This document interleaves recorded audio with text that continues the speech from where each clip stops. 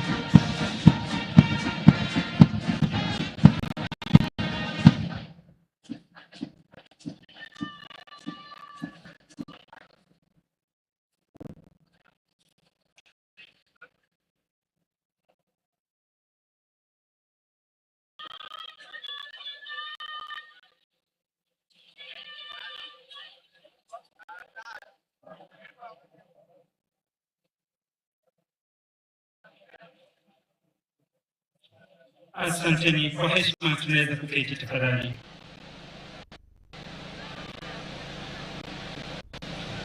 Asanteni kwa heshima tunaweza kuketi tafadhali.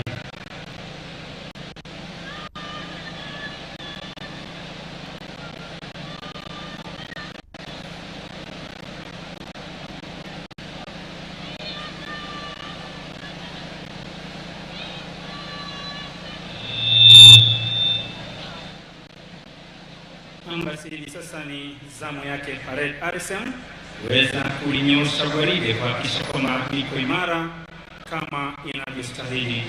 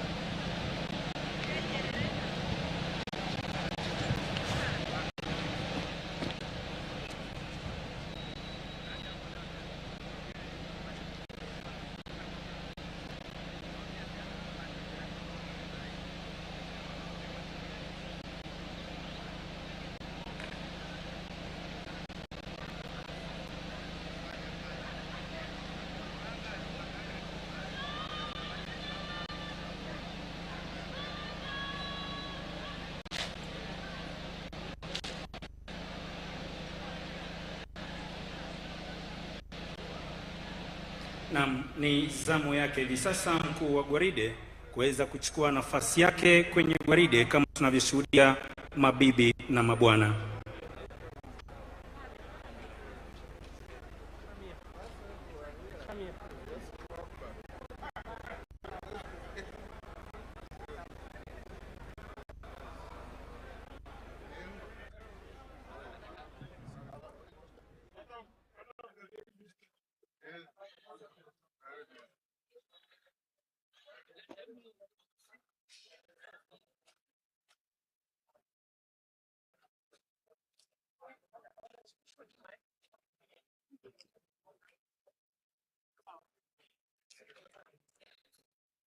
Na baada ya parade adjutant kumhakikishia mkuu wa gwaride kwamba gwaride liko imara siku ya leo, naye pia anachukua nafasi yake kwenye gwaride.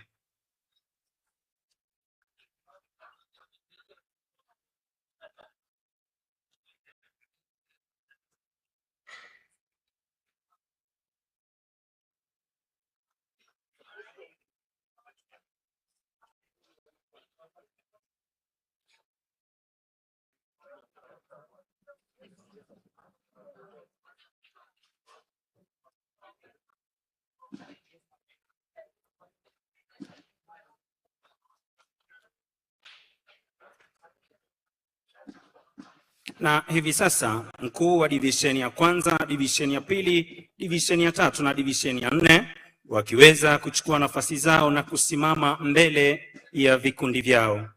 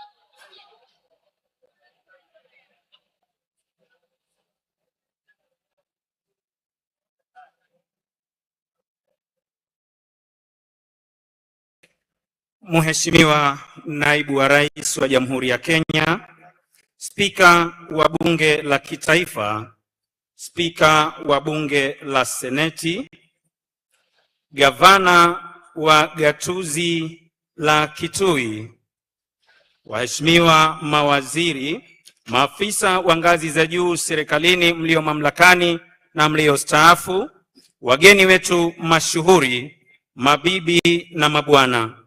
Karibuni leo katika sherehe ya mashujaa hapa kaunti ya Kitui, kaunti nambari 015 mwaka huu 2025. Wima uwanjani ni gwaride la heshima lililoandaliwa na majeshi yetu ya ulinzi. Mkuu wa gwaride hii ni Luteni Kanali Peter Obare. Kikundi cha kwanza, mavazi ya samawati, jeshi letu la wanahewa, kiko chini yake Meja Mark Asakania Muliro, na kikundi cha pili kiko chini yake Captain Francis Opondo, leo hii wakiwa na furaha ya kuipeperusha bendera iliyo fahari ya jeshi letu la wanahewa, kituo cha Moi almaarufu Moi Airbase. Kikundi cha tatu, mavazi mekundu, jeshi letu la nchi kavu, kikosi cha 17 kiko chini yake Meja Joseph Kamaret. Kikundi cha 4, mavazi meupe, jeshi letu la wanamaji, kiko chini yake Meja Angatia Mulunda. Parade adjutant ni Captain Valerie Otieno. Afisa aliyetwikwa jukumu la kuibeba bendera iliyo fahari ya kikosi ni Luteni Mwaura Kimani. Parade RSM ni Warrant Officer 1 Jimmy Mudhoka. Ulinzi wa bendera uko chini yake Sergeant Joseph Kagunda akishirikiana na Sergeant Kenneth Kipkemoi. Jukwaa la Mheshimiwa Rais liko chini yake Sergeant James Kazungu. Mziki utapromoshwa na bendi zetu za majeshi ya ulinzi chini yake mkurugenzi mkuu wa mziki Kanali Cyrus Njagi, na leo uwanjani mkurugenzi wa mziki ni Meja Peter Kimeu. Bendi ya Parapanda ambayo itakuwa inamkaribisha Mheshimiwa Rais hapa uwanjani iko chini yake Captain Simon Mwanganda. Senior Drum Major ni Warrant Officer 1 Rafael Kidisu akishirikiana na Warrant Officer 2 Daniel Chilakol wa jeshi letu la nchi kavu, Sergeant Mwai Gatama wa jeshi letu la wanahewa, pamoja na Sergeant Moses Lemashon wa jeshi letu la wanamaji. Band Master ni Warrant Officer 1 Joseph Musili. Flagstaff wetu wanaongozwa na Meja Kibia Njuguna wakishirikiana na Luteni Bismarck Sigei, bila kuwasahau Sergeant Zontri Kabunje, Sergeant Cornelius Namitat pamoja na Koplo Gatonye. Kupata kusubiri mgeni wetu rasmi kuweza kuwasili mahali hapa, tutapokea burudani kutoka kwa KDF Band pamoja na Maroon Commandos. Sasa hivi tutawarudisha moja kwa moja kwa KDF Band waweze kutupatia burudani. Bendi, tafadhali tuburudike.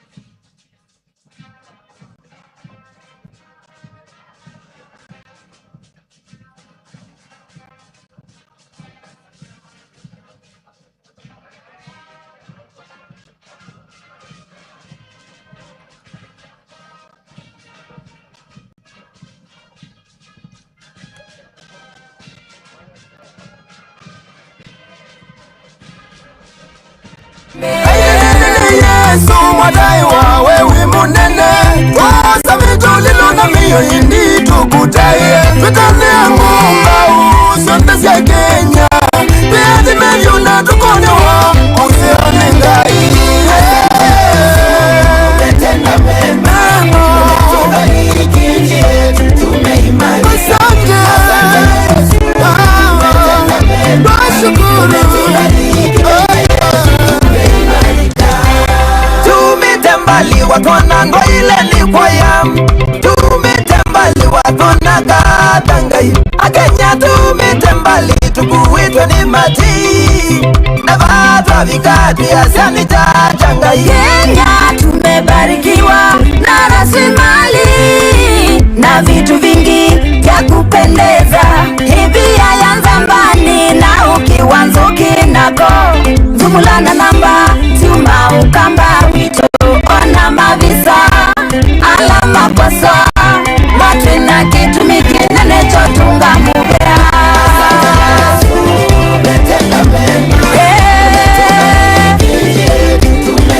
Asante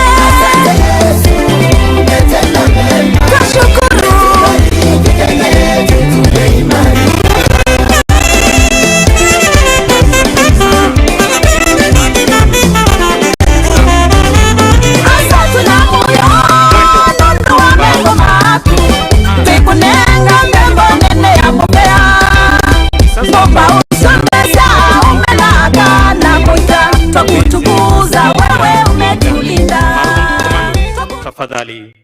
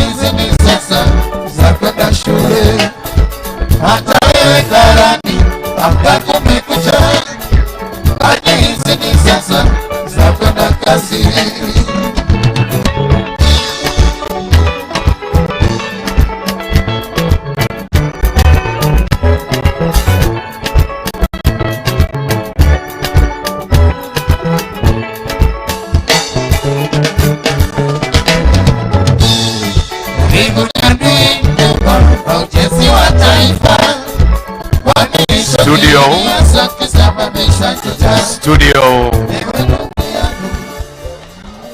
Naomba sasa wananchi watukufu tumkaribishe spika wa bunge la seneti ya Jamhuri ya Kenya, Mheshimiwa Amason Jeffa Kingi. Wapi makofi na vigelegele?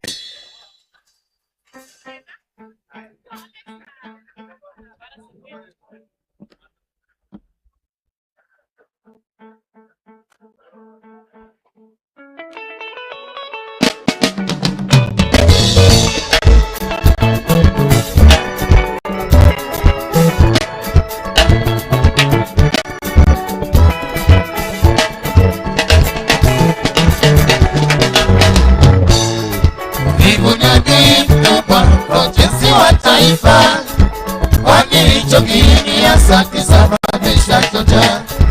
Ewe ndugu yangu, amka kumekucha. Kamata jembe na panga, twende shamba. Hata wewe mwanangu, amka kumekucha. Kwani hizi ni sasa za kwenda shule. Hata wewe karani, amka kumekucha. Kwani hizi ni sasa za kwenda kazi. Uvivu ndio adui Mtetezi wa taifa, jiepushe na uvivu, tujenge taifa. Ndugu yangu, kumekucha, amka uende shamba. Jiepushe na uvivu, tujenge taifa. Mwanangu, kumekucha, amka uende shule. Elimu ndio msingi wa maendeleo. Haraki, kumekucha, amka uende kazini. Jiepushe na uvivu, tujenge taifa. Uvivu ndio adui wa ujenzi wa taifa. Jiepushe na uvivu, tujenge taifa. Ndugu yangu, kumekucha, amka uende shamba. Jiepushe na uvivu, wewe tujenge taifa. Mwanangu, kumekucha, amka uende shule. Ndio elimu ndio msingi baba wa maendeleo. Harani, kumekucha, amka uende kazini. Jiepushe na uvivu, tujenge taifa. Ndugu yangu, kumekucha, amka uende shamba. Jiepushe na uvivu, wewe tujenge taifa. Mwanangu, kumekucha, amka uende shule. Ndio elimu ndio msingi baba wa maendeleo. Harani, kumekucha, amka uende kazini. Jiepushe na uvivu, tujenge taifa.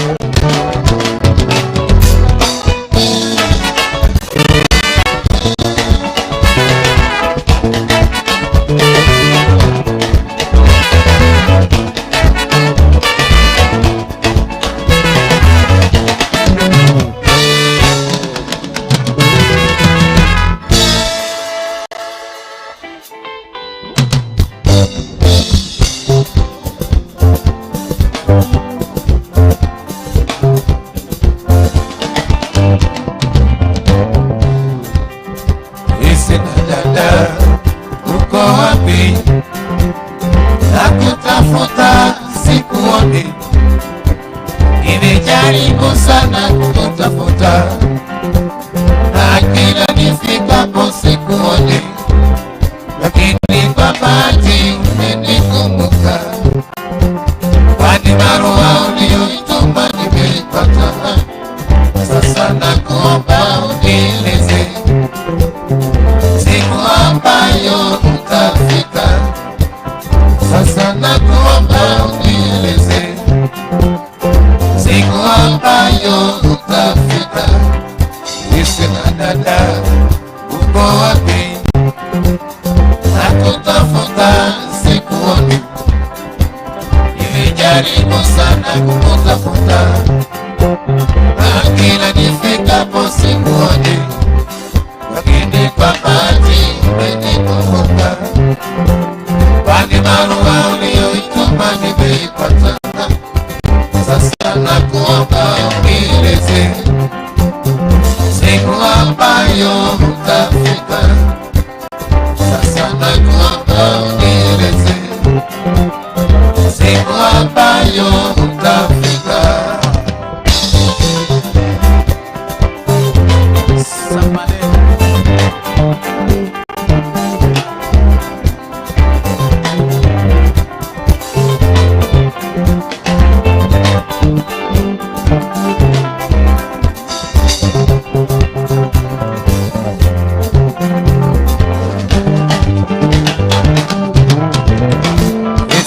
Dada, uko wapi? Nakutafuta sikuoni, nimejaribu sana kukutafuta, na kila nifikapo sikuoni, lakini kwa bahati umenikumbuka, kwani barua uliyoituma nimeipata. Sasa nakuomba unieleze siku ambayo utafika. Sasa nakuomba unieleze siku ambayo utafika.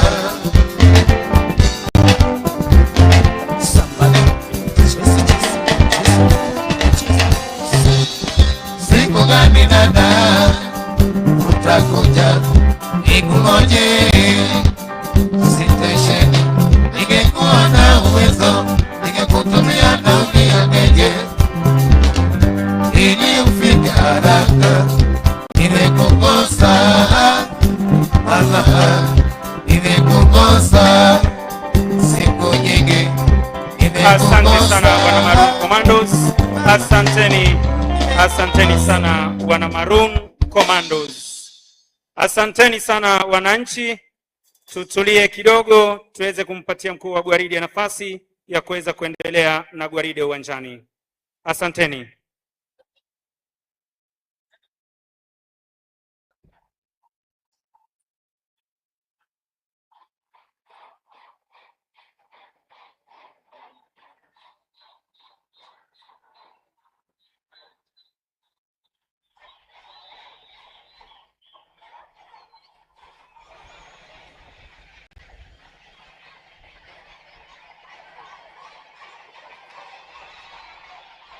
Asanteni sana wananchi, asanteni sana wanafunzi upande ule wa pili.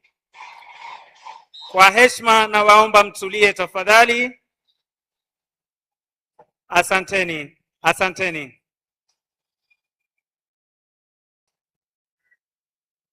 Asanteni sana. Saa za mbwembwe, shangwe na vigelegele zimekaribia. Naomba tutulie kidogo, alafu tutaendelea.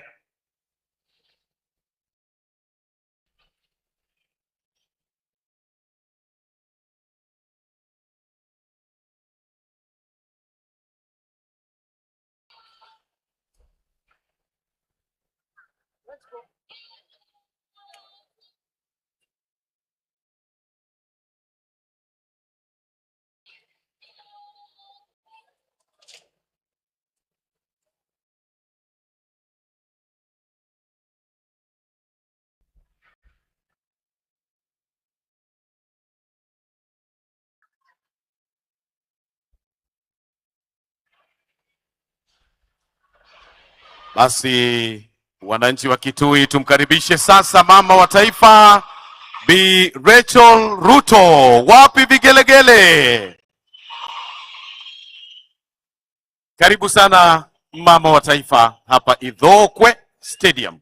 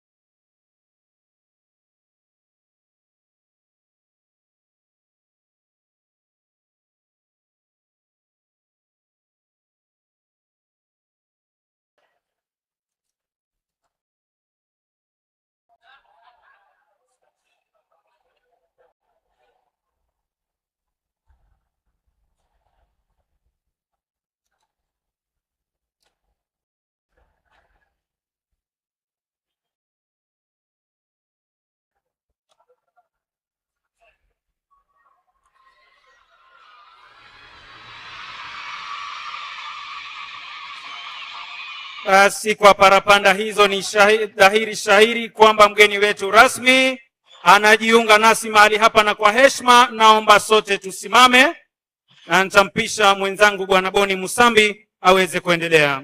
Basi wananchi wa Kitui tusimame, tumkaribishe Rais William Samoei Ruto. Wapi vigelegele Kitui? Mheshimiwa Rais, karibu Ithokwe Stadium, Kitui. Moja, mbili, karibu Rais wetu William Ruto, utuongoze kwa sherehe za mashujaa. Tumpe salamu ya mkono, tumpe salamu Mheshimiwa Rais. Wapi salamu? Wapi salamu ya Rais Kitui? Moja, mbili, karibu Rais wetu William Ruto, utuongoze kwa sherehe za mashujaa. Moja, makofi kila moja, makofi, makofi. Peperusha bendera kila moja, bendera.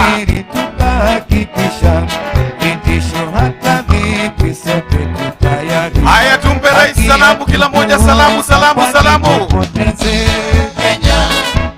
Karibu Mheshimiwa Rais Ithokwe Stadium, Kitui, utuongoze kwa sherehe za mashujaa.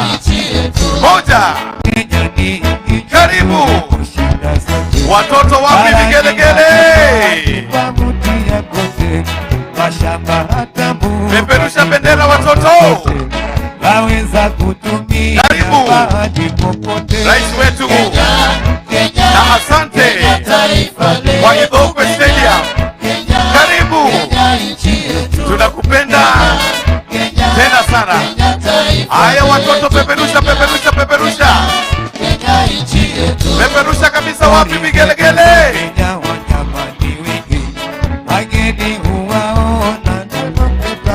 Peperusha tena, peperusha kabisa.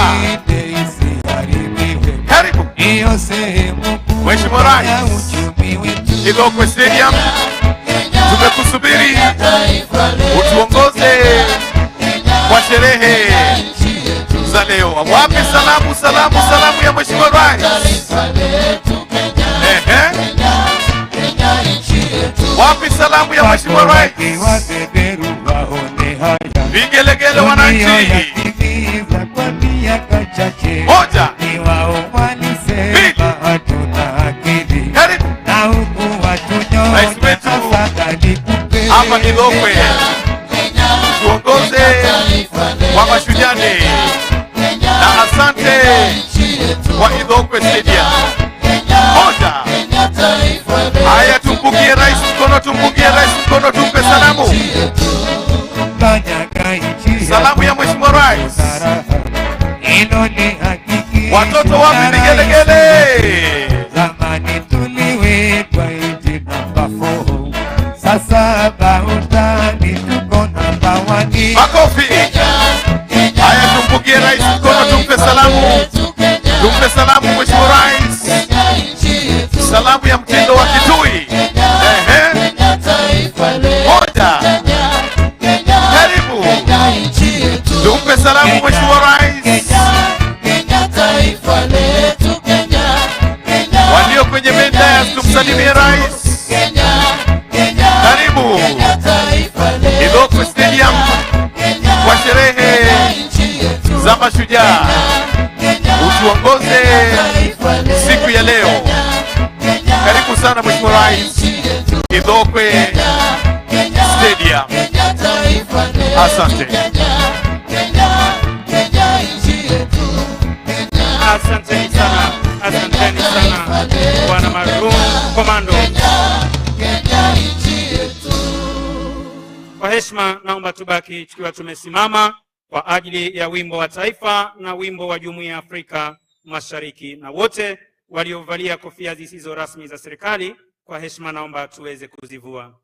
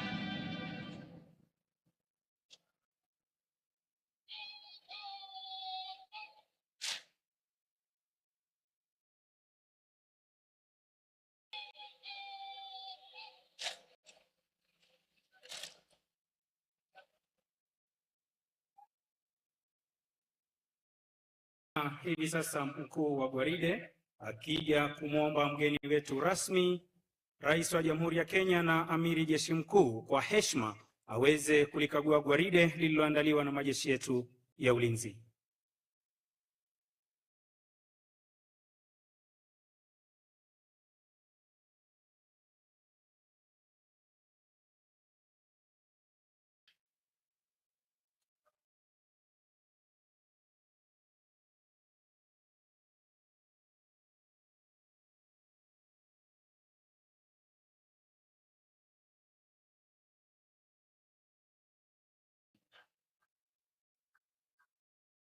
Asanteni. Kwa heshima tunaweza kuketi tafadhali. Anayemsindikiza Mheshimiwa Rais ni mkuu wetu wa majeshi Jenerali Charles Kahariri.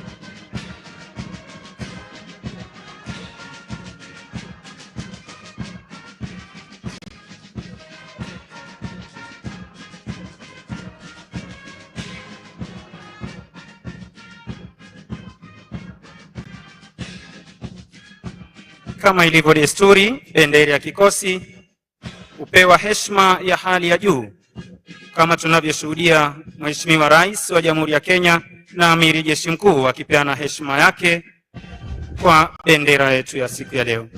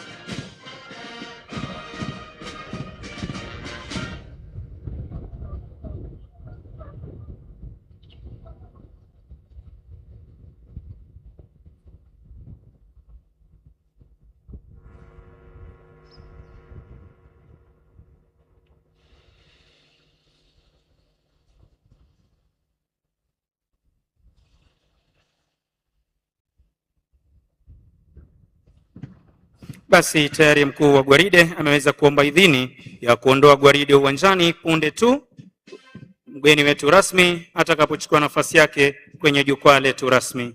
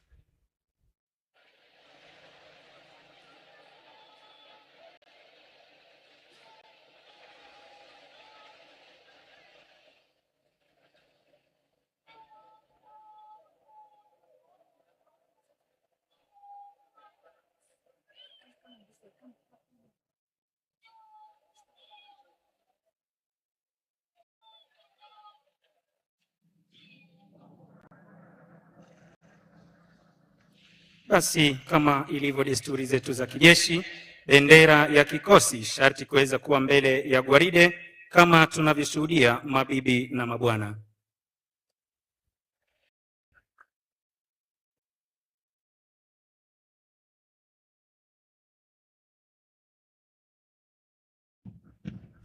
Basi tayari mkuu wa gwaride ameweza kupeana amri ya wanajeshi hawa kuondoka uwanjani ili kuweza kujiunga na wenzao, kujiunga kwenye shughuli mbalimbali za ulinzi wa taifa.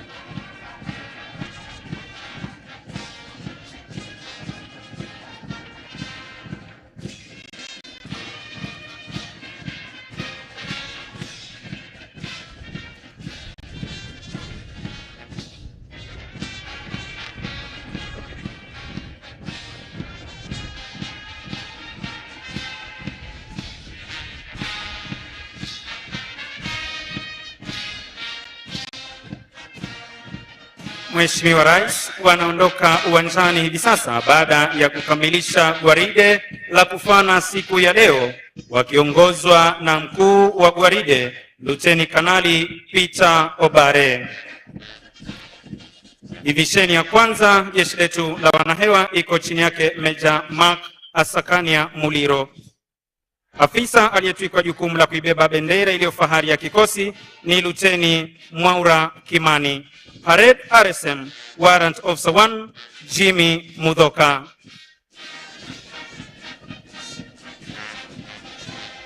Kikundi cha pili jeshi letu la wanahewa kiko chini yake Captain Francis Opondo.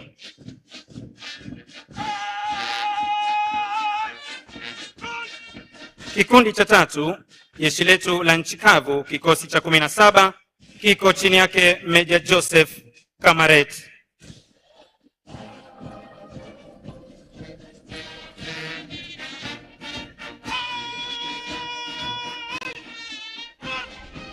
Kikundi cha 4 jeshi letu la wanamaji kiko chini yake Meja Angatia Mulunda. Parade Adjutant ni Captain Valerie Otieno Mwekalama wa jeshi letu la wanahewa.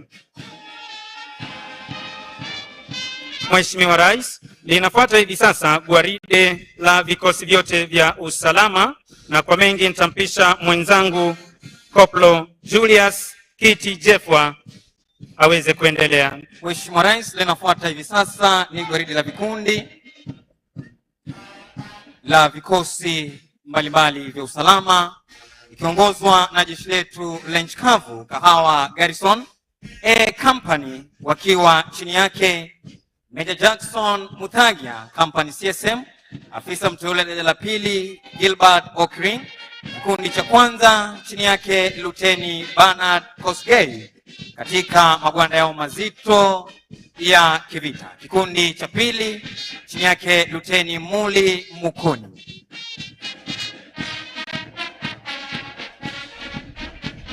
Kikundi cha tatu chini yake Luteni Roy Otieno Muga. Wanafuata hivi sasa ni B Company wakiwa katika magwanda yao mepesi ya kivita chini yake Major Benson Muriungi Company CSM, afisa mteule daraja la pili Elijah Keles. Kikundi cha 4 chini yake Luteni Emmanuel Juma. Kikundi cha 5 chini yake Luteni Michael Konde.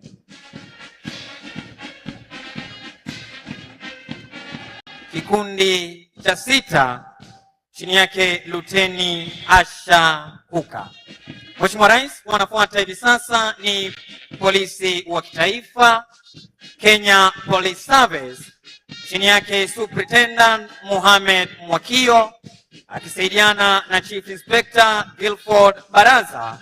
Kikundi cha kwanza chini yake Inspector Freemason Mata.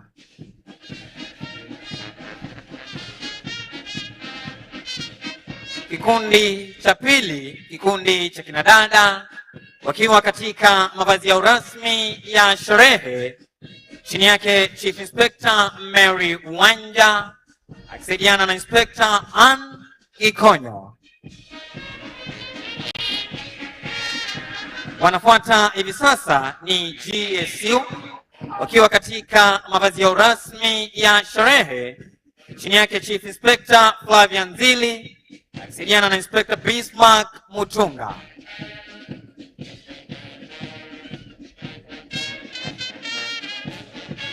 Wakifuatwa vilevile na GSU katika magwanda yao mazito ya kikazi, chini yake Inspector Vincent Maru.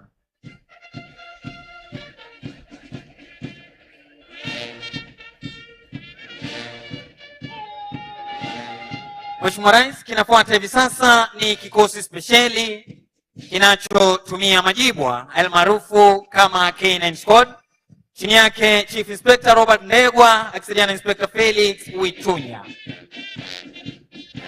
Mheshimiwa Rais, wanafuata hivi sasa ni Administration Police Service wakiwa katika mavazi yao mbalimbali, chini yake Superintendent David Muyei akisaidiana na Chief Inspector Geoffrey Kiboi. Kikundi cha kwanza chini yake Inspector Charles Mutembei. Kikundi cha pili, askari wanaopambana na wezi wa mifugo almaarufu kama anti-stock theft, chini yake Inspector Binti Bembuche.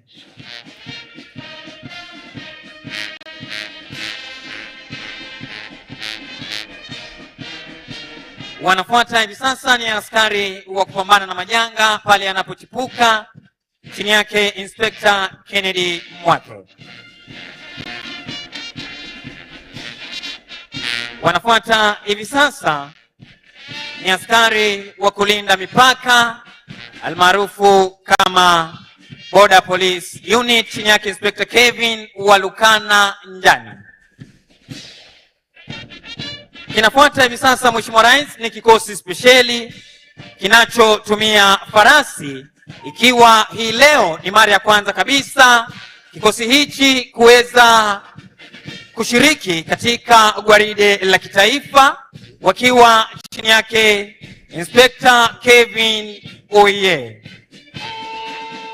Wanafuata ni askari wa kuchunga fuo zetu za bahari pamoja na maziwa yetu ya ndani almaarufu kama Kenya Coast Guard Service, chini yake Sub Lieutenant Janet Wambui. Mheshimiwa Rais, wanafuata hivi sasa ni askari wa kulinda magereza, chini yake Superintendent Wycliffe Jalango akisaidiana na Chief Inspector Fred Mushira. Kikundi cha kwanza chini yake Inspector James Musiemi katika mavazi ya rasmi ya sherehe. Kinafuata kikundi cha kinadada chini yake Chief Inspector Zaitun Yusuf Boru akishirikiana na Inspector Ivy Kivinda. Wanaofuata ni askari wa kupambana na ghasia pale zinapochipuka katika magereza, chini yake Inspector Nixon Onyango. Wanafuata hivi sasa ni askari wa kulinda mbuga zetu za wanyama, chini yake Warden 2 Anthony Otieno akisaidiana na Assistant Warden 1 Jennifer Putonoi.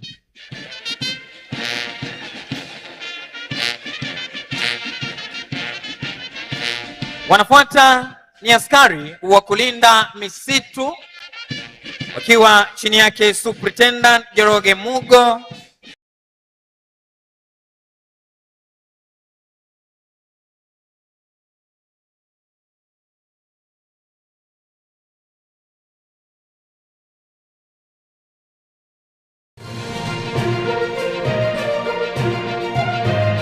Eye Nensoko TV Uboroso bw'umugusi. Onye kubwata libolyo obosemya gusekero kende gyonsiguro y'emirobiri yaitu y'Ensoko TV twakeresimi ase namba 0788666663 gose tulikereri uko ly'email ensokotv.ke@gmail.com boigo nabugo tutarira sebishe itego toka samagacho hazina towers egoroba ya 5 asumucho munene Nairobi. Ensoko TV uboroso bw'umugusi.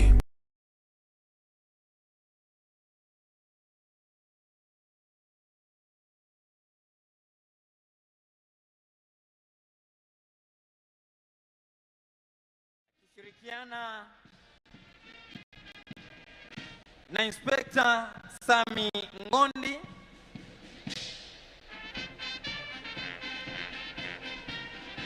kikundi cha pili, kikundi cha kinadada chini yake Chief Inspector Penina Kyalo, wakiwa katika mavazi ya rasmi ya sherehe. Tuwapongeze kwa makofi askari hawa wa gatuzi la Kitui kwa kazi yao wanayozidi kuifanya. Mweka alama jeshi letu la wanaanga. Mheshimiwa Rais, wanaondoka hivi sasa wana KDF Band wakiongozwa na mkurugenzi mkuu wa muziki Kanali Cyrus Njagi, na leo uwanjani amekuwa mkurugenzi wa muziki Meja Peter Kimeu. Senior Drum Major Warrant Officer 1 Rafael Kibisu akishirikiana na Warrant Officer 2 Daniel Chelakol wa jeshi letu la nchi kavu, Sergeant Mwai Giatama wa jeshi letu la wanahewa pamoja na Sergeant Moses Demashon wa jeshi letu la nchi kavu. Basi Mheshimiwa Rais, naomba tuweze kuelekeza macho yetu upande wa kushoto. Ndege aina ya C27J Spartan, ikiwa ni ndege nzito ya kuweza kuwasafirisha makundi makubwa pamoja na zana nzito za kijeshi.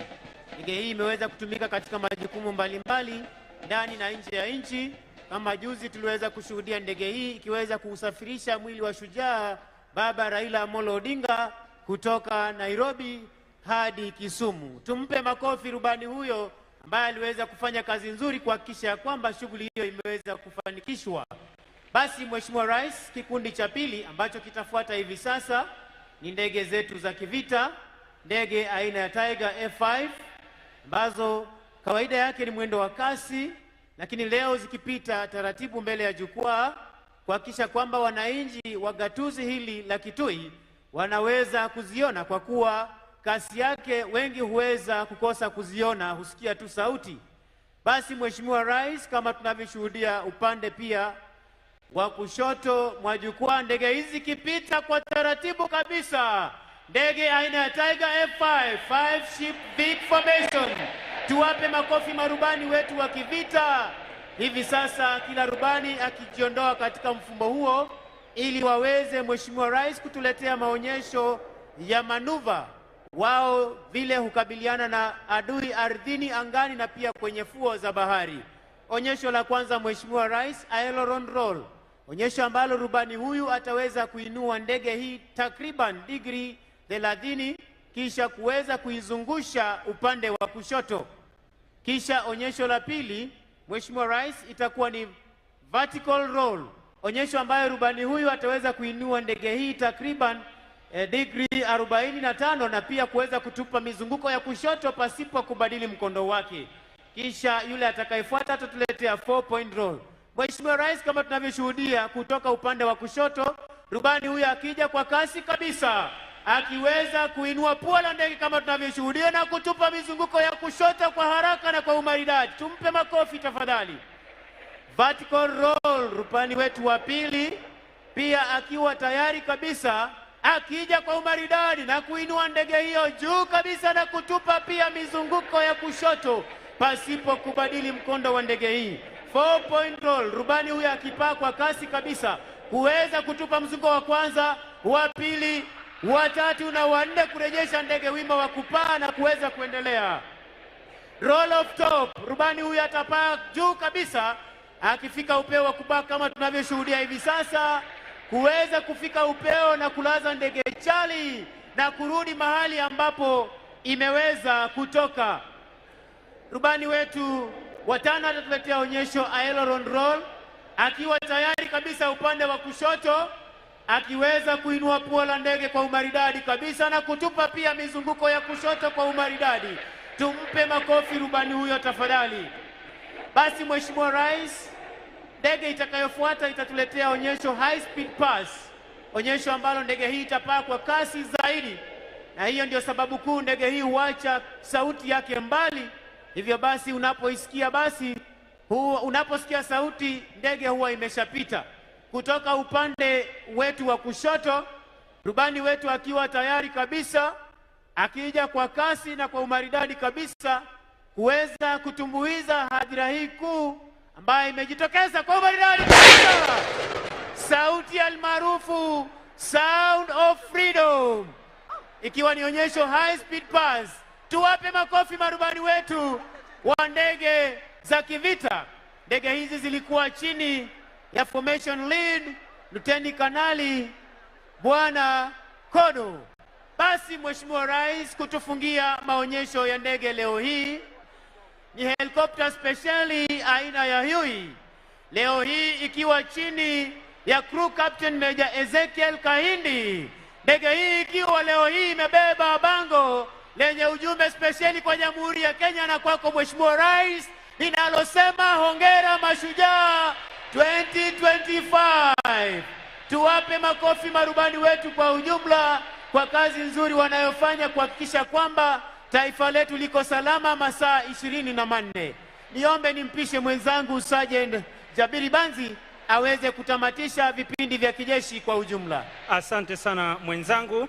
Mheshimiwa Rais, huo ndio mwisho wa tamasha zetu za kijeshi kwa pamoja, na ningependa kuwashukuru waliofanikisha makala haya, mkuu wa utumishi makao makuu ya majeshi yetu ya ulinzi, bila kumsahau Meja Obuong, Meja Felix Nyoro Karanja, Defense Forces Sergeant Major Warrant Officer 1 Bwana Haji Omar OGW, Army Sergeant Major Warrant Officer 1 Joel Gatibi Murage OGW, CAF Kenya Air Force Sergeant Major Warrant Officer 1 Franco Leparaslachi OGW, pamoja na Kenya Navy Sergeant Major Warrant Officer 1 Adan Musa Abdi OGW. Nimekuwa na wenzangu Senior Sergeant George Kisuya na Koplo Kiti Jefwa. Jina langu ni Sergeant Jabiri Banzi, na nitarudisha moja kwa moja hadi kwa mwenzangu kutoka Ikulu Bwana Dan Mwangi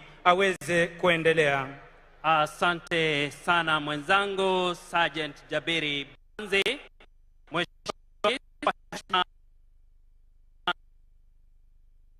Kwa kipindi hiki cha gwaride la wanaskauti ambalo linajumuisha maskauti wa kike na wa kiume, Girl Guides pamoja na St. John's Ambulance.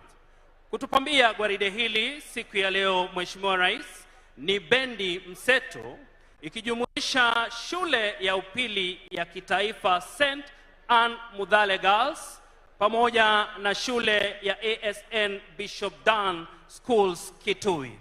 Wako chini ya himaya za Parade Commander Drum Major Zanela Wangui pamoja na msaidizi wake June Mutano.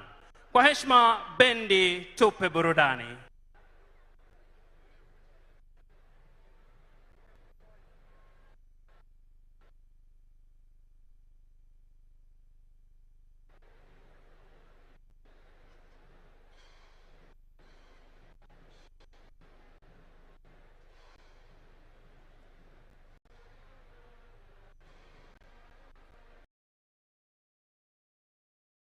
Ni gwaride la maskauti wa kike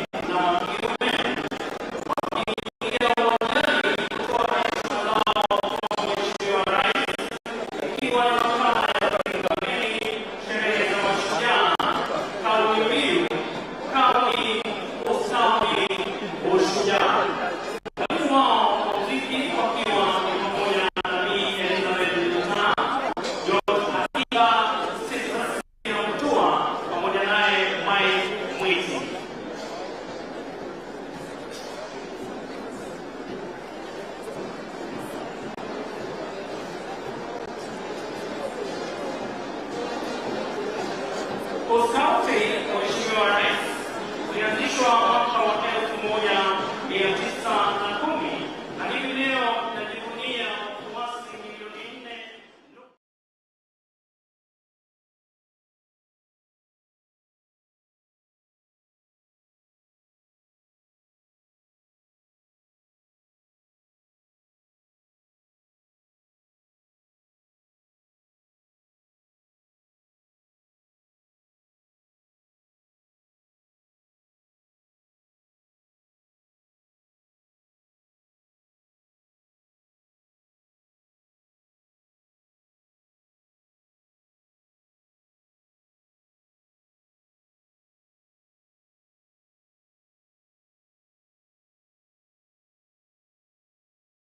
cha 219.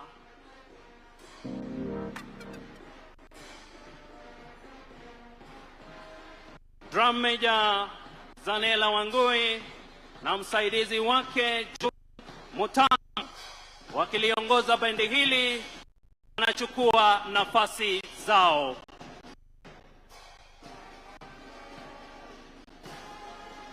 Mheshimiwa Rais, Chief Scout Professor Jacob Kaimenyi pamoja naye Shujaa Commissioner Victor Dadido wakiwa pamoja nasi.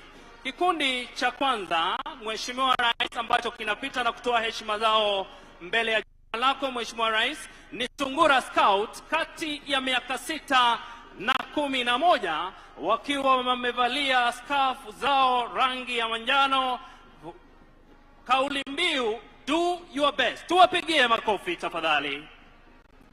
Kikundi cha pili, miaka 12 hadi 16, kauli mbiu be prepared, wakitoa heshima zao kwa Mheshimiwa Rais.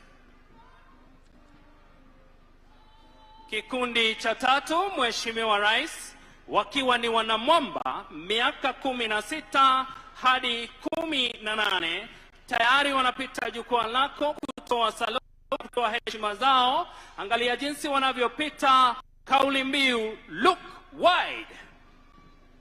Kikundi kinachotufungia jamvi hilo ni Jasiri, miaka 19 hadi 26, wakiwa tayari wanapita kwenye jukwaa na kutoa heshima zao, kauli mbiu huduma ama ukipenda service.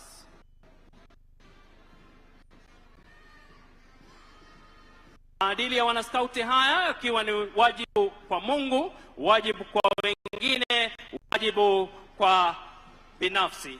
Kenya Girl Guides wanafuata pale, wakianzishwa na wale watoto wetu wana Rainbow 3 to 6 years, wakitoa saluti zao watoto wa chekechea.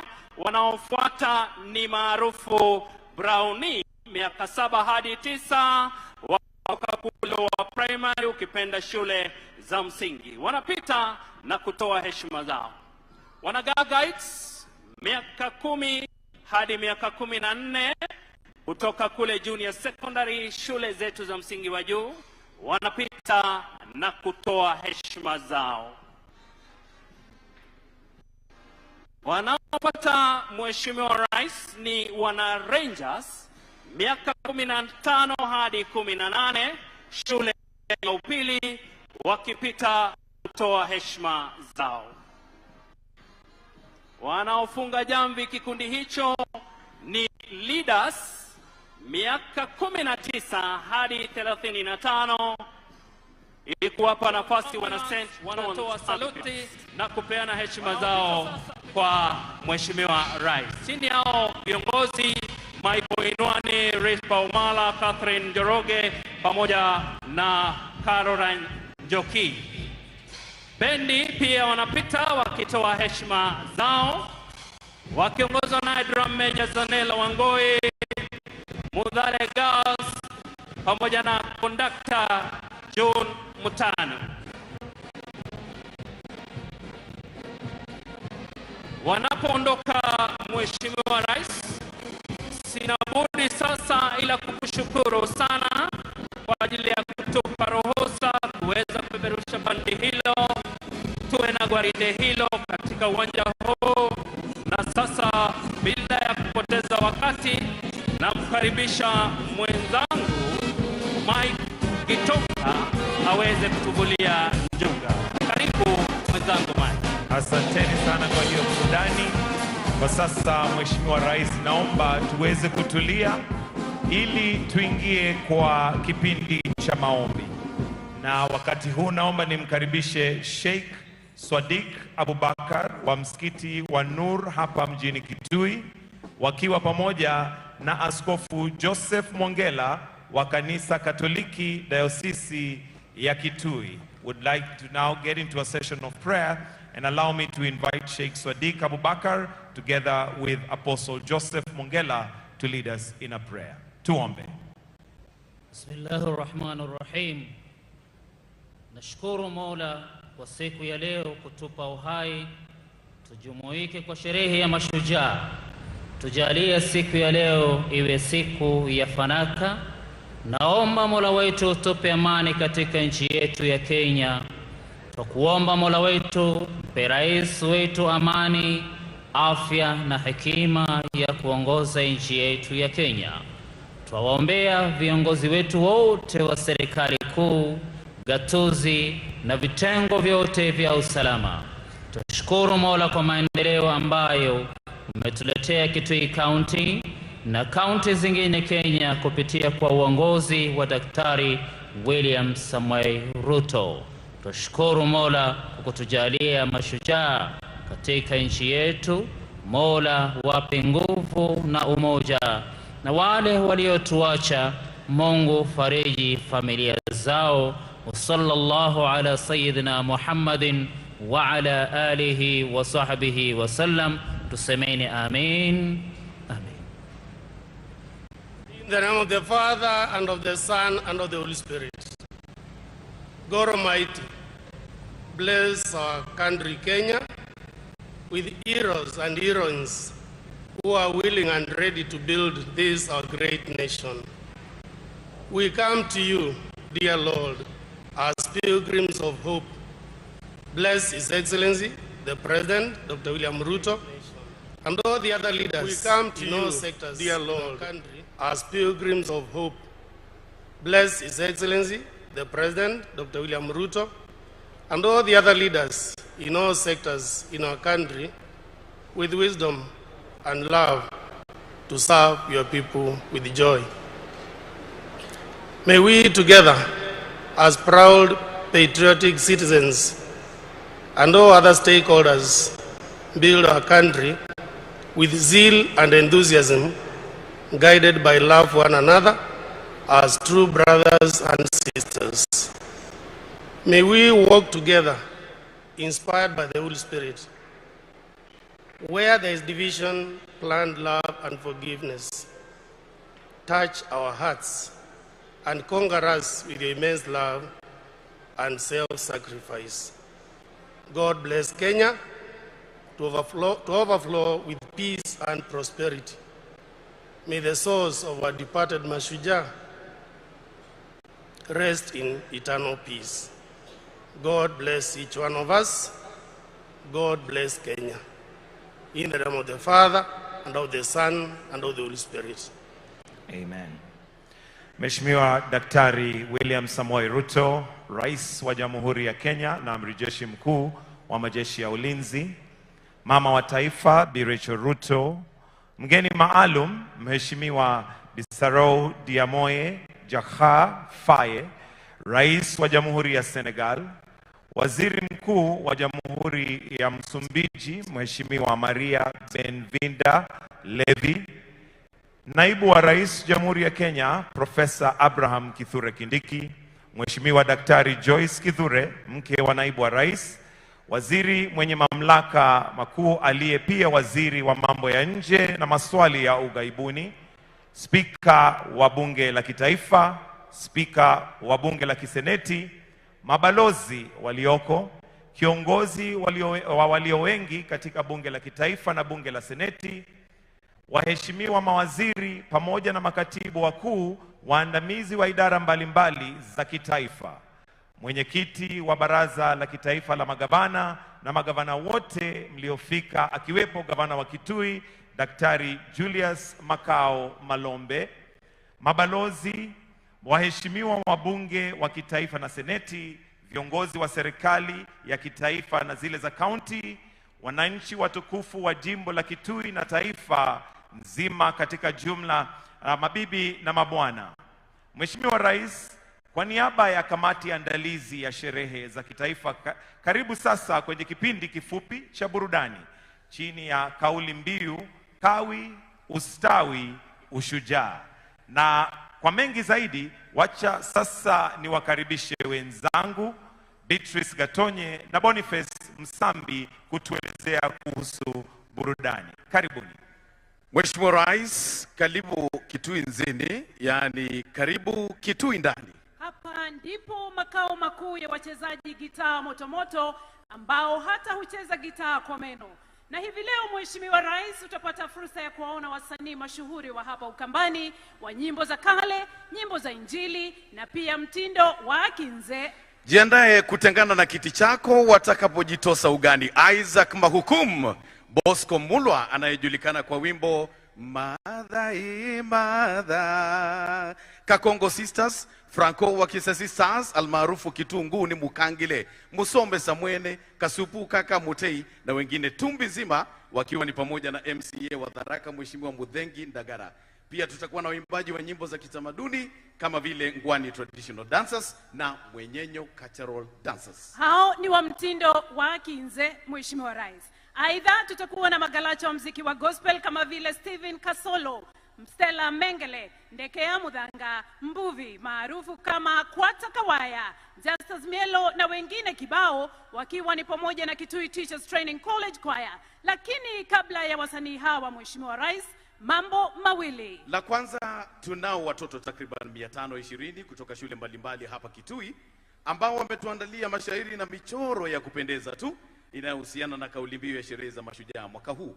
Watoto hawa wako chini ya Janet Langat kutoka Wizara ya Elimu, waelekezi wakiwa ni Shujaa Erika Muhaya, Faith Mbote, Hezekiah Ogira, Suleiman Salim na walimu wa kaunti hii. La pili, kama tujuavyo, taifa linaomboleza kufuatia kifo cha aliyekuwa waziri mkuu Jacom Agwambo Tinga, Baba Raila Amolo Odinga, ambaye alipumzishwa hapo jana. Hivyo basi, ili kumuenzi, kupitia kwa ruhusa yako Mheshimiwa Rais, katikati mwa kipindi cha burudani hivi leo tutatazama video ya mwenda zake Raila akiuimba wimbo aliyouenzi. Lakini kabla ya hayo yote, sasa watoto, uwanja ni wenu.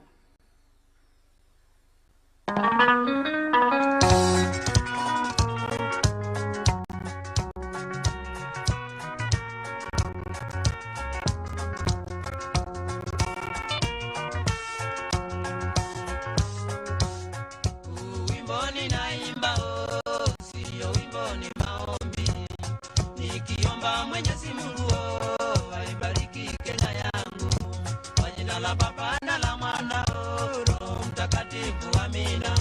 Kwa jina la Baba na la Mwana Roho Mtakatifu, amina.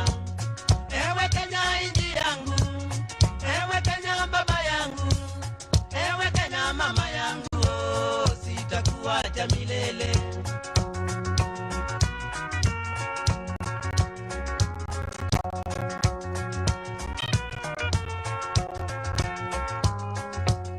Akili zangu, nguvu zangu, nimeziweka mbele yako.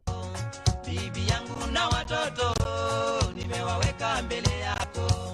Taabu zangu, shida zangu, ziangalie Kenya yangu. Taabu zangu, shida zangu, ziangalie Kenya yangu. Ewe Kenya nchi yangu, ewe Kenya baba yangu, ewe Kenya mama yangu, sitakuacha milele.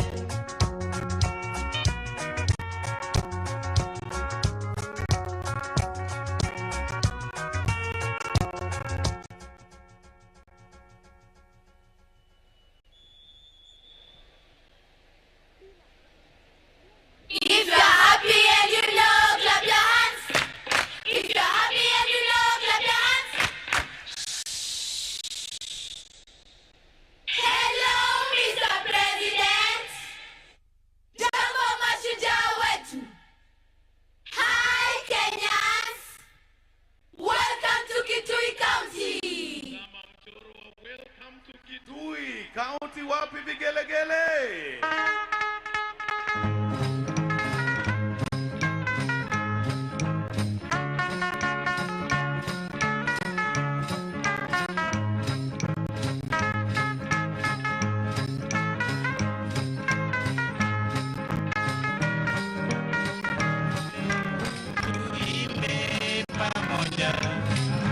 Harambe, harambe, tuimbe pamoja, tujenge serikali. Wengi walisema Kenya itakuwa matata, wengi walisema Kenya itakuwa matata, wengi walisema Kenya itakuwa matata, watu wote wastaarabu.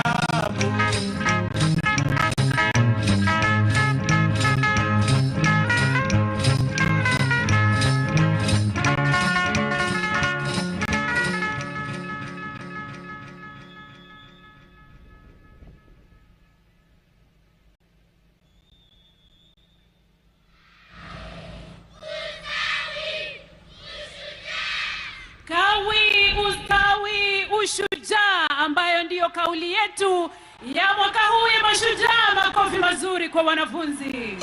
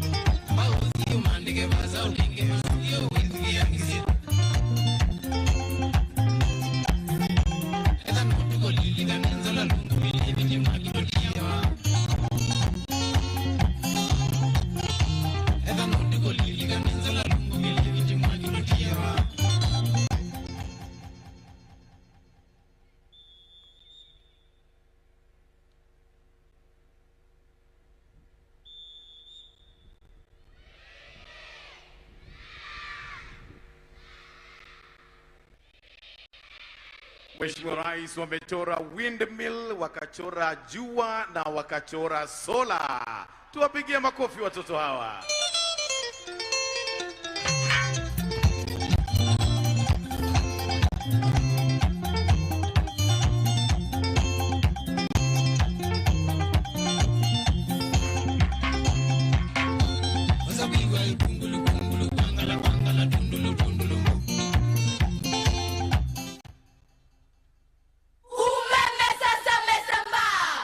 Mijini hata mashinani, mambo sasa ni shwari.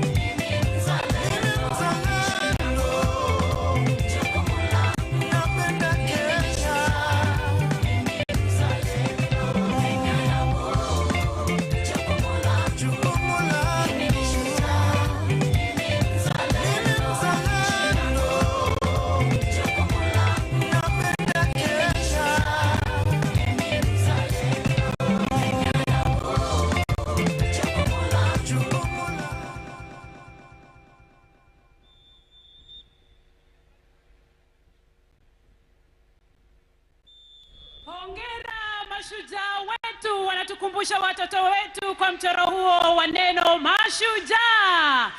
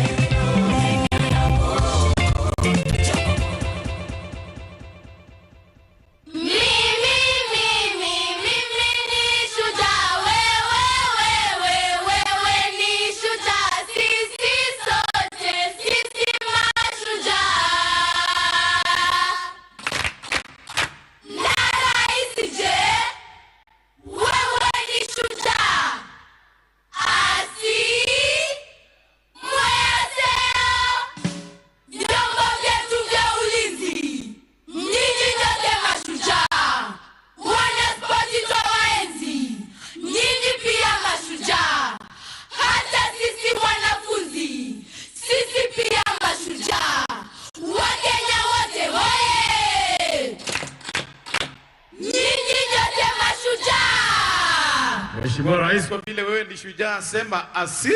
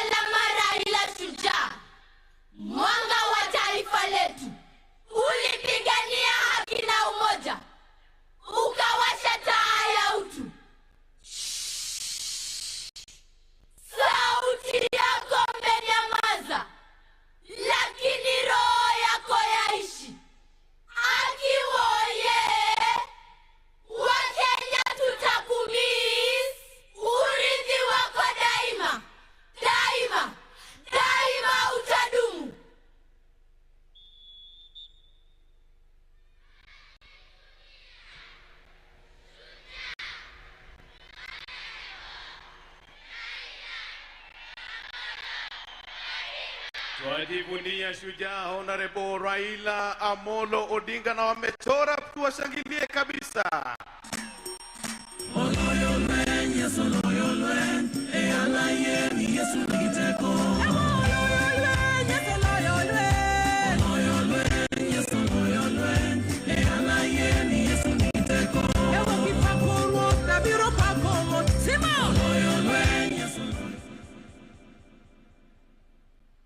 Tendawili. Haya. Haya.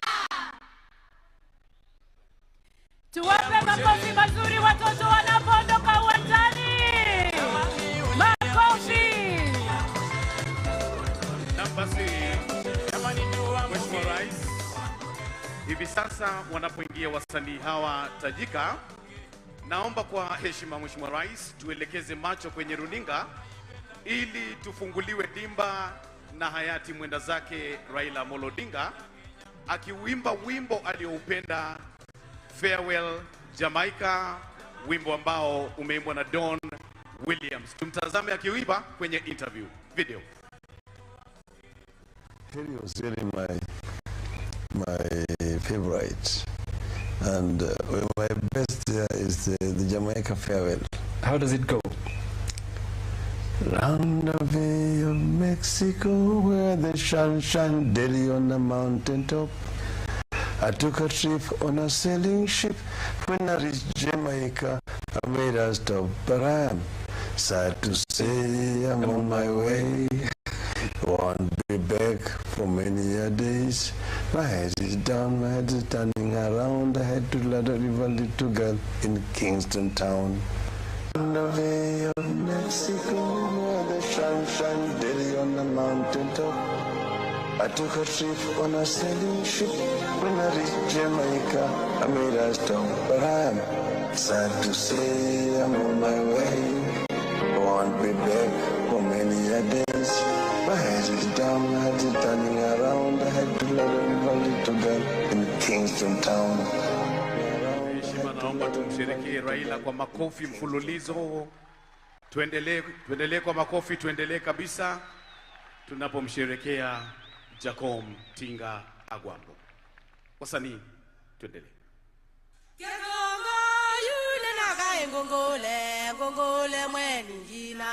Kegongo yule naga ngongole, ngongole mweni jina.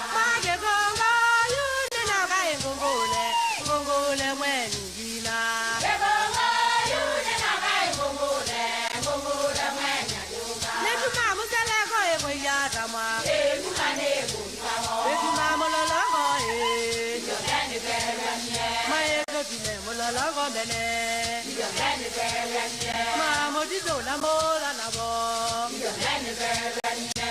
Ira e ma lo ndu amwete. Na e ma ngene gele je mweni waito. Eni wanda ya yeto. Ma lo ndu amwete. Na e ma ngene gele je mweni waito. Eni wanda ya yeto.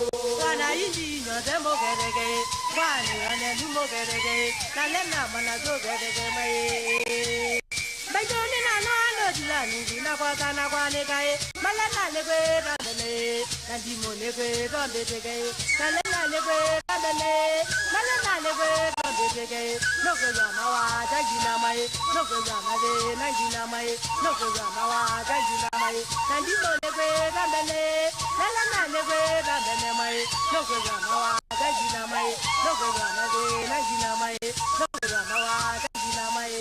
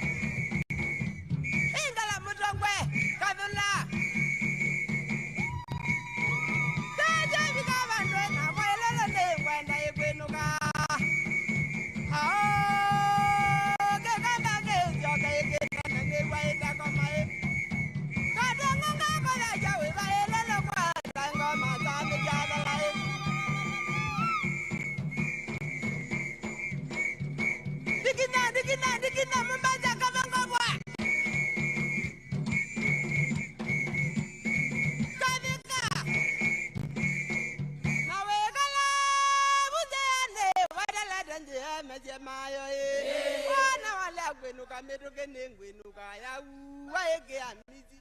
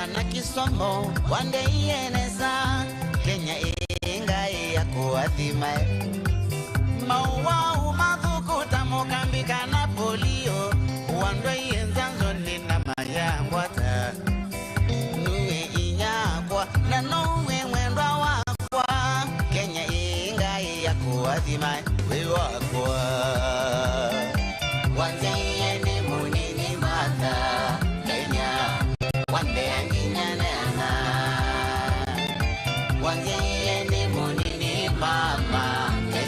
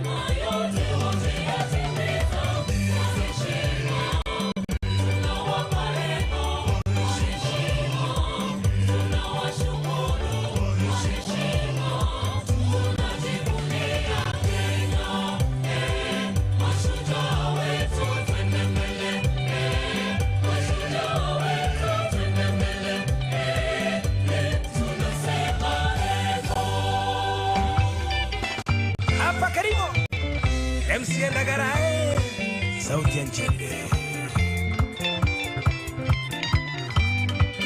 Ndetwa Kagango, ndetwa Kerengo, bine nyembo cheto.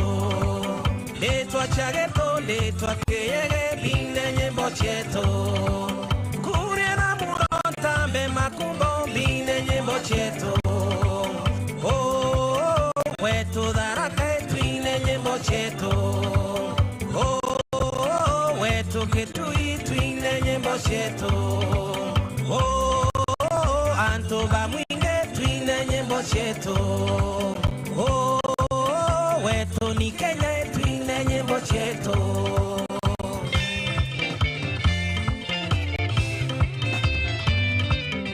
Nyoga kega baboge kedege, bine nyembo cheto.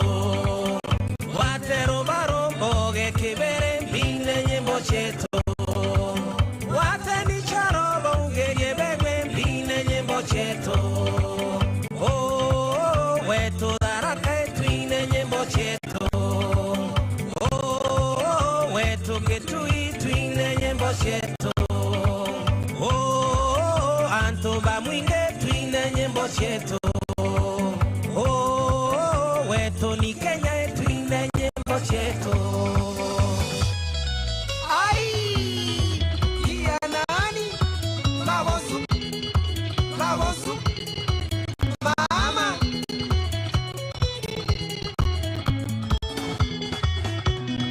Nitu yake na kweli mayumi devasan. Nitu yake na kweli mayumi devasan. Lakini tusawa yuyu idipendeza. Lakini tusawa yuyu idipendeza. Kwanza tusuwe Mungu mwingi muno Kenya ito. Kwa tise ya kwaka maneno maito ne masyo. Yapo tisito si sawa. Yolo kama kaulaya esi ndiere yukona. Vitu mie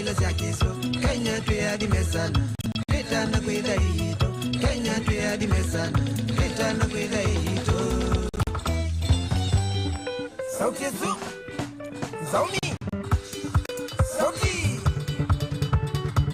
Ndigo moyo Kurone mokenya sauti Ndigo moyo Kurone mokenya ndamu Wakenya twejawa Twikazite kumini Kadena twejawa Twikazite mangone Kuchapa kazi Tutosa kuwa njobu Kiwa mjini Hata kwa mashambani Kwa msini Hata kwa vibarua Kuyanewea Boro kwa teka samu Kuyanewea Boro kwa teka samu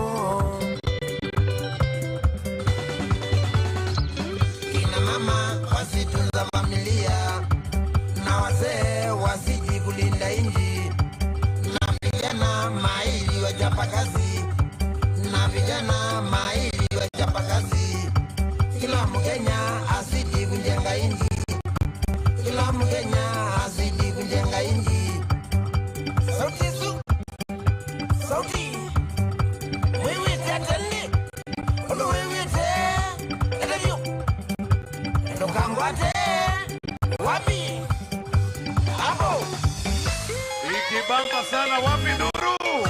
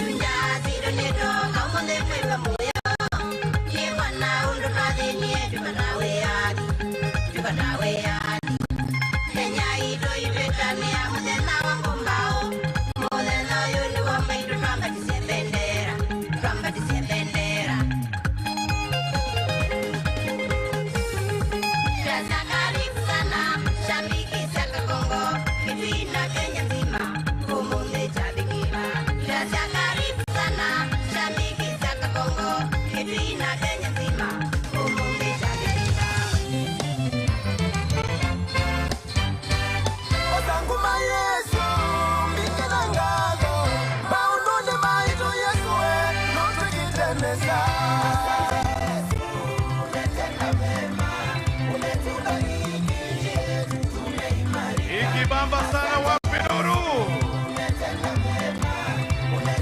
Bielo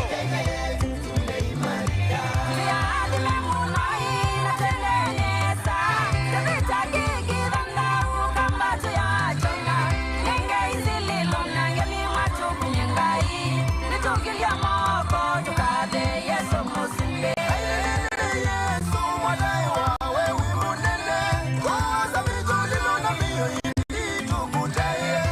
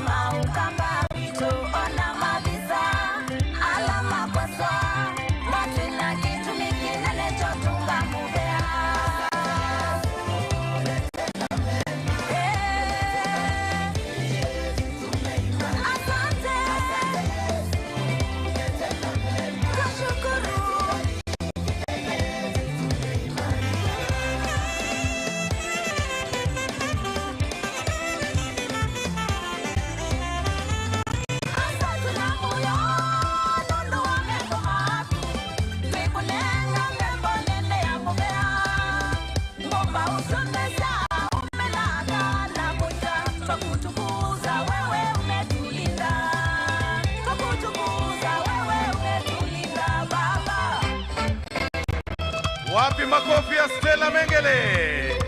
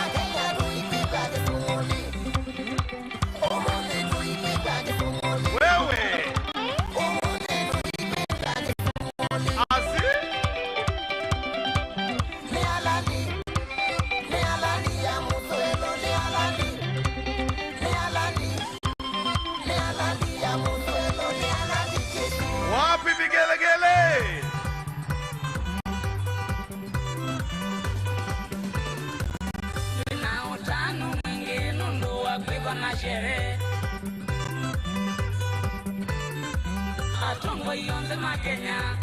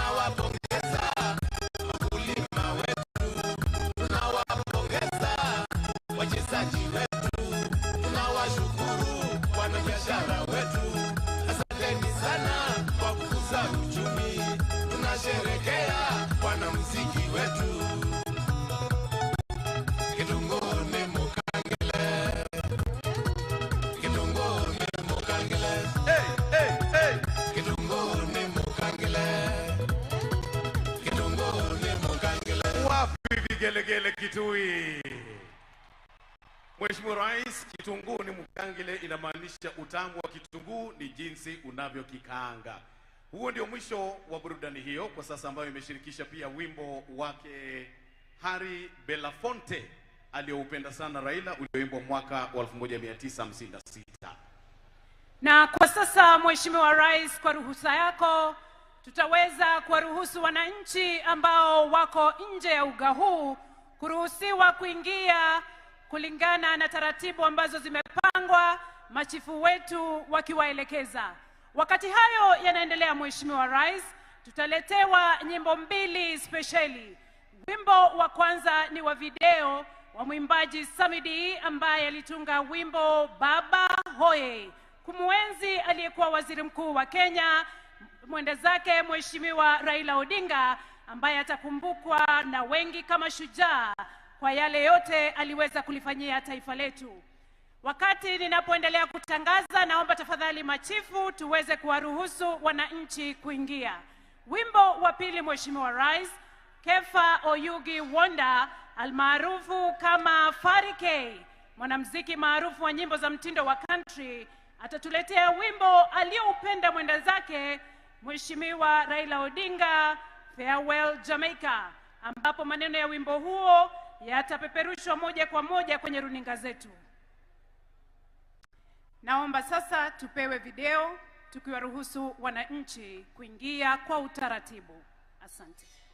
001 Rao 001.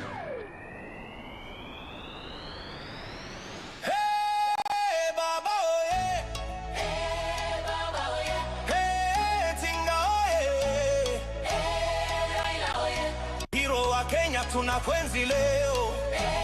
Baba oye.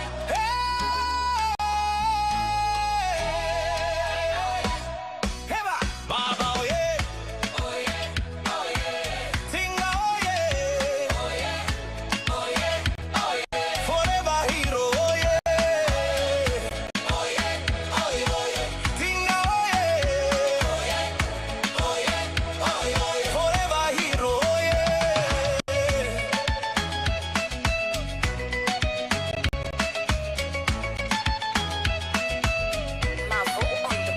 Ulipenda wote, ulitupa mwanga,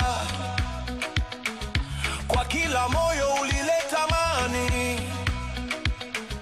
Tulikupenda tukajifunza, kwako tuliona roho safi.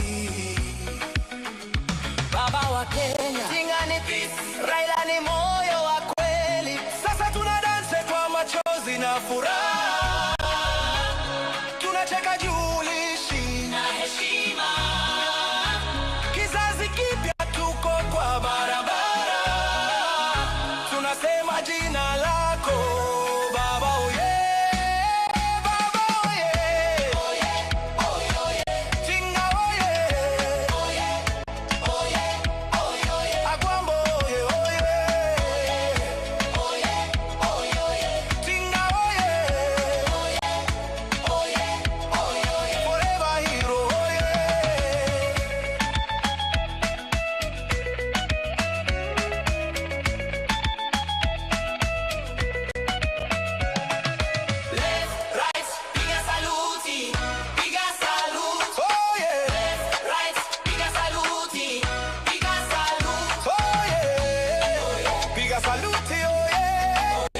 tunapiga saluti oh yeah, dance for the hero, kwa moyo safi tuna shout baba oh yeah, oh yeah baba, oh yeah baba, oh yeah Tinga, oh yeah Raila, forever ever yeah, forever yeah, baba oh yeah, baba oh yeah.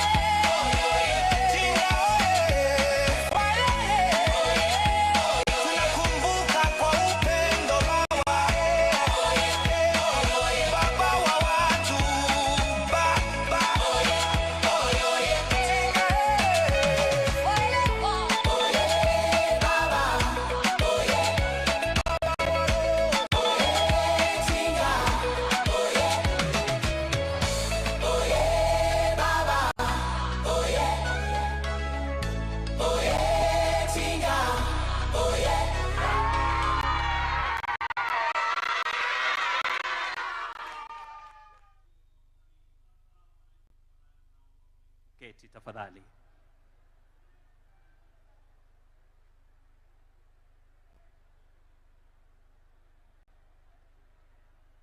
Wakati msanii anaingia, down the way where the nights are gay and the sun shines daily on the mountain top, Raila took a flight, his heart was light, but when he reached India, he made a stop. But I'm sad to say I'm on my way, won't be back for many a day. My heart is down, my head is turning around. I had to leave a little girl in Bondo town. From kissing shores to city lights, you dreamed of peace and equal rights. Through prison bars, your faith held strong. You kept the fight your whole life long. But I'm sad to say you've gone away. Your song will echo day by day. The rivers cry, the people pray for you. Showed us the better way.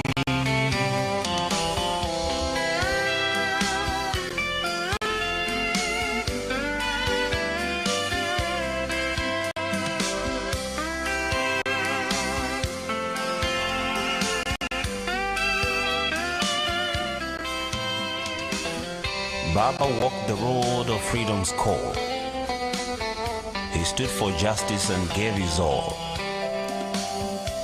From Bondo to the world, he was known as Raila the Enigma.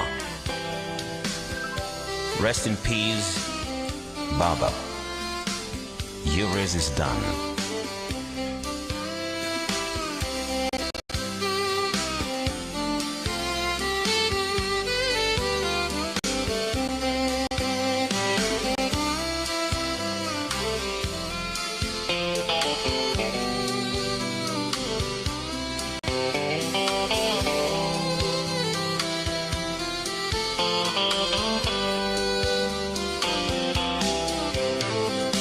Sad to say you've gone away.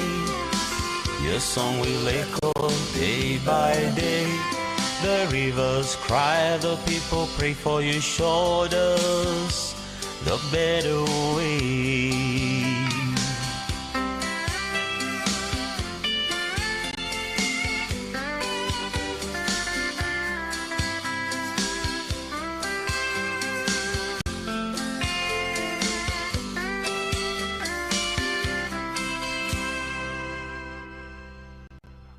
Asante sana mwimbaji wetu. Kwa ruhusa yako Mheshimiwa Rais, naomba Chiefs waweze kuondoka uwanjani, nikirejesha kwake mwenzangu Mike Gitonga kuendelea na ratiba yetu. Asanteni sana. Tumpigie Farike makofi tafadhali. A special dedication there to the late Excellency Raila Amolo Odinga. Your Excellency, sir, with your permission, naomba sasa nimwalike Gavana wa Kitui, Governor Julius Malombe, to make some brief remarks, as the wananchi continue to come in. Tumkaribishe gavana akija tafadhali ili atuneneshe machache. Karibu sana gavana wa Kitui.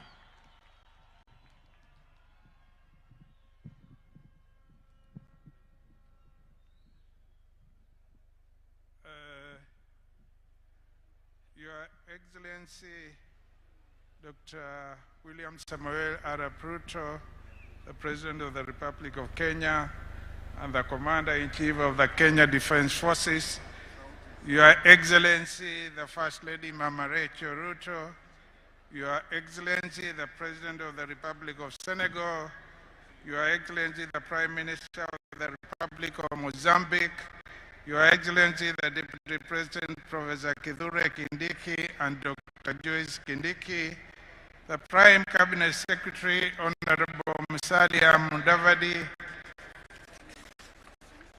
the Honorable Speakers of the Honorable Speaker of the National Assembly and the Senate, the Honorable Chief Justice and the President of the Supreme Court, and other judges who are here, Excellency Governors and Deputy Governors present, Members of Parliament, that is Senators and National Assembly members present, Cabinet and Principal Secretaries present, our distinguished heroes and heroines from all over the country, mabibi na mabwana, all protocols observed.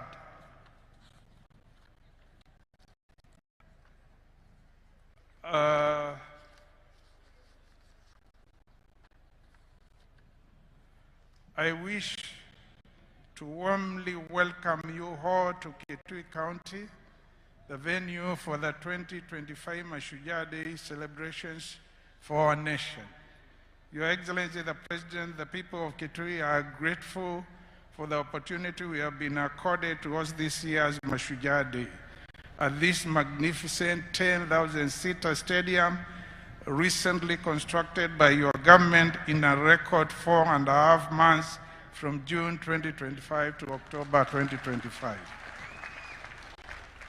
Your Excellency, I recall vividly when I requested you to consider hosting one of the national days that are celebrated outside the capital city in Kitui County, either in 2025 or 2026.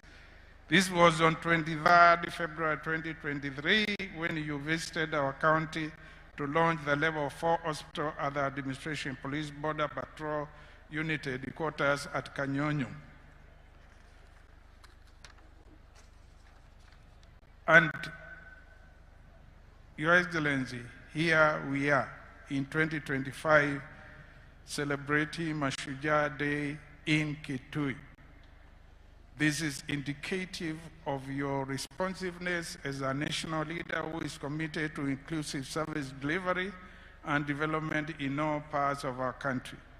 Your Excellency, we are deeply honored that you granted our request. Asante sana.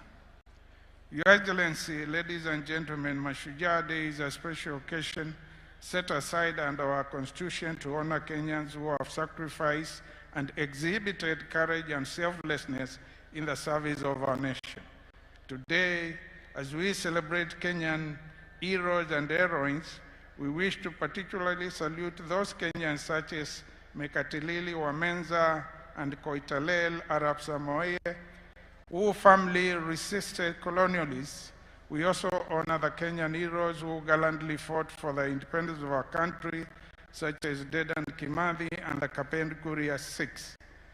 In the southeastern Kenya region, Your Excellency, we also have heroes and heroines who include Kivoi Wamwenda, a Kamba warrior and long-distance trader who resisted colonialists, Mwangeka wa Malowa, a 19th century chief of Taita who led the community in opposing colonial rule, Sio Kimau and Muindimbingu who valiantly resisted colonialism.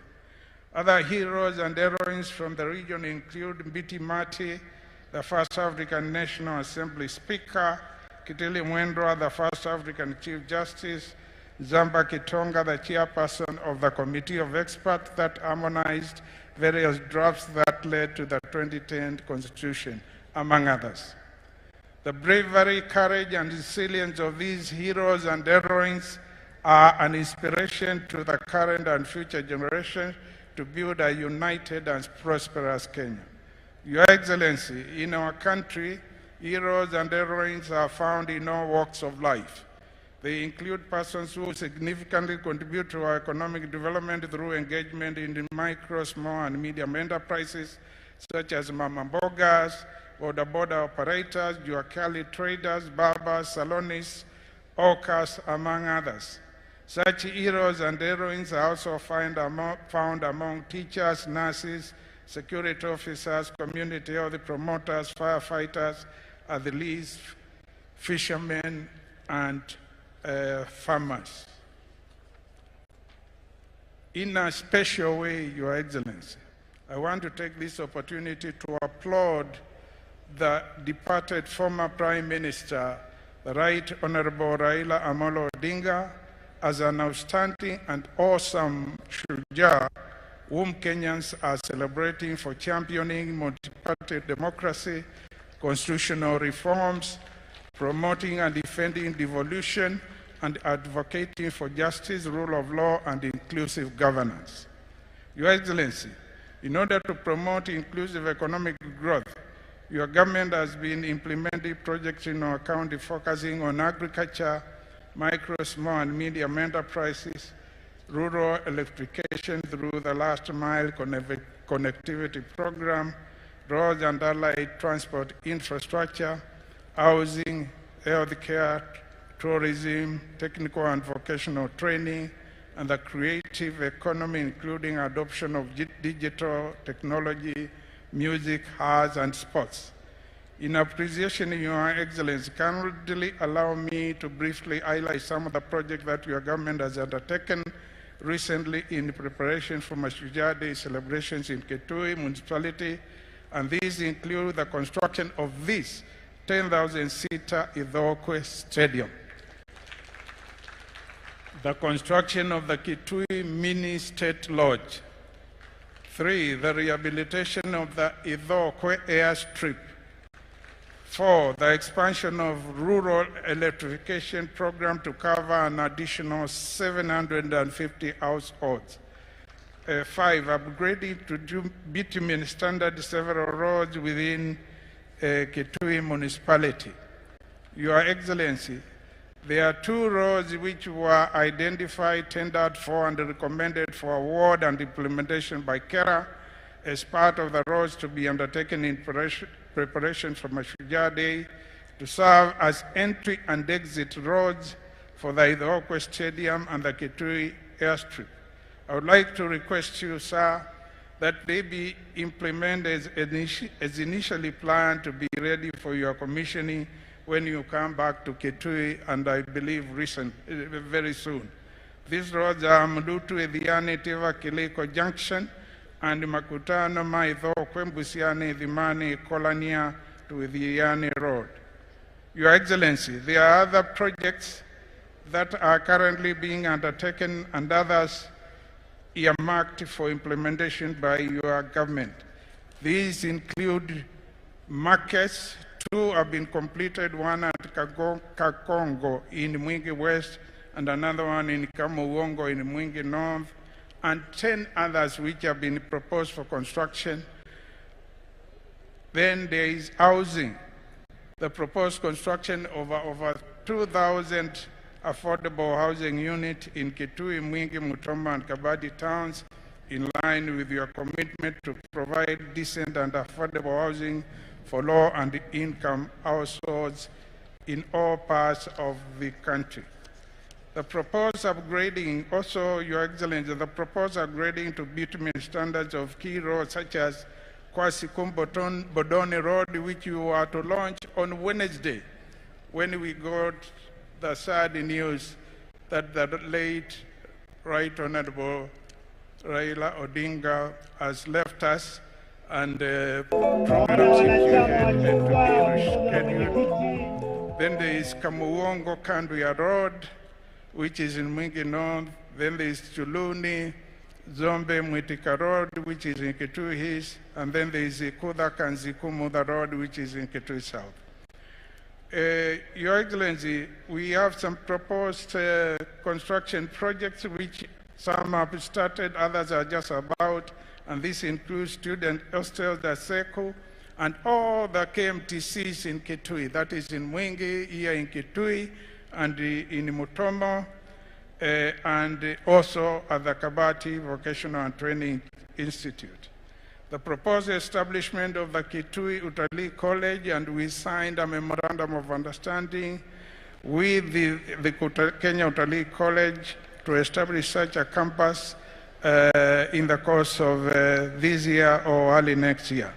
The establishment of 6 technical and vocational training institutes which are complete and are in use, and also the Kitui Livestock Training Institute and a modern livestock feedlot facility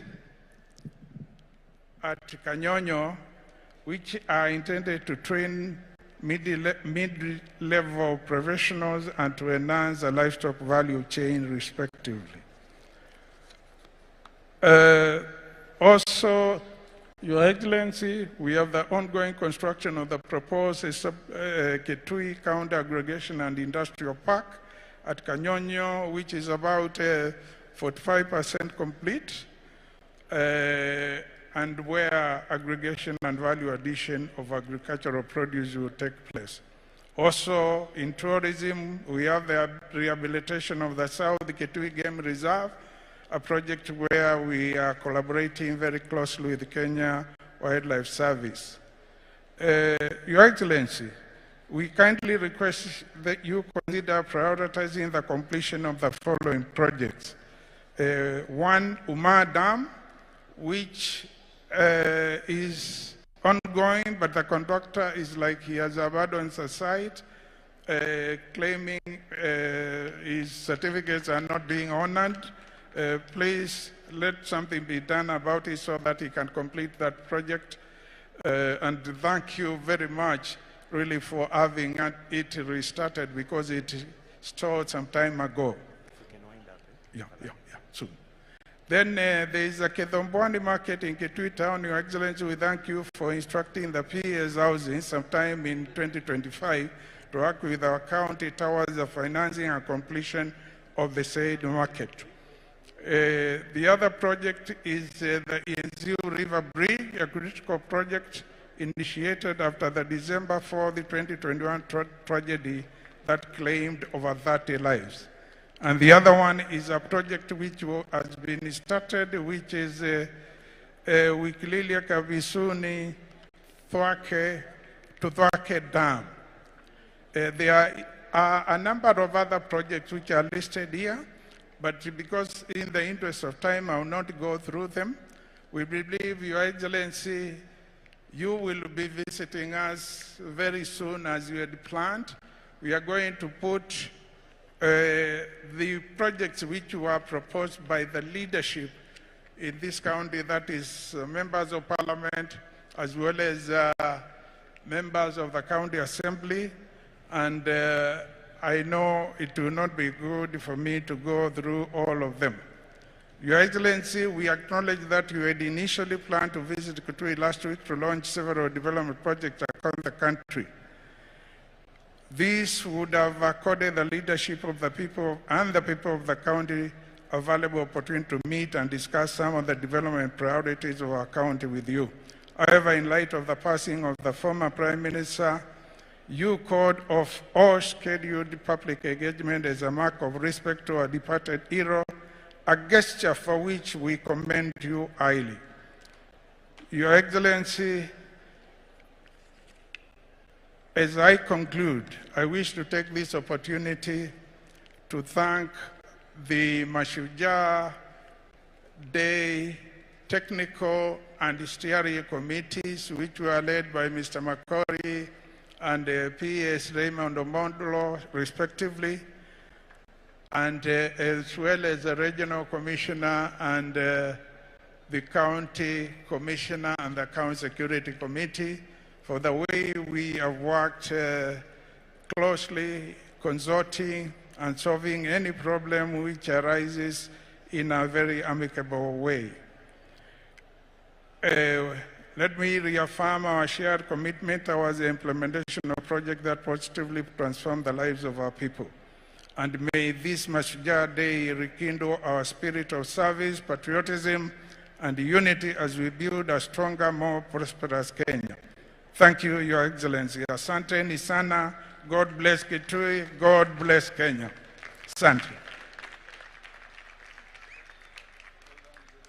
Tumpongeze tena kwa makofi Governor Dr. Julius Malombe. Kwa sasa Mheshimiwa Rais, naomba unipe ruhusa nimkaribishe His Excellency the Deputy President of this great nation, Professor Abraham Kithure Kindiki. Tumpigie makofi tafadhali akija. Karibu sana Naibu wa Rais.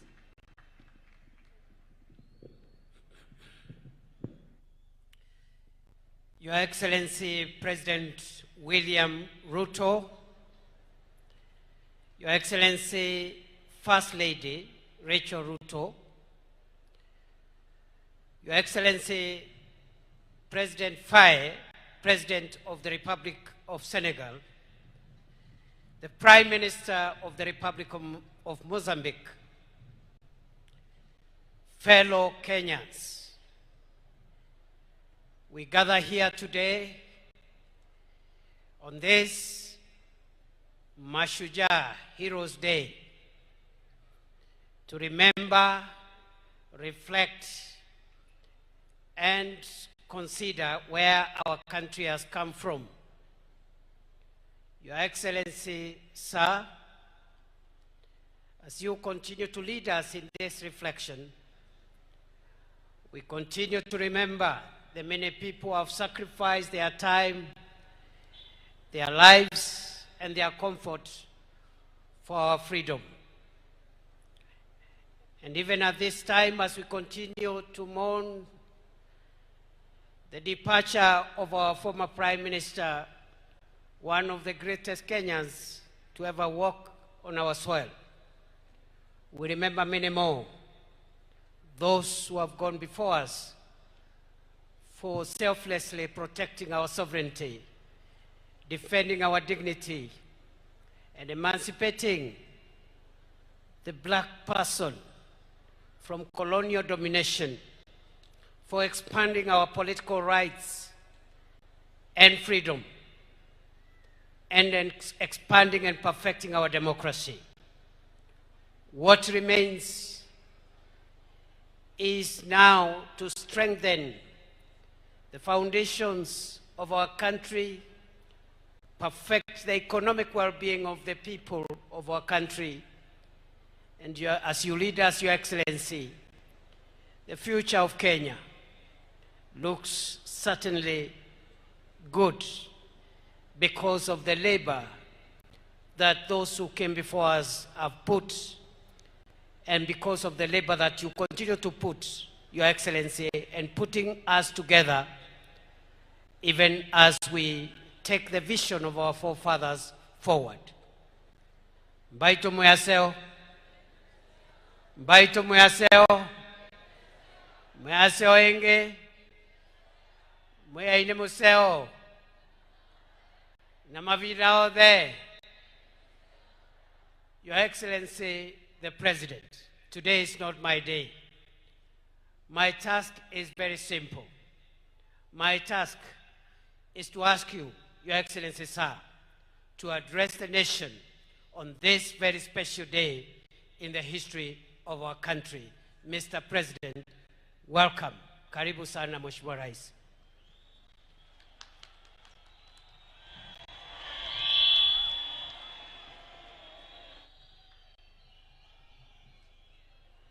Asante sana. Ndugu wana wa Kitui, hamjambo? Kitui hoye! Mbaito muyaseo!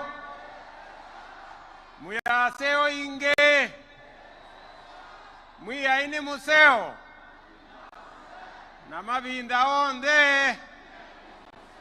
Muyaiya taiwe! Bwana Yesu asifiwe. Hebu nione kwa mikono. Bwana Yesu asifiwe. Asanteni sana, tunaweza kuketi chini.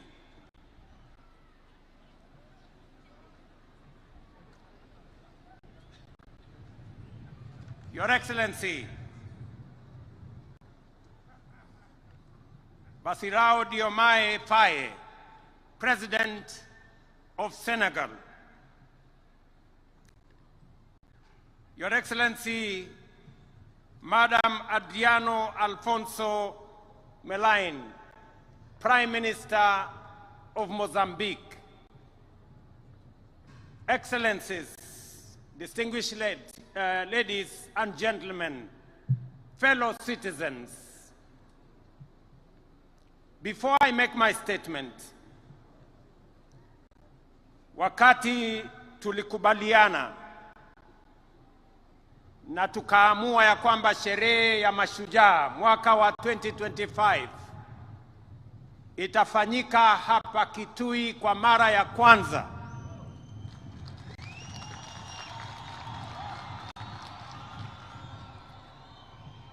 nilitafuta marafiki na leo tuko na bahati ya kuwa na rais wa Senegal, nchi rafiki, nchi ya Kenya. Ametutembelea sio tu Kenya, lakini ametutembelea hapa Kitui siku ya leo.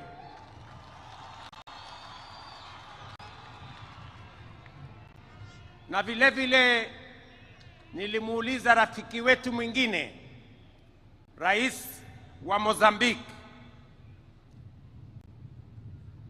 na kwa heshima kubwa alikuwa na shughuli nyingi, lakini ametuma Prime Minister wa nchi ya Mozambique na yuko hapa Kitui pamoja na sisi. Jameni, mnawakaribisha hawa marafiki zetu, mnawakaribisha hawa wageni wetu. Wapi nduru ya hawa wageni wetu jameni, watu wa Kitui? Kweli naona mmewakaribisha. Wacha nimualike in a very special way my brother Faye on behalf of the government and people of Kenya. We don't take it for granted that you have taken time out of your busy schedule at home to come and visit us and participate in this national celebration, not necessarily in our capital city, but in our town of Kitui. We don't take it for granted, Mr. President, and the people of Kitui sincerely appreciate that you have made time to come all the way. I will now request you, Mr. President, to make some remarks as we celebrate our Heroes' Day here in Kitui in Kenya. Welcome.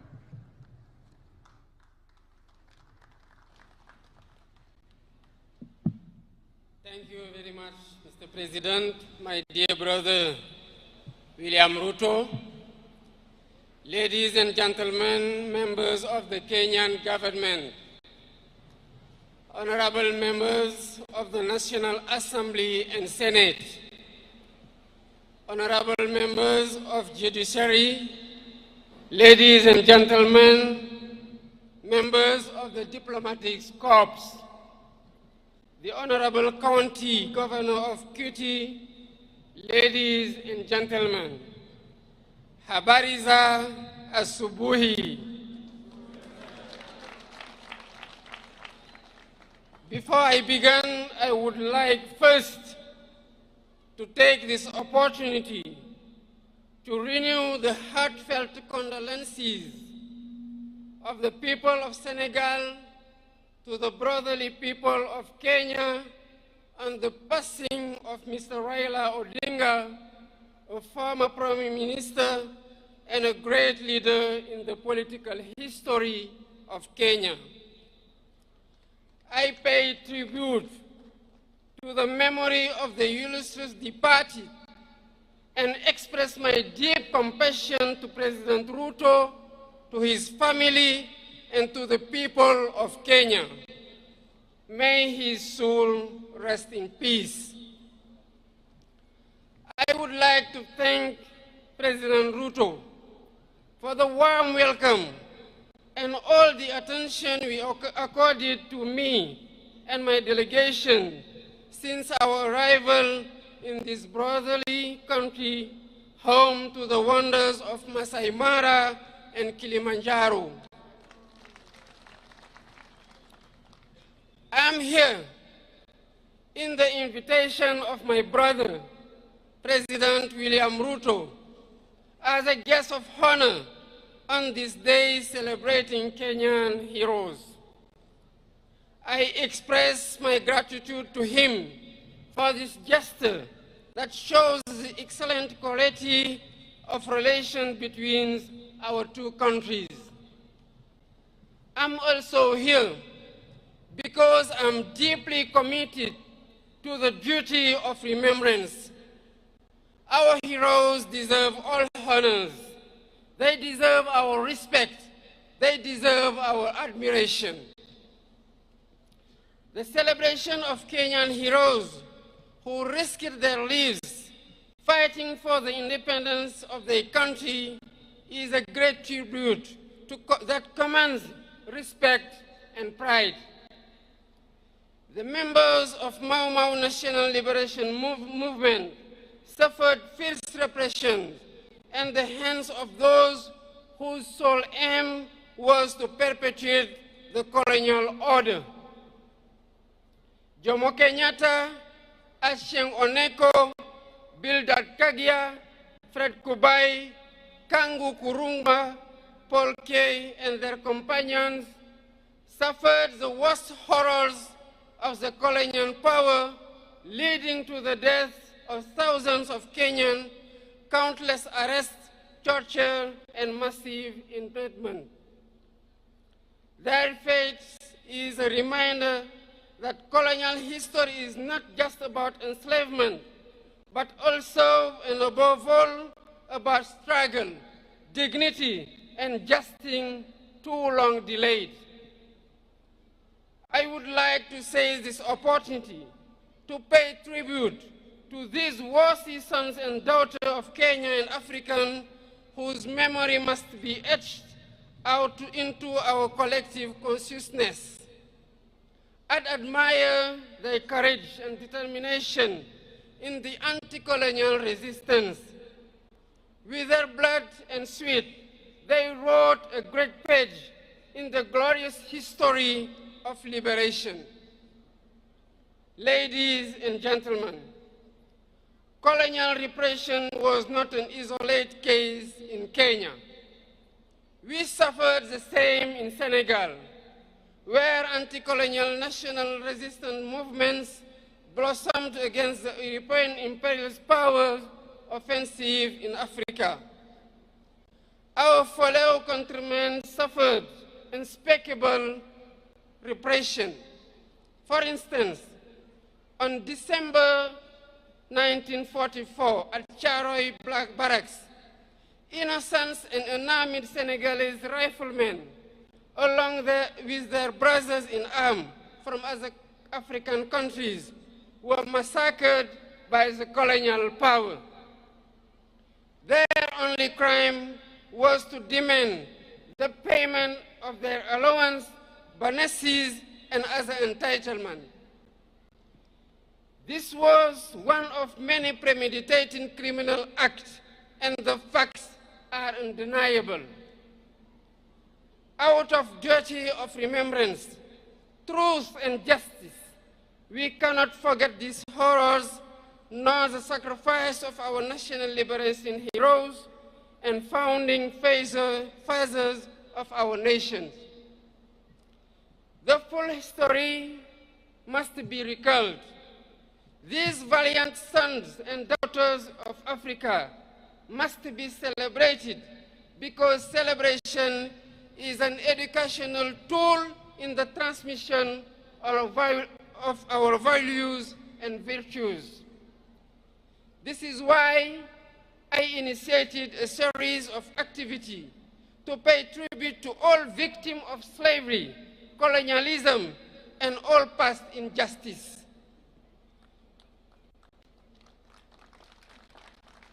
The first such initiative was to commemorate the 18th anniversary of the massacre of Senegalese riflemen last year.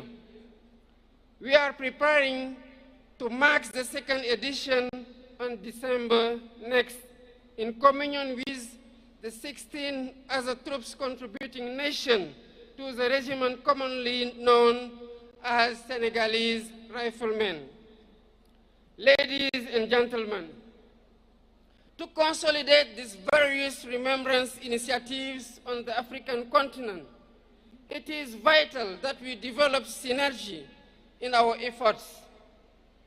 I am on the view that to reclaim our history and restore the memory and dignity of these valiant Africans, we need to take several steps, including, first, build monuments and museums in honor of our heroes to serve as open spaces of reverence and remembrance.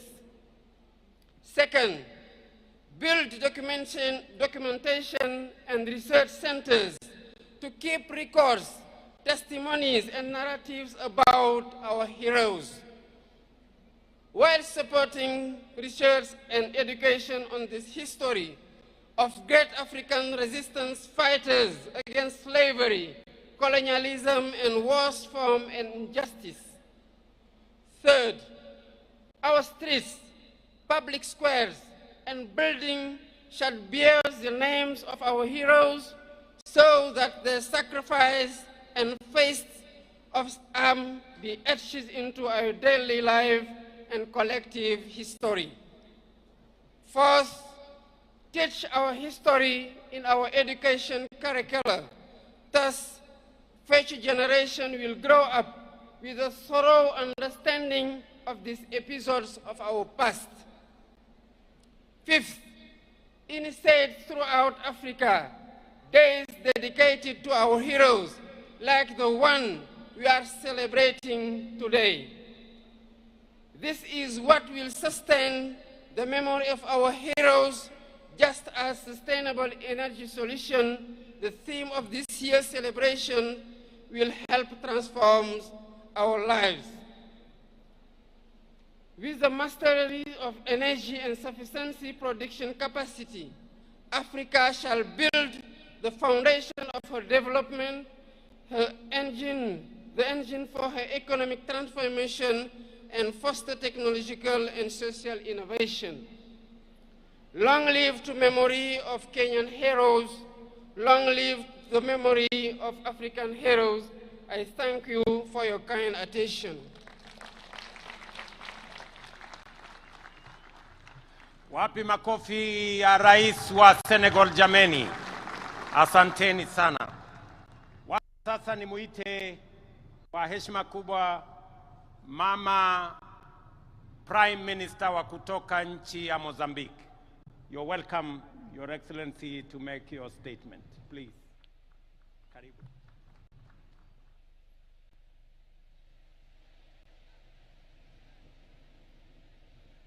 Habari mchana. Sua Excelência William Ruto, Presidente da República do Quênia. Sua Excelência Bassirou Faye, Presidente da República do Senegal. Excelências, minhas senhoras, meus senhores, todo o protocolo observado. Your Excellency William Ruto, President of the Republic of Kenya. Your Excellency Bassirou Faye, President of the Republic of Senegal. Excellencies, ladies and gentlemen, all protocols observed. Iniciamos a nossa intervenção transmitindo as calorosas saudações e cumprimentos de Daniel Francisco Chapo, Presidente da República de Moçambique, a todos aqui presentes e, em particular, ao povo amigo e irmão queniano que hoje celebra o Mashujaa Day, Dia dos Heróis. I begin my remarks by conveying warm greetings and best wishes from His Excellency Daniel Francisco Chapo, President of the Republic of Mozambique, to all those present here today, and in particular to the friendly and brotherly people of Kenya, who today celebrate Mashujaa Day, the Day of Heroes. Manifestamos os nossos mais sentidos pésamos e condolências ao povo, governo queniano e a família enlutada pelo desaparecimento físico de Sua Excelência Raila Odinga. We extend our deepest condolences and heartfelt sympathy to the people and government of Kenya and to the bereaved family on the passing of the late Right Honorable Raila Odinga. Com seu desaparecimento físico, Quênia e todos os países africanos perdem um verdadeiro nacionalista cuja voz continuará a ecoar na luta por uma sociedade mais justa e democrática. With his passing, Kenya, and indeed all African nations, have lost a true nationalist whose voice will continue to resonate in the struggle for a more just and democratic society. Excelências, as festividades e comemorações do Dia de Heróis que hoje aqui assinalamos, para além de ser um momento de recordações e homenagens, constitui um momento de introspeção e reflexão de uma nação sobre os feitos dos seus melhores filhos que lutaram, morreram e sacrificaram por uma causa tão nobre que é de libertar, construir, preservar e consolidar o seu país.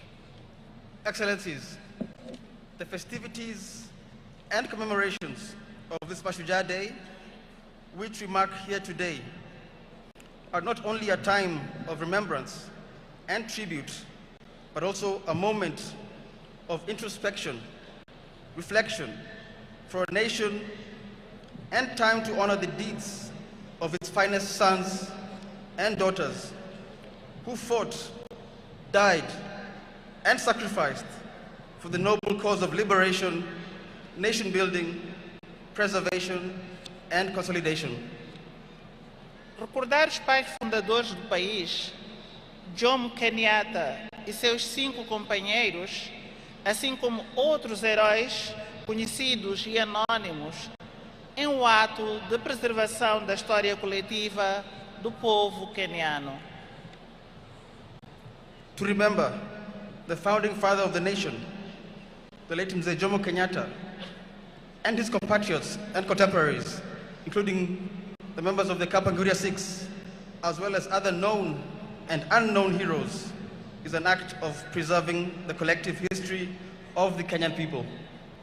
Esta efeméride é também de reafirmação da sua visão, valores e determinação, elementos estes que continuam a servir de alicerce e bússola para a contínua construção de uma Quênia que se pretende cada vez mais desenvolvida, justa e inclusiva. This occasion is also one of reaffirmation of Kenya's vision, values, and determination, elements that continue to serve as the foundation and compass for building a Kenya that aspires to be ever more developed, just, and inclusive. Os seus ensinamentos, ideais e valores continuam vivos, não só no seio dos quenianos, como também dos povos africanos, constituindo ferramentas e referências fundamentais para que continuemos a construir e a consolidar as conquistas até aqui alcançadas. Their teachings, ideals, and values remain alive not only among Kenyans, but also among the peoples of Africa, serving as essential tools and points of reference as we continue to build upon and consolidate the gains attained thus far. Na unidade reside a força, liberdade e dignidade que todos almejamos. In unity lies the strength, freedom, and dignity we all seek. Termino agradecendo pelo convite endereçado a Moçambique para participar nas celebrações desta efeméride tão importante para o povo queniano e agradecendo a hospitalidade que nos tem sido concedida desde a nossa chegada.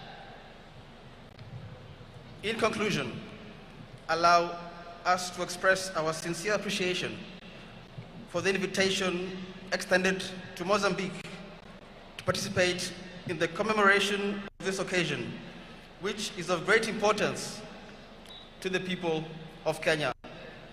Muito obrigada. Asante sana.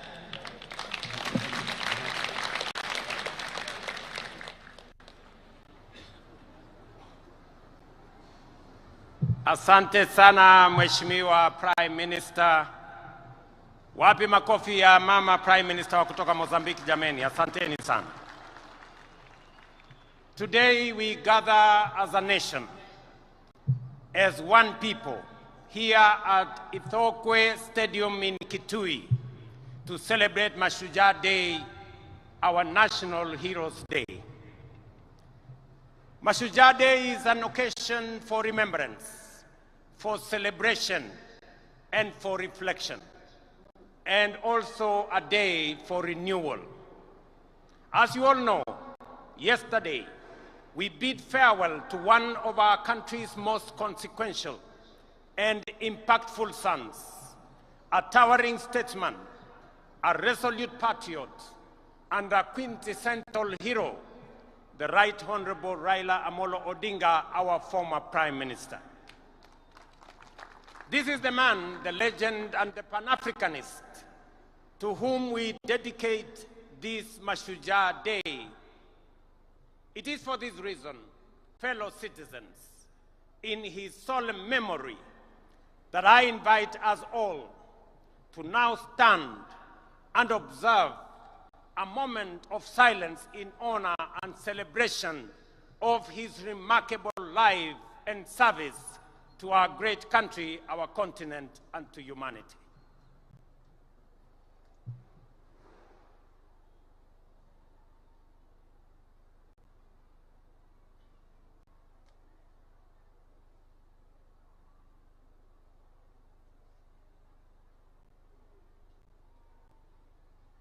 Thank you very much. Thank you very much. Sons and daughters of our motherland, Kenya, Raila Amolo Odinga aspired and labored for a Kenya that is free, that is fair, governed by the rule of law, and filled with limitless opportunity for all of us. Baba envisioned and fought for a nation where, in the immortal words of our national anthem, justice is everyone's shield and defender, where we all dwell in unity, peace, and liberty, and a Kenya that has plenty within its borders. It goes without saying that it is precisely because of great and irrepressible giants like Raila that we find within ourselves the courage and inspiration to go further, to dream bigger, and to pursue higher ideals. For greatness and nobility are never achieved by settling for the ordinary or the comfortable. They are seized by those who dare to push the frontiers of possibility, by those who refuse to be confined by what is, but instead reach boldly for what could be. It is in that restless, relentless pursuit of higher ideal, in that unyielding spirit of aspiration that humanity advances and nations rise. For it is only by stretching beyond our limits that we discover our true strength and fulfill our full destiny.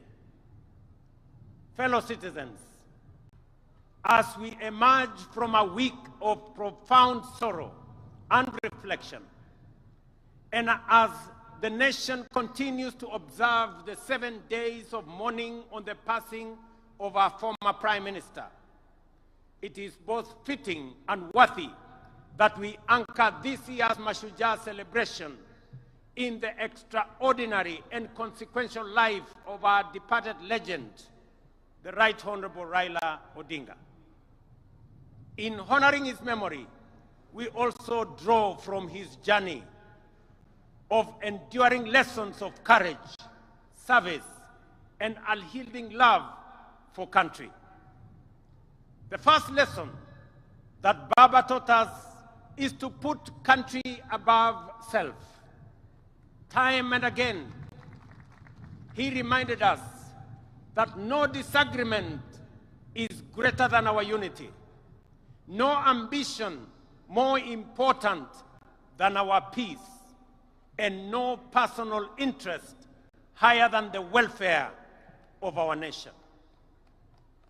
He famously declared that he would shake the hands of his rivals, whether he won or lost, because he loved Kenya more than he loved Raila Amolo Odinga.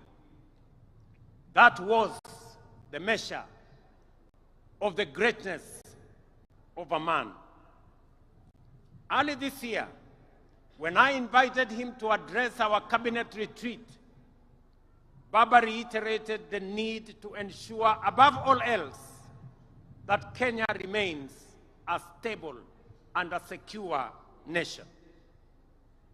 He reminded us that we may hold lofty visions and great ambition, that we may dream big, daring dreams, but without a country and a stable political environment, they would remain mere wishes.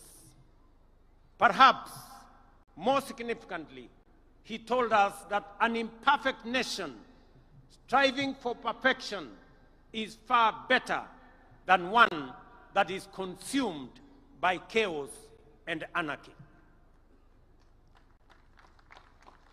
And he could readily point to countries in our region that were once stable, but later descended into turmoil and disorder.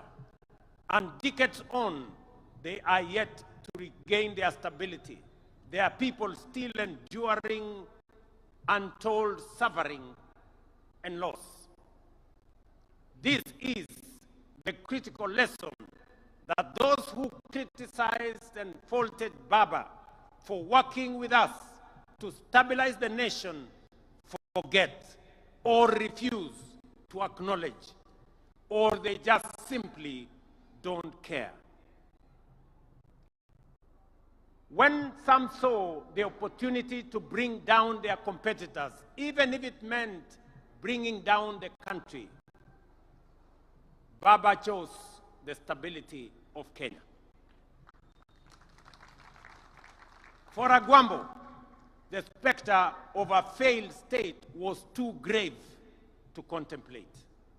He understood that leadership is not about personal pride, but about preserving the republic, not about victory in politics, but about preserving the stability of the nation we love, Kenya.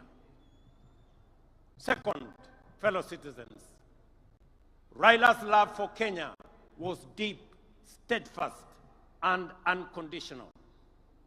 He once told us that if he were to die and God asked him where he would wish to be born again, he would say without hesitation, take me back to Kenya. Such was the depth of his devotion to our beloved nation. He knew that Kenya, like all nations, was not perfect, that nation building was work in progress, that it is only renewed with every generation. He understood that we are an imperfect people, always striving towards a more perfect union. Yet even in our flaws, he saw magic and beauty. In our struggles, he discerned promise, and in our contradictions, he could pick out hope and unity. To Raila, there was no place on earth more worthy of devotion, no people more deserving of faith, and no dream more noble than the Kenyan dream. Thirdly, Baba's life was an example of always choosing and closing ranks for the common good. When our nation faced turbulence last year, for example, I reached out across the political divide. Baba was the first to come to the table to help steady the ship of state, leading to the formation of the broad-based government that has since stabilized our economy and our nation. That is what heroes do. When the stakes are high, they rise above partisanship and put the country first. Even during the last election campaigns, when fate placed us once again on opposite sides of the political divide, Baba spoke words that will echo through generations. He said, and I quote, "I have been to the mountaintop. I have seen the glory land. I may not get there with you, but together we will get there." End of quote. In those words lay the essence of his leadership: selfless, visionary, and anchored in faith that Kenya's destiny transcends any individual. He reminded us that collaboration, even with rivals, is not an act of political convenience, but a sacred pact with posterity. For Baba, it was never about him becoming president.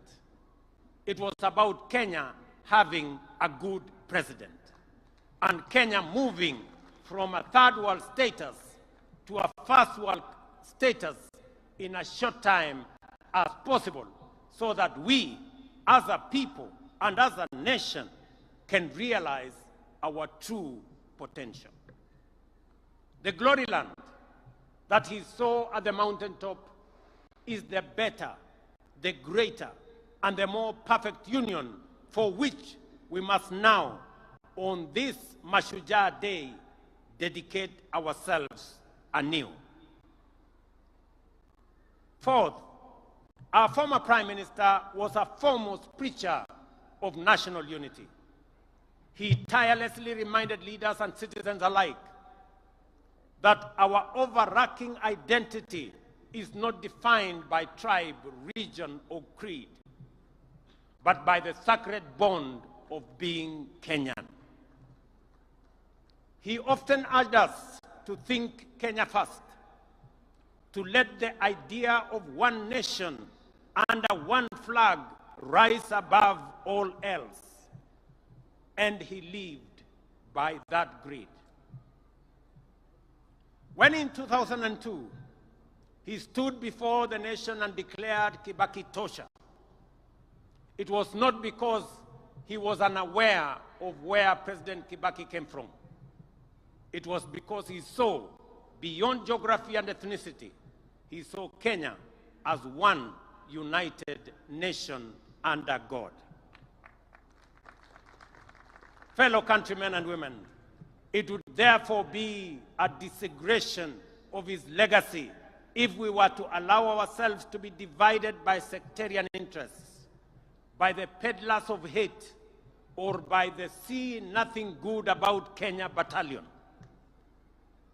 The fifth lesson from Baba's life is one of unshakable faith in the future. He was a die-in-the-wool eternal optimist. Through every trial, setback, and triumph, the Right Honorable Raila believed that Kenya's best days were still ahead. He endured prison, persecution, and political defeat, yet never surrendered to bitterness or gave in to hopelessness. His optimism wasn't anchored on naivety. It was courage in motion. His life was a constant reminder that no setback is final, no dream too distant, and no obstacle insurmountable for a people determined and are united by purpose. At this juncture, fellow patriots, allow me to share reflections on the future of our great country, drawn from my intimate and wide-ranging conversations with the Right Honorable Raila Amolo Odinga in the final months of his remarkable journey, as well as with leaders from across the political divide. In our engagements, Baba often spoke with immense passion and at times frustration about the pace of our national progress. He would often wonder why nations like South Korea, Singapore, or Malaysia, which were once at par with Kenya just a few decades ago, had leapt forward to first world status while we still grapple with the basics. In those moments of honesty and deep introspection, we came to a shared conclusion that the true driver of national development is leadership. And I repeat, is leadership. Not leadership focused on the next election, but leadership that aspires to impact the next generation. Leadership that dares to dream beyond its time and even its capacity. Leadership that is bold, visionary, and relentless in pursuit of the common good of our nation. And we agreed that if Kenya is to attain first world status within our lifetime, as it must, we should set for ourselves daring, audacious goals and pursue them with unwavering focus. It is in this very conviction, ladies and gentlemen, that has guided my engagements with leaders and stakeholders from across the political divide. I have consulted with my former boss, the fourth president of Kenya, His Excellency Uhuru Kenyatta. I have held discussions with majority of members of parliament, and they are here. I have consulted with many governors and grassroots leaders from every corner of the nation. And I will continue to engage because Kenya's progress must never be a partisan pursuit. It is a national inclusive mission. Through these deliberations, I have arrived at a clear conclusion that although we have made commendable progress in stabilizing the nation over the last 3 years, the time has come to take the country to the next level. And to do so, we must act decisively on at least 3 national priorities. Our first priority is food security. We cannot speak of prosperity while spending over 500 billion shillings every year importing food into Kenya, including maize, importing wheat, rice, sugar, edible oil, among many. This is not just an economic burden to us. It is a threat to our sovereignty. A nation that cannot feed itself, ladies and gentlemen, is not a nation that can claim to be free or sovereign. The only viable path available for us towards this goal now, fellow citizens, is through the expansion of irrigation and the modernization of our agriculture. Rain-fed farming can no longer sustain our growing population or our aspirations. That is why we have now set an ambitious target to build at least 50 mega dams across Kenya and to bring at least 2 million acres under irrigation. Let me emphasize that this is not a far-fetched dream. It is a necessity that must be realized within the next decade. We must become not only a food secure nation, but also a major exporter of farm produce in the coming years. We have many markets that we have negotiated. We have the American markets under ACOA. We have the Chinese market that is now open for us. We have the European market that we have negotiated under the Economic Partnership Agreement. We have the Africa Continental Free Trade Area market of 1.4 billion that we can export to. Our second priority is enhance value addition, agro-processing, and manufacturing through industrialization. To transform Kenya into a prosperous, job-creating, wealthy nation, we must become a country that makes things, not merely buys or imports them. A country that exports finished products, not raw materials. A country where industries absorb labor, spur innovation, and expand wealth across every region.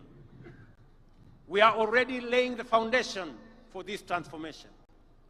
Through the Africa Growth and Industrialization Initiative, and in partnership with the Afri-Exim Bank, we are establishing special economic zones in different parts of Kenya, in Rea Vipingo, in Dongo Kundu, in Naivasha, in Sagana, in Thika, in Nakuru, in Eldoret, in Busia, in Kisumu, and many other special economic zone areas that we are finding land. These zones will host textile, agro-processing, assembly, and light manufacturing industries, creating tens of thousands of jobs. At the county level, as was mentioned by the governor of Kitui here, we are rolling out county aggregation and industrial parks in all 47 counties. These parks will link farmers to processors, entrepreneurs to markets, and small entrepreneurs to national and regional value chains. We are unwavering in our vision that everything Kenya produces must be processed in Kenya. Tea must leave Kenya not as raw leaves, but as packaged excellent tea. Coffee, not as cherries, but as a premium blend for international markets. Cotton, not as lint, but as fabric and fashion. Hides, not as raw skin, but as leather shoes and bags branded, made in Kenya. But we cannot industrialize, ladies and gentlemen, without reliable, affordable, and sustainable energy.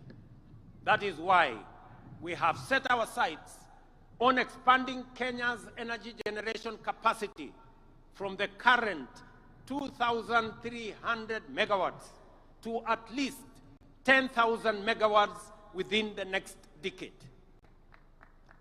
As a former Minister for Energy, Raila Odinga was a strong advocate for the rapid expansion of our energy capacity through multiple sources, including hydro, geothermal, solar, wind, and also energy. Just for the record, already a lot of research is going on the development of the first nuclear energy plant in Kenya in Siaya County. With abundant energy, we shall power factories, light every home, and drive Kenya to become the industrial hub of East Africa and the continent. Our third critical area of focus is infrastructure development.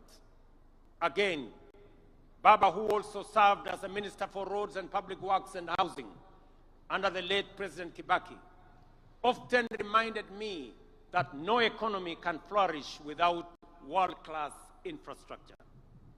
It is in this context that we have committed to dual at least 1,000 kilometers of major highways, including the Rironi, Nakuru, Mau Summit, Eldoret, Malaba Road, Makutano, Embu, Meru Road, Kitengela, Namanga Road, Mombasa, Nairobi Highway, and Maroa, Nanyuki, Isiolo roads, among others, and construct an additional 10,000 kilometers of new tarmac roads linking counties, linking farmers, traders, and manufacturers to markets across the nation, and complete the standard gauge railway from Naivasha to Kisumu and onward to Malaba, seamlessly connecting Kenya to Uganda, Rwanda, Burundi, and DRC, the very heart of the Africa Continental Free Trade Area dream. Fellow citizens, to some, these projects may seem too ambitious, perhaps even out of reach. But this is precisely where bold, visionary, and heroic leadership comes into play, the kind that Raila Odinga embodied. It is the reason that on this Mashujaa Day, in recognition of his extraordinary contribution and enduring legacy, the government and the people of Kenya inscribe Raila Odinga's name among the foremost of our heroes under the public seal of the Republic of Kenya. On behalf of a grateful nation and through the authority vested in me as president, I have today posthumously conferred upon the Right Honorable Raila Odinga the highest honor of the Republic, the Chief of the Order of the Golden Heart of Kenya.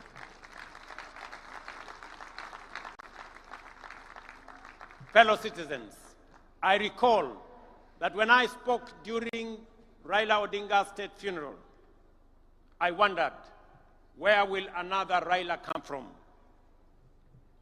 The truth is, there will forever be only one Raila Amolo Odinga, a single spirit, a towering patriot, and a hero for ages. But if we, the people he so deeply loved and served, choose to live by the lessons he's taught us, to love Kenya more than we love ourselves, to put unity above division, to aspire for greater, and to serve with courage and conviction, then we can become a great nation of 50 million heroes. And in doing so, Kenya will rise from the heights once thought unimaginable within our generation.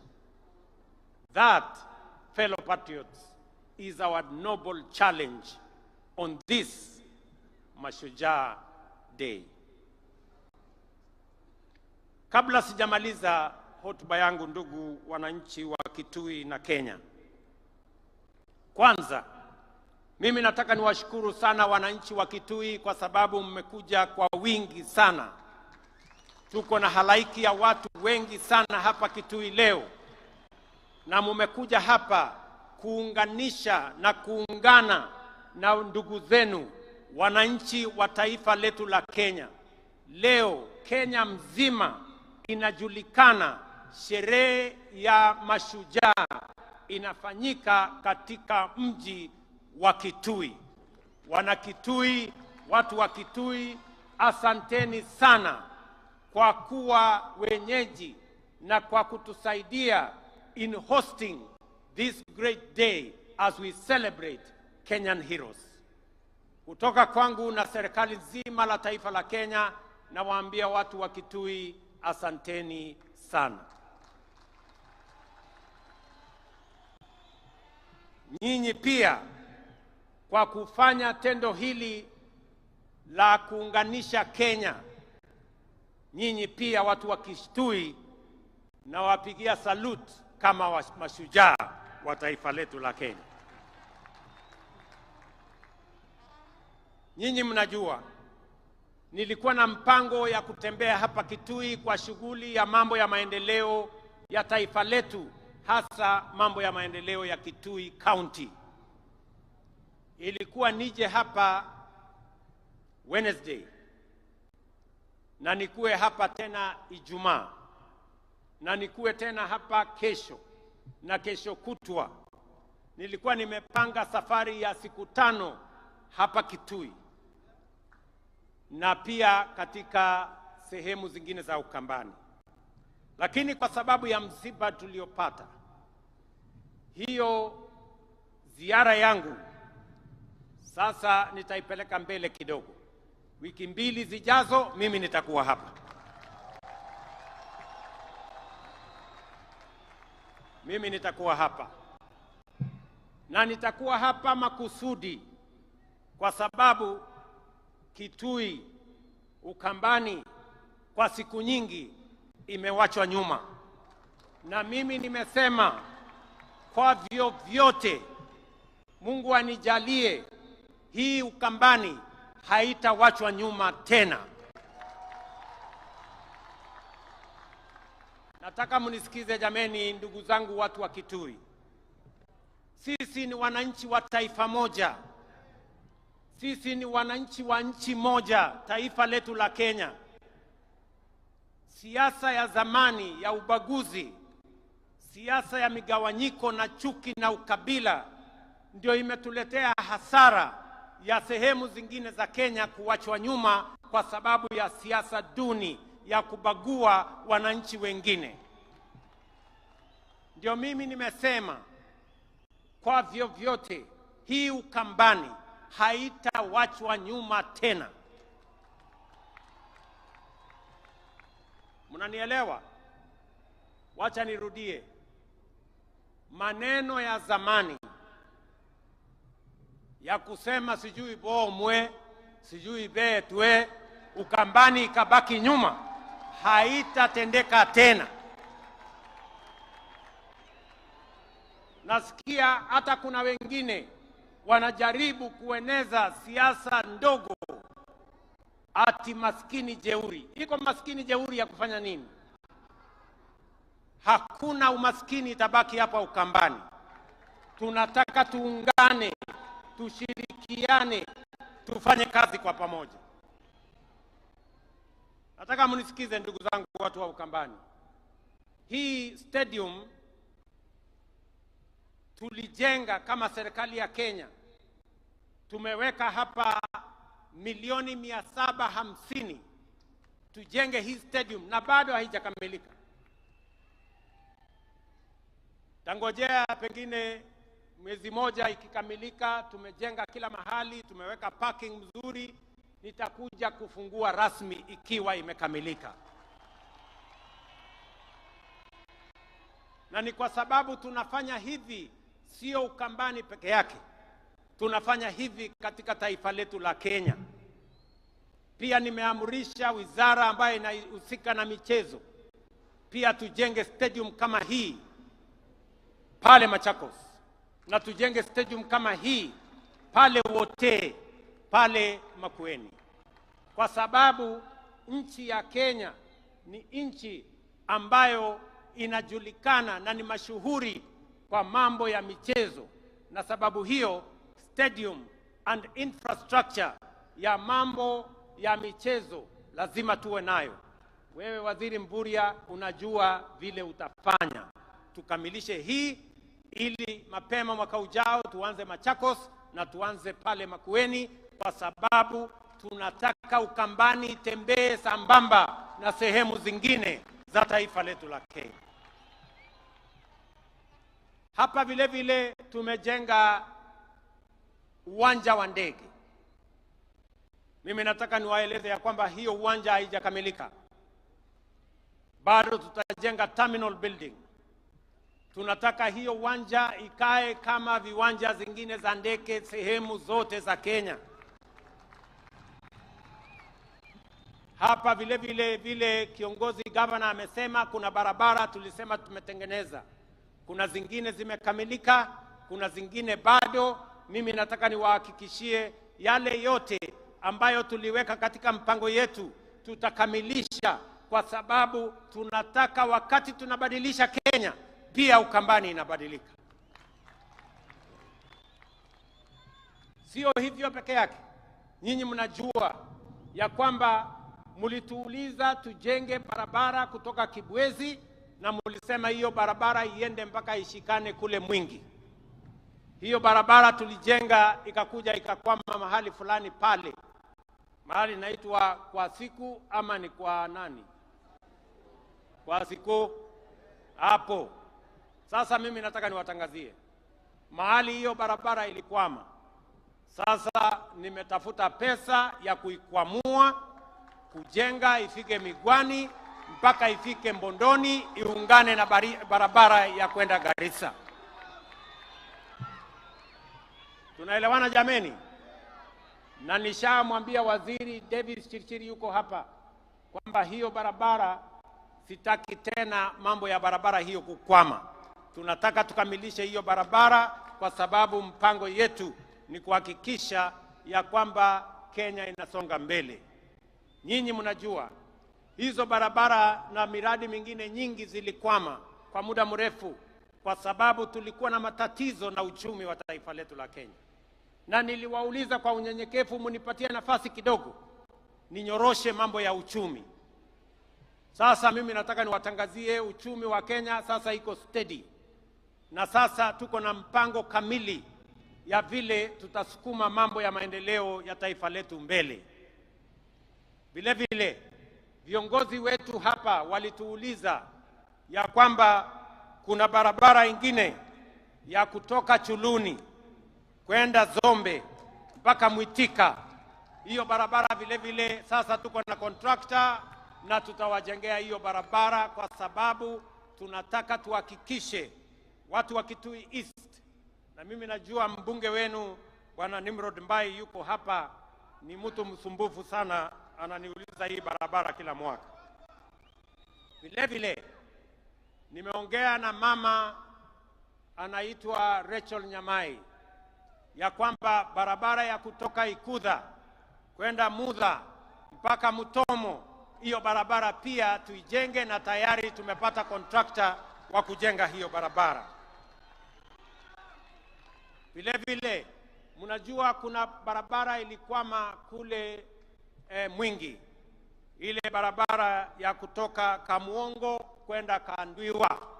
Hiyo barabara vile vile sasa tuko na pesa ya kukamilisha section ambayo ilikuwa imekwama pale.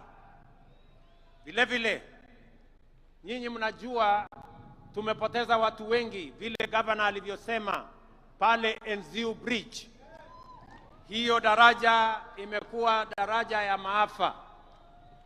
Mimi nataka niwaeleze sasa watu wa Ukambani, waziri yuko hapa, nimempatia maagizo na nimesema kabla ya Februari mvua ianze mwaka ujao, hiyo daraja iwe imekamilika, ndio tusiwe tena na maafa katika hiyo barabara.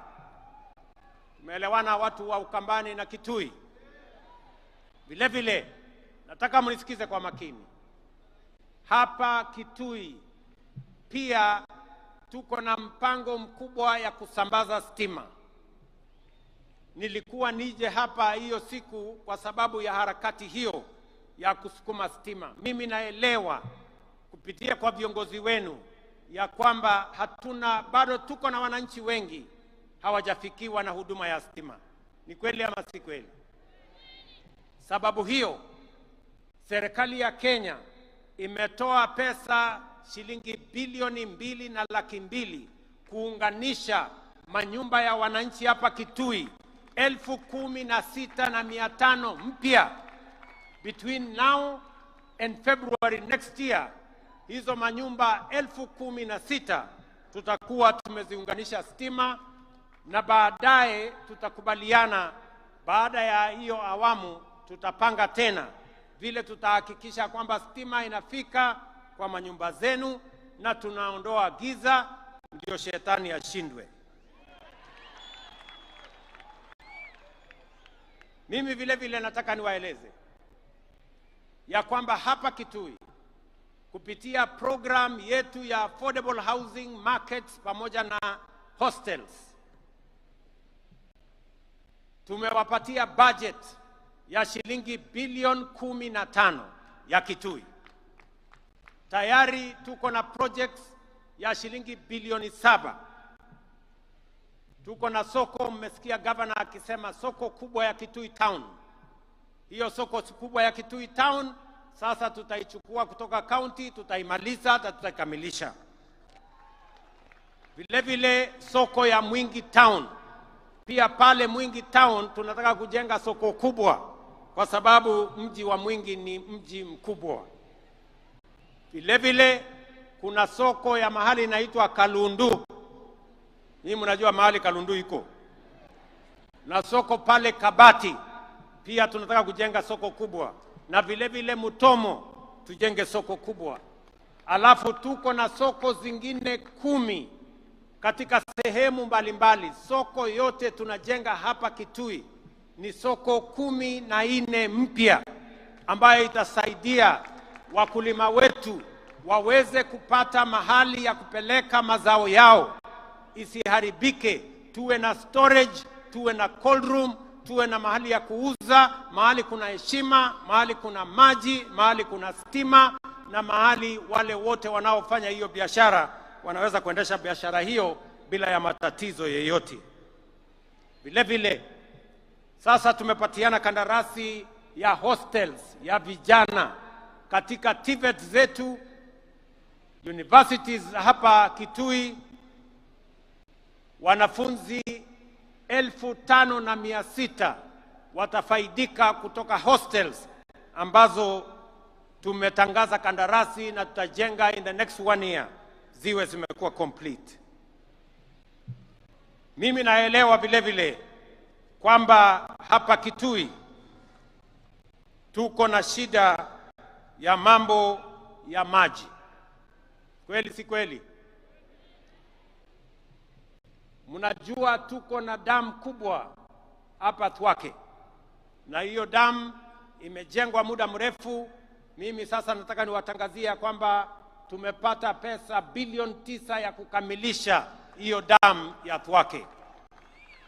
By April, May next year, that dam will be complete, na itasaidia watu wa Kitui, watu wa Makueni na watu wa Machakos. Tutaweza kupata maji ya manyumbani na maji ya irrigation. Na ili kuondoa chafu, nyinyi mnajua hiyo mto ambayo inatoka Nairobi ndio inaleta maji mpaka hapa Kitui. Pia kule Nairobi ndio tusiwaletee maji machafu.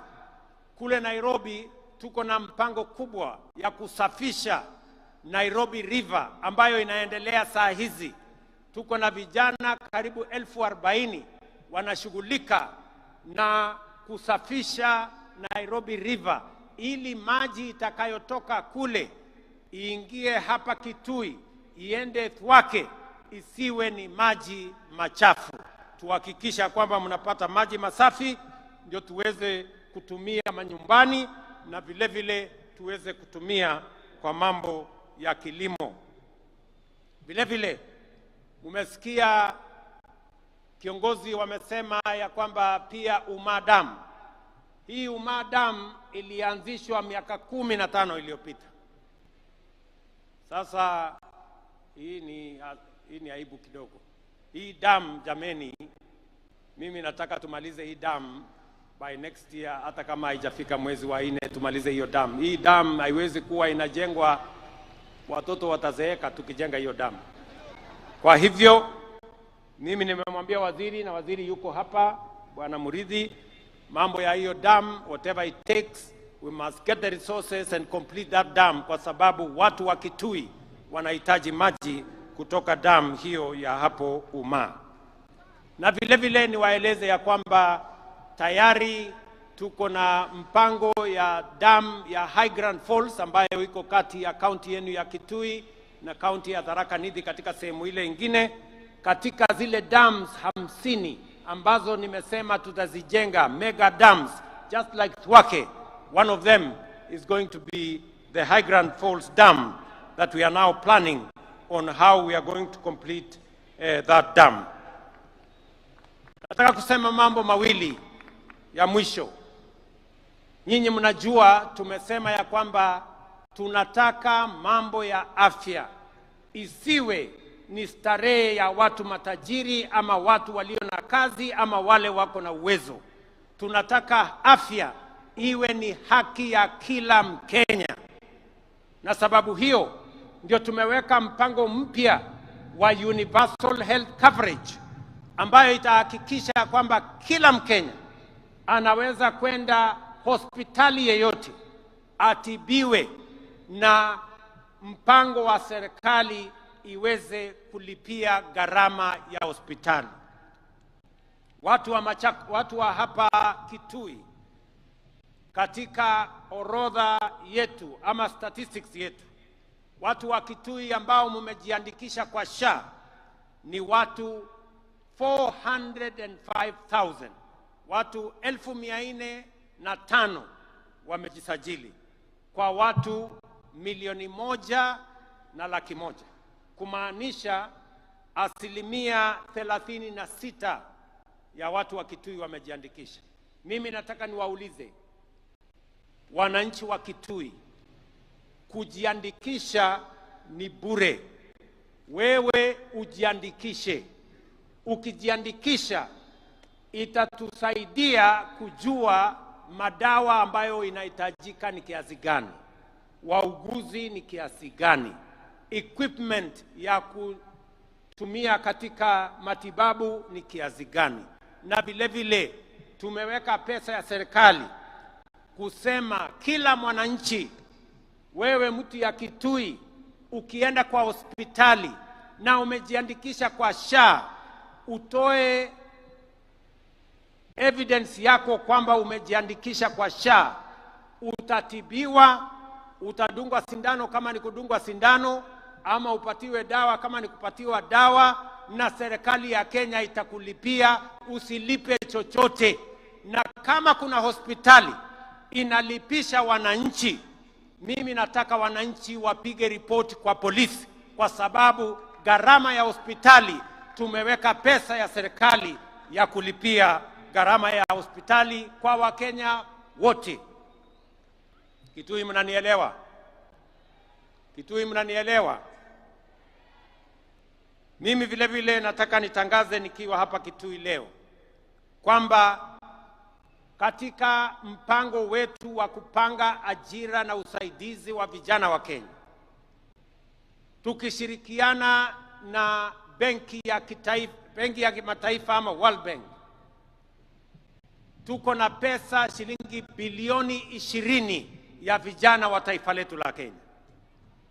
Na katika hiyo mpango tunataka vijana 800,000 ili tuwajumuishe katika mipango tofauti tofauti.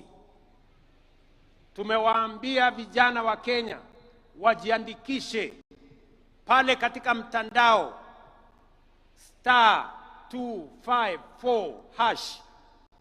Hapo ujiandikishe, utakuta mahali imeandikwa hapo nyota, uingie hapo ndani ujiandikishe. Number 1, kama wewe ni kijana, haujaenda shule, hauna kosi yeyote umefanya, tunatafuta vijana 90,000 ya kuwapeleka katika courses tofauti tofauti kwa gharama ya serikali ya Kenya. hautalipa chochote, lakini tutakupeleka college na utapata vile unaweza kujisimamia ukiwa sasa umepata course ama umepata ufundi wa aina tofauti tofauti. Ya pili, tunatafuta pia vijana wale ambao mnafanya kazi, mko na skill, wewe ni fundi lakini hauna makaratasi ya kutambua ya kwamba wewe ni fundi. Pia tuko na mpango ambayo inaitwa recognition of prior learning, ili wewe ambaye uko na ujuzi, uko na ufundi tayari, uko na skill tayari, tukusaidie, tukufanyie recognition of prior learning ili ukuwe na certificate. Wakati unaenda mahali unaenda kutafuta kazi, sasa utakuwa na stakabadhi ya kujua ya kwamba wewe ni fundi wa aina hii ama aina nyingine. Ya tatu, pia tunatafuta vijana wenye biashara ndogo ndogo. Kama wewe ni kijana wa miaka 19 ama kati ya miaka 19 na 29, tunatafuta vijana 1,100 tutakao wapatia kila mmoja wao 50,000 kuendesha biashara zao. Vijana mko, munisikize vizuri. Ijumaa, Friday 24th, hii inakuja. Leo ni Monday, unahesabu Tuesday, Wednesday, Thursday, Friday. Katika kila constituency tunafanya verification ya vijana ambao wako na biashara, ili tuwasaidie na pesa muweze kuinua biashara zenu, ili mchangie katika kuzalisha uchumi wa Kenya. Ndio sote tuungane tufukuze umaskini katika taifa letu la Kenya. So on Friday there will be verification in every constituency in Kenya. The 290 constituencies, there will be verification of the young people who will then benefit from resources that will help them grow their businesses. And I am asking that in this verification, we are looking for 100,000 young people so that we can give each one of them 50,000 shillings for them to enhance their businesses wherever they will be. And I want to ask all leaders, viongozi wetu, magavana, wabunge, MCAs, tusaidiane ili vijana ambao wanafaa kupatiwa hizi pesa tuwatambulishe, ndio tuinue hali ya uchumi ya vijana wetu, wakati tunazidi na kupanga vile vijana wetu wote watajumuika aidha kwa biashara ama kwa kazi, ndio tuweze kusukuma taifa letu la Kenya mbele. Mwisho, na mimi nataka niseme tutaanza disbursement ya hiyo pesa tarehe 4 mwezi ujao. In another 2 weeks, we will now start the disbursement of the money to the youth that will have been identified beginning 4th of next month, 4th of November, in the coming 2 weeks, so that we can run that program and see how many young people can benefit from that program.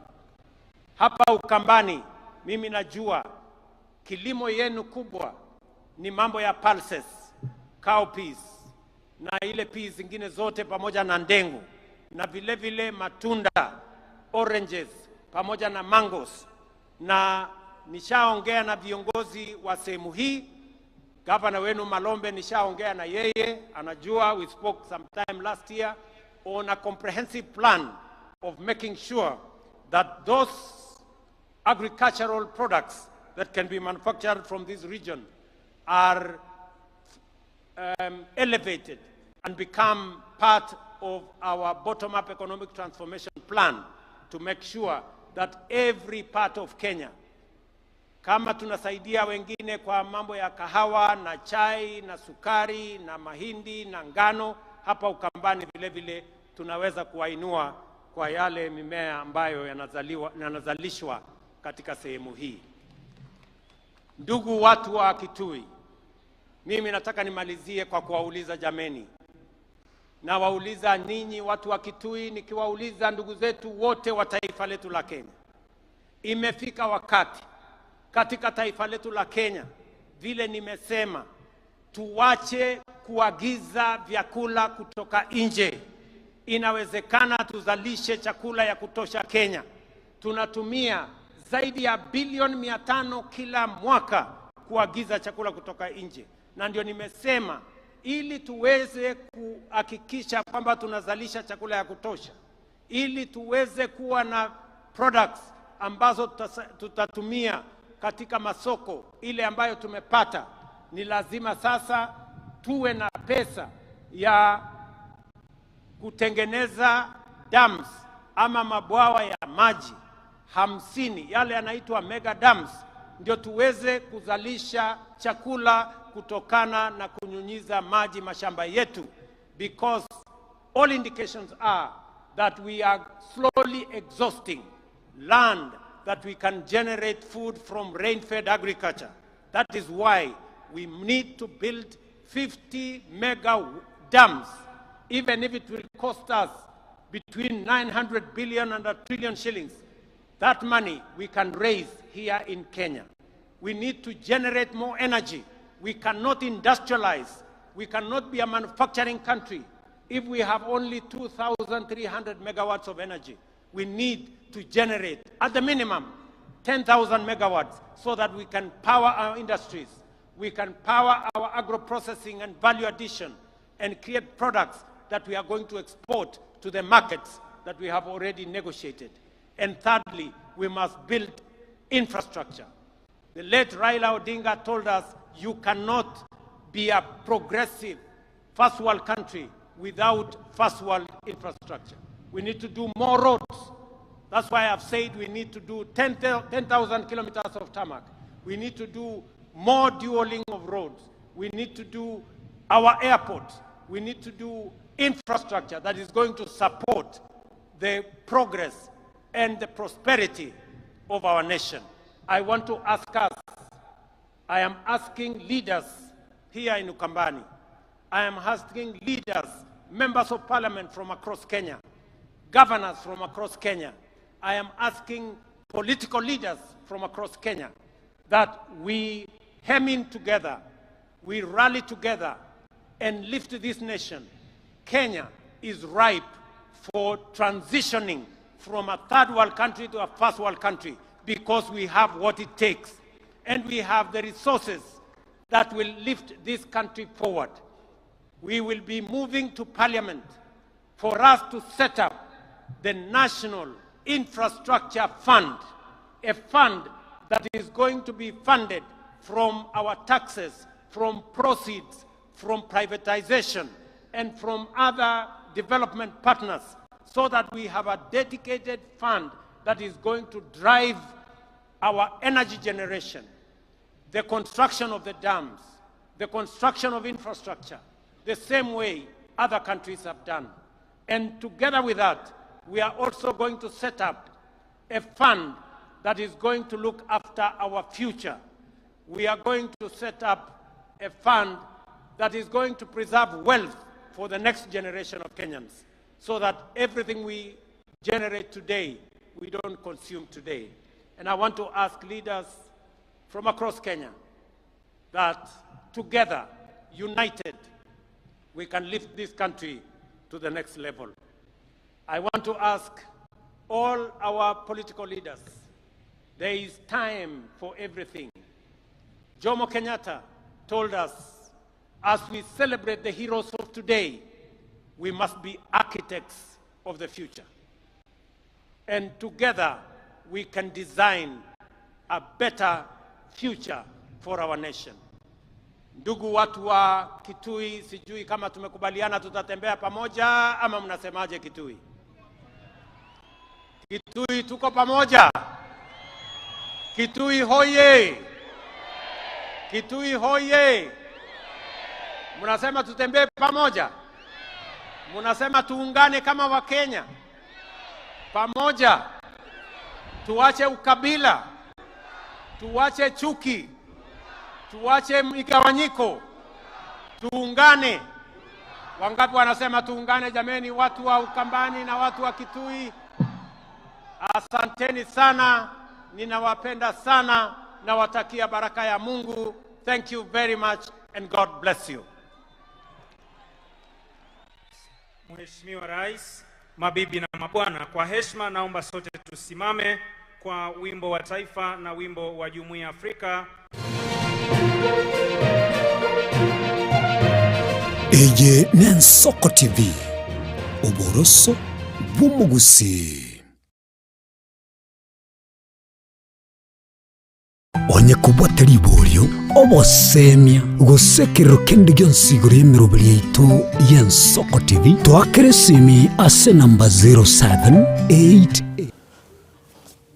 mwancho mugereria no mugasonende nkorengande sigoro motwereru igotwarenge kuri segetikeri igia idokwe kigotoka me county area ya Kitui county ekorao onero mugabana Julius Makau Malombe se omoyega ko mashujaa de barko bakora kanali tkolero mwancho mugereria kwa hiyo chinkwana chikaba chikurwebwa ama onabarai au kati ya umurai ibwense area ya Senegal na bakabakawikana nabo faye bisauma domeye nyani no arenge gabu nabo kumusubati uri mu prime minister abwense ya Zimbabwe mwancho omoligereria ayo nara agendere tukugabo murayibwense omoske William Ruto obereka baka okwana n'abana inchi obereka baka okwana mangana mange insege kekere kerese chibya cyare gweta access screen yawo niko cyarenge cya William Samoei Ruto mwancho omoligereria uyorenge okwana ama onabana inchi obeka na segeti ekyo ogia Kitui Itokwe Stadium ekebake korase mo tukabwango iga semoyegoyo ojamuri omoyega abwe 50 no mone bere gose 62 gochengera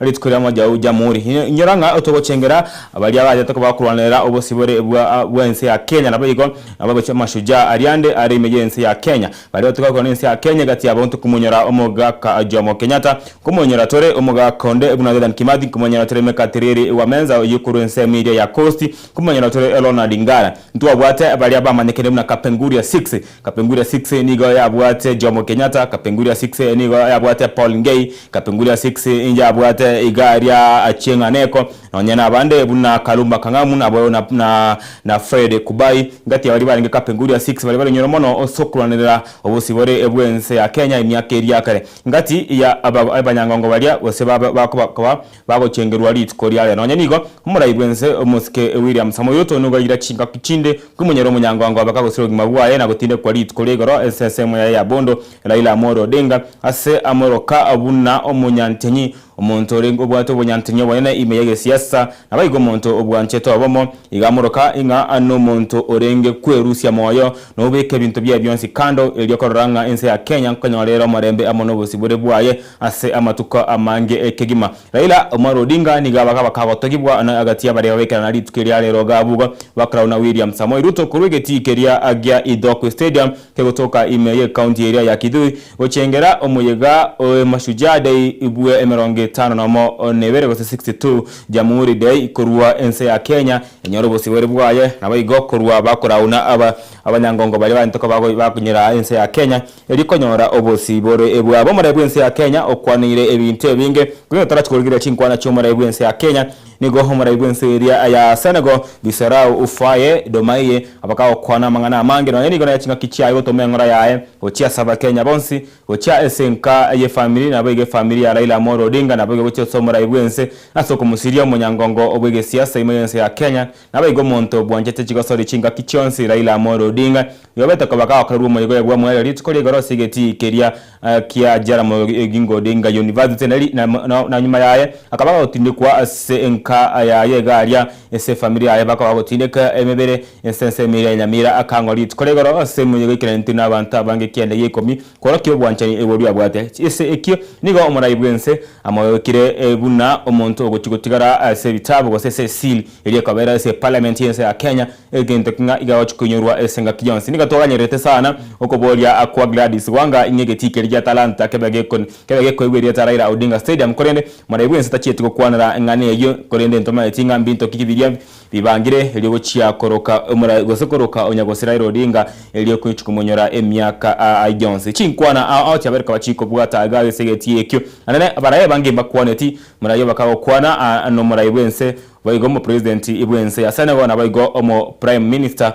olia oyo kai kirana senseme yo mu prime minister abwense ya Mozambique na bukaba wekirana senseme yo nigo gabu se kwerende gose abwe se baika no somo yogo ime yegeti keria agia Kitui Stadium mwacho mwegeria chibicha chingenda tegweta abwe sensemo ne chibicha chiwo wochira yemo aseyemo korwa egeti ikiamarani aliagusi asomo yogo yo agere tokobaho korekana bono igana togokwana abariki baito baregale ne bagato tokwana chira boti chiabene no chinyora yema aseyemo imegete seni kia bene agia Nsoko TV echimatatu echita kemeronge bere mutinyi komi eyuere kemenyorenga kira lit motenye komi tita kemeronge bere no gochengera litukira Mashujaa Day nabaigo omugabana abwe county ya Kisumu Paul Simbarati no aregalia imegeti kiamarani essential ya mogo chango sanga mona abananchi elinya kobaga chengera litukira Mashujaa Day nabaigo kubonyera abashujaa abalia abarenge kurora wango rwagusige gati yabo baba morangiti ngati yabashujaa abalia barenge ngakeria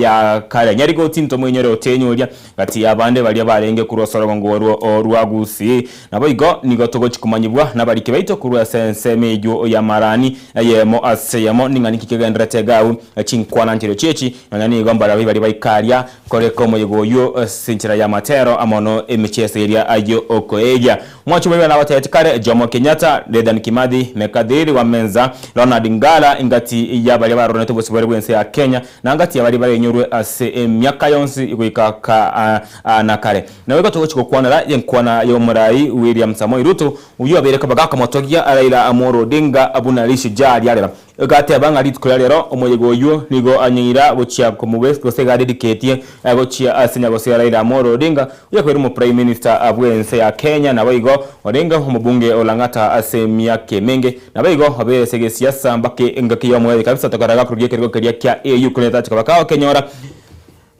nigo abereko baka kwirori tukolya rero nigo lyalenge elyo komochengera buno monyangongo obuno shujaa bwense ya Kenya asekiri omurai bwense William Samoei Ruto amorokire buna omuntu otabwate tribe gose otabwate obwatani ebwegesaku korende no muntu bwantete abari bande bonsi horo mubekano obwo mwaka w'ekibere na ibere gose 2002 ekera hamawati siyote kaboko mwa Kibaki eria kairo oburaye gento Ruto akerokanga kirino korokyanga Raila Amolo Odinga atabwato bwanchireria kwegesaku korende no muntu bwanchite bisaku byonsi meyense ya Kenya na kero chi gosene keremege agenderete kurwa ensemeria ya Kise asabare abo bagenderete kokwana korende tukolyo moelio kuchitore korro mugabana bwe county eyo kunyara omulime yego Paul Simbarati ka gochia kurwa gwenkwana yaye igoroje tukoli Mashujaa Day umurai bwense umuske William Ruto okwanire ebinte binge kabisa omwanchu muri muna kwarenge gari onye tegeti kuyigwa nke umurai bwense abakabaka gokwana umurai bwense okwanire okobo ugwa gose inigo arakyo kwobwa kwaye ugwense ya Kenya kugora chindagara kurwa chinse cheisiko egati yaba amabuta ayo gotumeka egati yabo esukari amo onengano igentata bangense ya Kenya nigo tumeka chi billion 5 kilo mwaka iliyokoleta engano iliyokoleta esukari iliyokoleta bintu binde buna mabuta alia ayo gotumeka asokorosia chindagara mense ya Kenya na orokinga no bwoba ensebune ya Kenya tubente kutumeka bese ichinyinge sana na igateba ekinegento kendrete koreto bwoba kigima asate berengobe kiremero berio ao oyogo chakwena kingense ya Kenya nkwaro sirire chindagara cha essential yobikano imero beria lia omurai wense William Samoei Ruto mwancho murigeria abereko ba agakwenekia ingati iyo kuoga cha chidam emeronge 5 ense ya Kenya gweta kila mukikira atumeke kokora irrigation gosego siara mache gochia asebimeria ilyo kunyara kwa rosiri ndagera osobonge na komenta obonge bolia bwendagera eliense ya Kenya cross inse ya Kenya nemeke ne sana asokorosi ndagera abunengano nemeke no sokurusi ndagera abu na chibando nemeke ne no sokorosi ya chindagera chinde ebuna obori nemeke no sokorosi chindagera abune yose no sokorosi amato ali chae na boigo ekawa imeyense ya Kenya sebona ene kiribuna chidam gose chidam angemeronge 5 nguchire kwa gachwa ensegweta elyo komenta na kuimukia ebirango biri abya agrigacha gosoboremi ime agency ya Kenya ngati yebintu biri abikwana nyanigo muri bwense nate banga anyabagi chikunyarikana gonyaranga cross story abintu abone ebyo nigali bikiciro kuru emense yense ko okwandra ensemo yense ya China asate banga origiri kiciro ro okwandra ense ya ngumbu na bego kwandra rongoro ya Europe asate berenga bono kiciro cyanyorekane kinyinge na nigense ya Kenya bone go kikunyara korosera chindagera chiaye echi ego chikonyara go chira chichinse chiskonya nigo ane kyanga ndagera cyonchirwo chikwanda ro imesi ko kegara kwira bare bitambo kero byo korosia industrial park kire county ime yense ya Kenya si county chonse merongere sana naibere egaiga niga chindaga chikrosi bwo gose chikuru mugondo chigo chikuba processed oika finished goods sigo se chigo chikoyo onya nama taye cha mugondo ago chikrosi bwa mbaka abe emachani abe keka kobe kwa gari amanyago chikwende ense ya isiko no kwanda mebuko yamanechi bag na nebikoroto atabanga ibintu ibyo na bigo chikrosi bwa ime yense ya Kenya na akori ko enembo yense ya Kenya gose made in Kenya egenta tabanga na mararaye nenda go chikwende kyanga ense yobora ibwa yabuno murayibu ense ya Kenya ngo cyarko bakago ikirania ebintu ebyo byonse okwanire ebintu ebingo omwancho mulega gati abana batebya area irrigation nabako bagago kulira ento gose osoro sagero lya ruwa bwenya ruwa shaimense ya Kenya asebono arurege kurege tindi go chia asabanya gitari amani kinya gitari tishikuru lya abarwaire balya aberigeti na sha osoko bakanya asate birenga onde bwensi bweriki nekombekeri gya sha omwancho mulega nende aikesinya gitari ko masabachi besa agwa koroboti ayemasa yamogo chi asabanya nyimbo eginya gitari yu abako kururege tambokero kyabwanga kimakero tebirondo bwensi korit kolyalero werigeti nse mu rubero bwa sha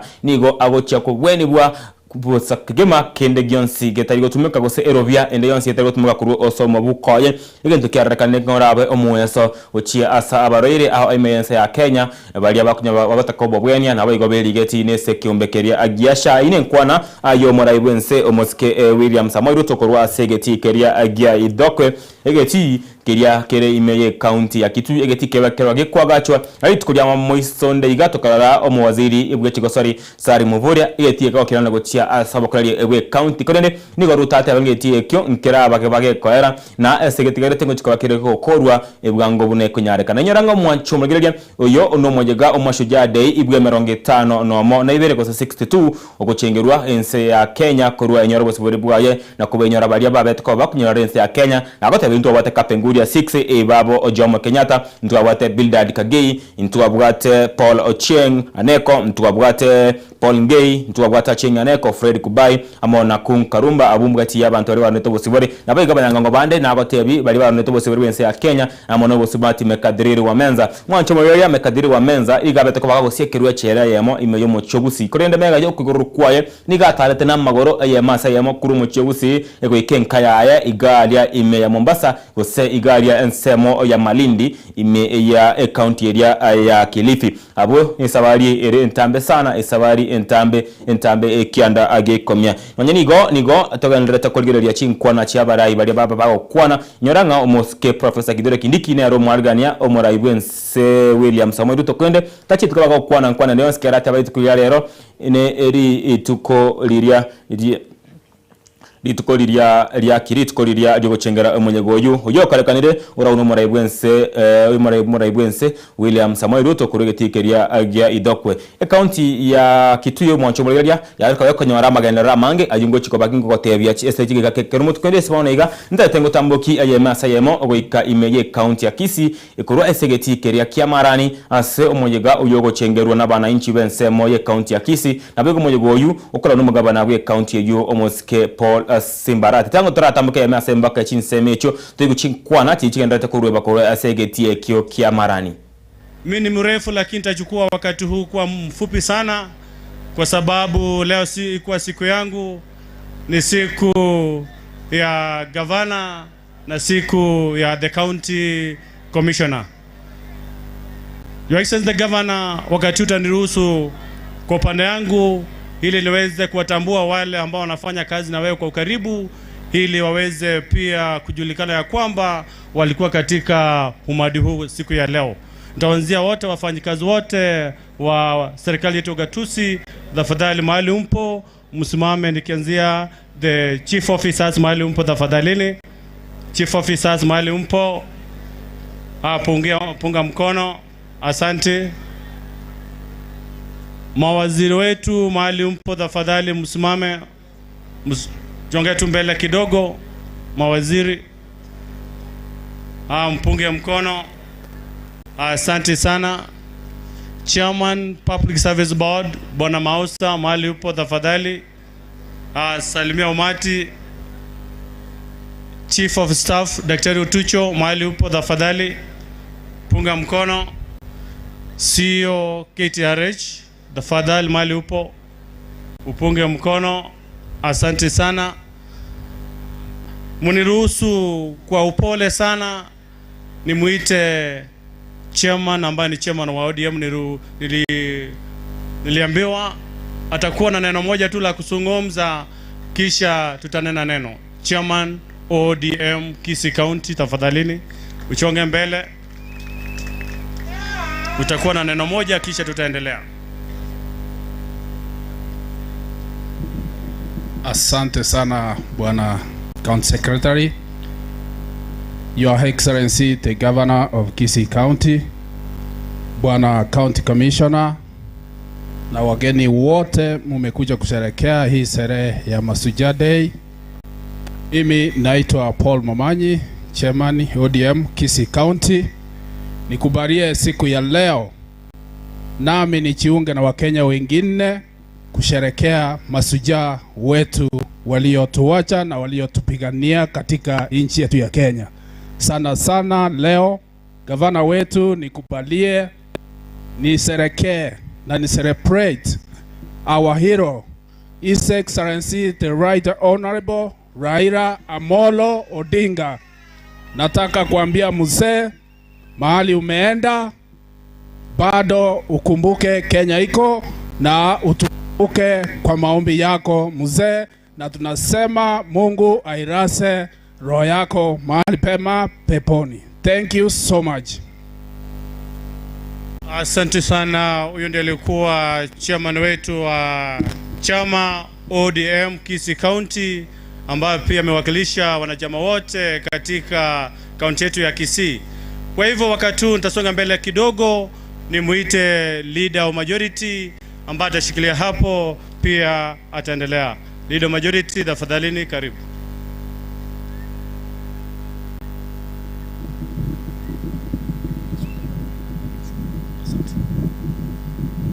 Thank you, Your Excellency, the Governor, Mheshimiwa Simbarati, ambaye pia ni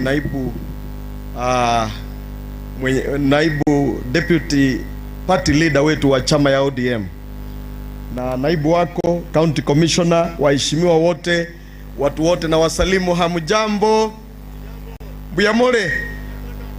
Kabla sijazungumza, mtaniruhusu nimuite area MCA ambaye pia ni leader wetu wa minority, Mheshimiwa Dennis Ombaji, aje azungumze na watu wake.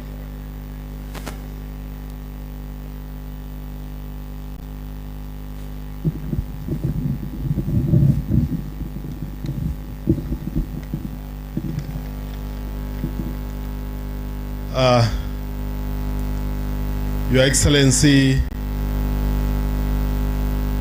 Paul Simbo Arati, the Governor of Kisii County, Your Excellency the Deputy Governor Elijah Obebo, the County Commissioner, my friend Kibet, the Deputy County Commissioner Chege Maina and your team, and the team that worked very hard, led by Muhuri, the area SCC, all the chiefs,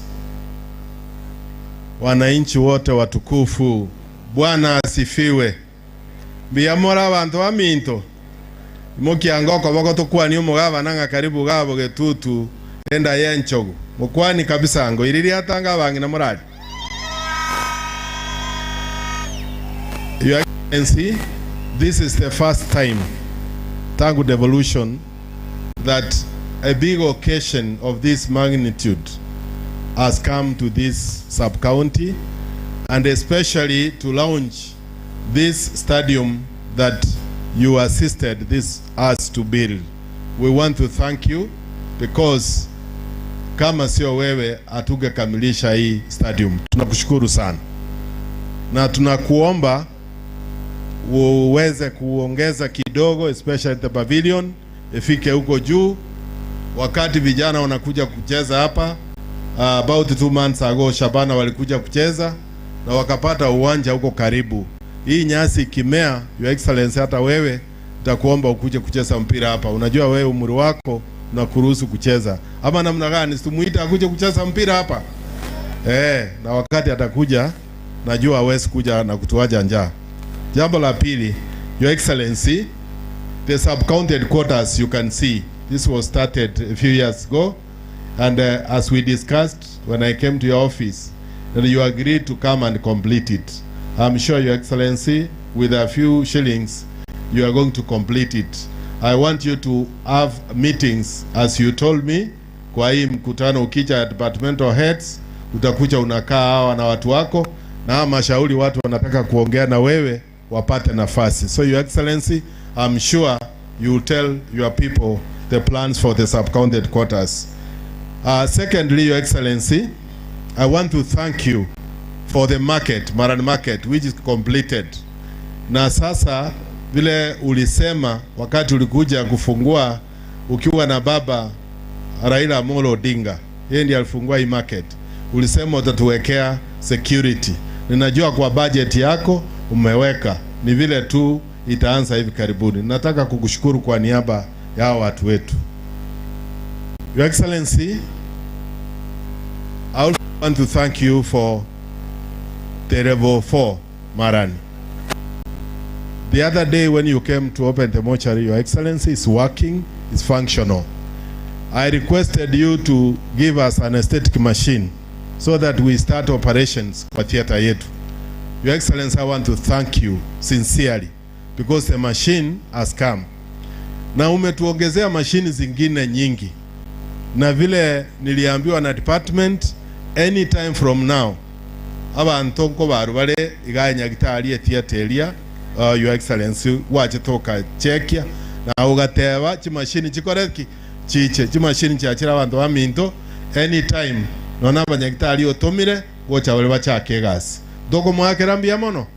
Your Excellency, I want to tell you that from Nyatiekora along from up there, even from Oyugis, people come to seek services here, and especially now that SHA has been effective, they are working very well, Your Excellency. Your Excellency, I also want to thank you that you have agreed to put the border shed at the stage ya Maran, the main stage. So wakati shed zinaanza, vijana wetu wa boda, governor anakuja kujenga shed hapo. Ameweka kwa budget na anakuja kujenga. Tunakushukuru Your Excellency. Nilikuwa nataka niongee pamoja na soko ya Marani. Nimeona wamesema Rioma. Your Excellency, Rioma was given a World Bank project.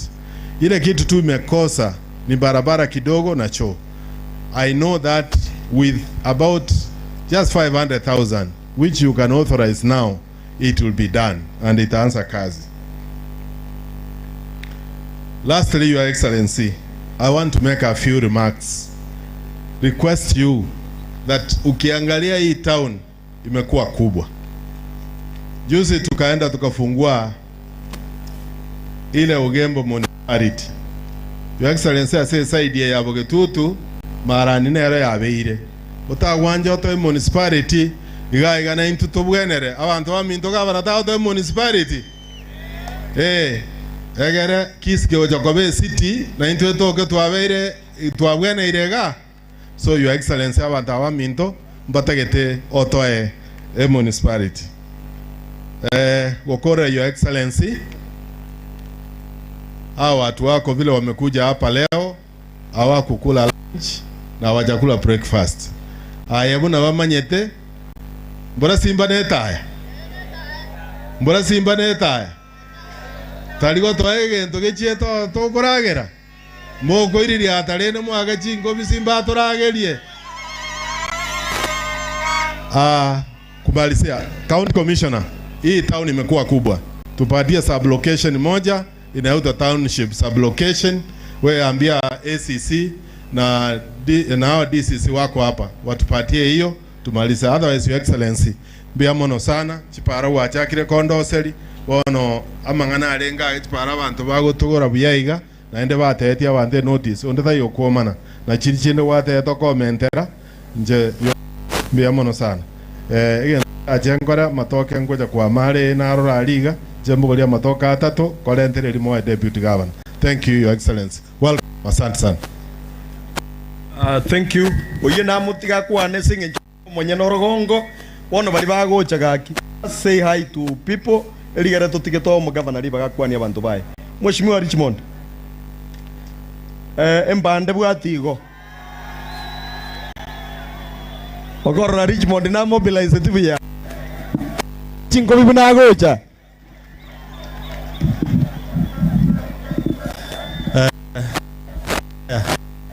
Your Excellency, the County Commissioner, I think leader timobilize tia iganinka ahambo mame so mama mata na ndemba maitega singo kora. So Your Excellency, I would like also to thank you for the work you have done the whole of Kitutu. Governor tatemeti ko korega Kitutu eh. Your Excellency, there is no doubt. There is no doubt. Ase Kitutu. Umuntu ogotebia nga tutu na kuchinae kwagere nyore bintu twa nyore gaiga.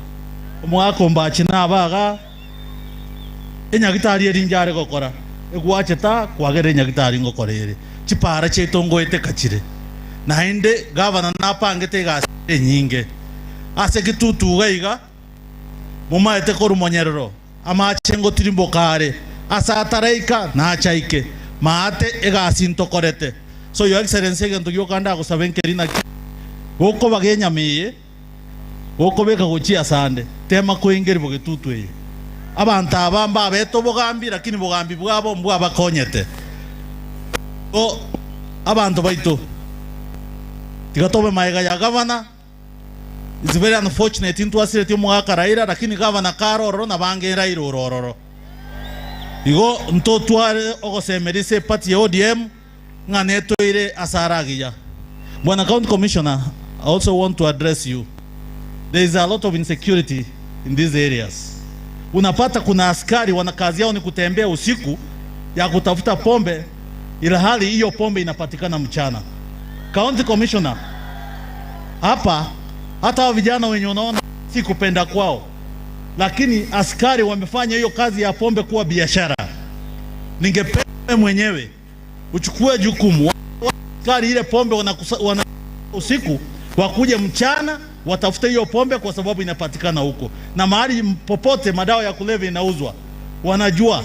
Isikuwe ni kukusanya pesa kutoka huko na wacha vijana wetu wakipotelea kwa pombe. Usema unaona kimao teba aba sigari mbaya koti koko bachanda botuko. Asante sana, mubarikiwe.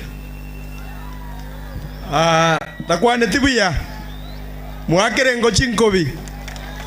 Aya bono tiganda angeli. Aya tiganda angeli bone nyororo o mheshimiwa nyororo nere kara mwakere chinkobi.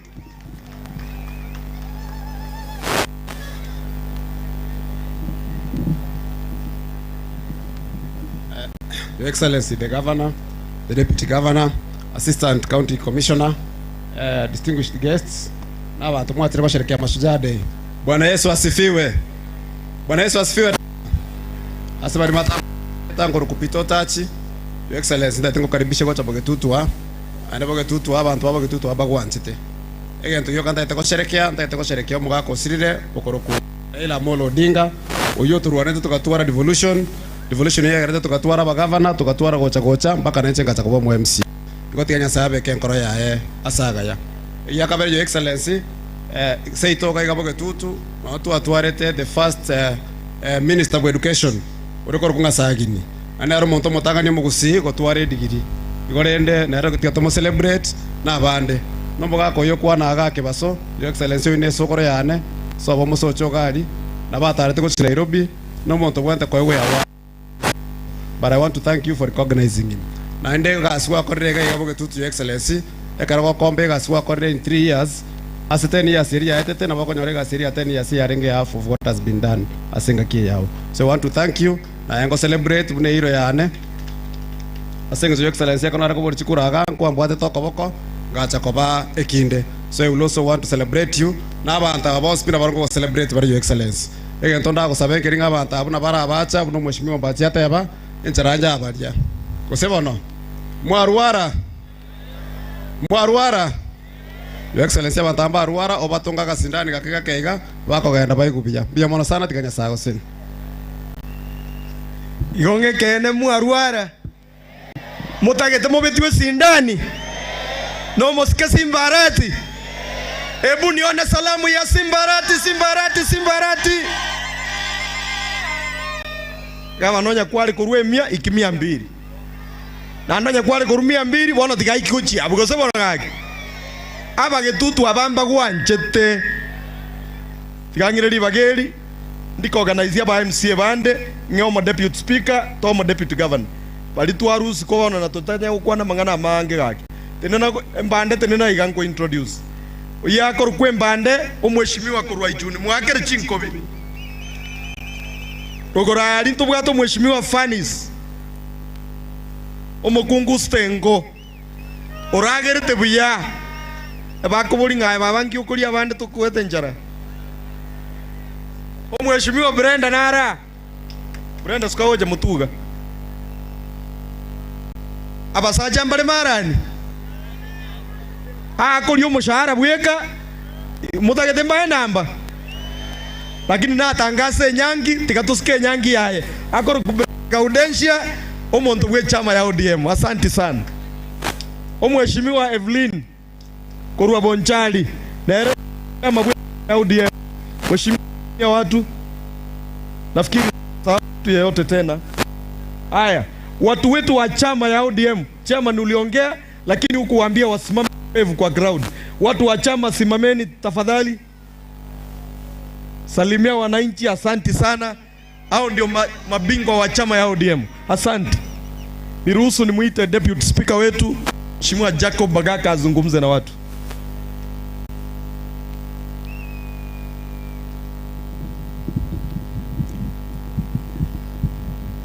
Thank you. Mimi kwa majina ni Jacob Barongo Bagaka, ni MCA wa Masige West ambayo inapatikana kule Bobasi. Na pia nimefika hapa to celebrate Mashujaa Day. Na vile mmeambiwa siku ya leo Kenya mzima tunasherehekea kiongozi shubafu. Kiongozi ambaye alizana kule kwa nyumbani Bondo. Lakini hakuwa kiongozi tu. Alikuwa kiongozi ambaye alileta mabadiliko makubwa sana nchini Kenya. Ile viongozi wengi mnaona kazi kwa gatuzi ama watu we call devolved units. Hiyo mambo yote ya majimbo na devolution ililetwa na Raila. Ndio maana siku ya jana watu wote kutoka Kenya na kule nje walikuja kule Bondo sababu ya kumsherekea. Mheshimiwa Gavana, nataka kusema ya kwamba nilikuwa na on behalf of the County Assembly of Kisii, I want to say Mheshimiwa Raila alale salama, lakini spirit will live forever and many days to come. I know for a fact if we did not have Mheshimiwa Raila, constitution that we enjoy today could have not to being. Wakati wa kitambo kidogo Mheshimiwa Gavana, ulikuwa ukifanya makosa kidogo unapelekwa kwa jela na haukuwa unapelekwa kotini haraka, ungekaa huko hata miezi miwili na saa zingine hata ungekufia pale kwa jela. Lakini saa hii sababu Mheshimiwa huyu Raila kiongozi alikuwa anapigania watu, alipigana na hii mambo yote. Siku ya leo ukishikwa, even if you are a criminal, you will be given a chance within 24 hours to go into a court ambapo utasikizwa na ukweli yako itajulikana. Haya na mengine mengi ndio nafanya tunasema huyu kiongozi alikuwa kiongozi ambao tunataka kumuiga mfano, na sisi kama watu wa jamii ya Omogusi tutaendelea kusema Raila aendelee kupatiwa heko hata ingawa amelala. Mheshimiwa Gavana, ndio tunasherehekea hero amelala, lakini si vizuri tuganya bako montakwe tumako tebama yaye njebuna Bagaka ntate kuwa na simba ko nyuwete nga aye you are my hero. Wakorire gasi nyingi sana ga kwa chotuno mgavana. Gavana okorire ustrakora. Gavana amefanya hama hajafanya. Ni shujaa si shujaa. Asante gavana, umefanyia watu wetu kazi na nataka kukuomba. Jana niliona ukiongea pale Bondo. I looked at you and I admired your courage and I admired your conviction that yes, the leader has fallen, but you are willing to lead Kenya to the next level. Nataka kukuomba unapoongea na watu wengine utusaidie pia kuweka mkisi pamoja, si kama umugusi ndoto keritochi chamo na buri mutara bwate kebanda mokoreki mubwate egere sabayere motuga iga tutarama mno mugusi. Your Excellency, but I ask you one pertinent question. Abanta abaikara sta bange mbali yokonyora kwabo korense abange nambara osom kwaba bana korogo kongu ndaite go request governor nonyeji basari chiatene to mwako ligwetera amangana ali abunge ga rogoro. I know when ni shujaa. I wanted to ask you with a lot of respect, you try as much as you can abanta abanyole basari egraba chiswami abana babo erebu yago sere bobe mbuyamono nyasaye abasesenie mumroita kwane tibiya mokora moro kobi mbuyamono. Gavana, mimi sasa nataka kuwa mfupi wa maneno, nilete deputy governor akukaribishe ili uongee na watu wako. Kwanza kabisa nataka kuongea kwa shujaa ambaye amelala, ambaye ni Raila Amolo Odinga. Raila ni shujaa wa kila mtu ambaye yuko hapa, sababu alifanya sisi wote tuko na uhuru. Ama namna gani? Kuna mtu hapa ndani anasema Raila si shujaa wake. Nataka tuonyeshe gavana kwa mkono kuwa Raila ni shujaa wetu sisi wote, na tunaomba mahali ameenda aende salama. Hao watu wote, Your Excellency, ni watu wa baba na sisi wote tunalia. Hatutaki maneno mingi leo. Leo hata mashujaa wako wengi, lakini leo tunataka ikuwe siku ya baba. Tukimalizana na baba, shujaa wetu ambaye sasa yuko hai, ambaye ni shujaa wa chama, ambaye ni shujaa tunamwenzi, shujaa wangu na shujaa wetu sisi wote, anaitwa Simba. Anaitwa Simba. Kwa heshima ya baba, sababu baba alisema tuheshimu gavana wetu Simba Arati. Tukiheshimu baba vile amepumzika, naomba kila mtu ambaye yuko hapa aonyeshe gavana Simba Arati 2 term. Aonyeshe gavana Simba Arati 2 term. Gavana Simba Arati anaenda tu. Simba Arati ni tu. Gavana, hao watu wanakupenda. Hao watu wa Marani wanakupenda. Hao watu wa Kitutu wanakupenda. Hata nimeona wanataka kuliko Bobasi. Abantu abandu jenge bataite kugwanja kubwa Bobasi, lakini bono bagaka tikatoira ne muino tokonge. Wanya bako nyora jikura 120. Kana ya mange. Your Excellency, mimi nitakuomba watu wako hapa wa pikipiki wengi ambaye mapato yao iko chini kidogo. Kina mama wako hapa mapato yao iko chini kidogo. Niliona ulileta supplementary pale, na vile DS wetu wamesema governor anajaribu kupigania nyinyi mpate basari ili watoto wetu waende shule. Kwa hivyo bila kupoteza wakati, naomba deputy governor uje uzungumze yako, uletee watu shujaa wao wamuone akiwa hai. Asanteni sana.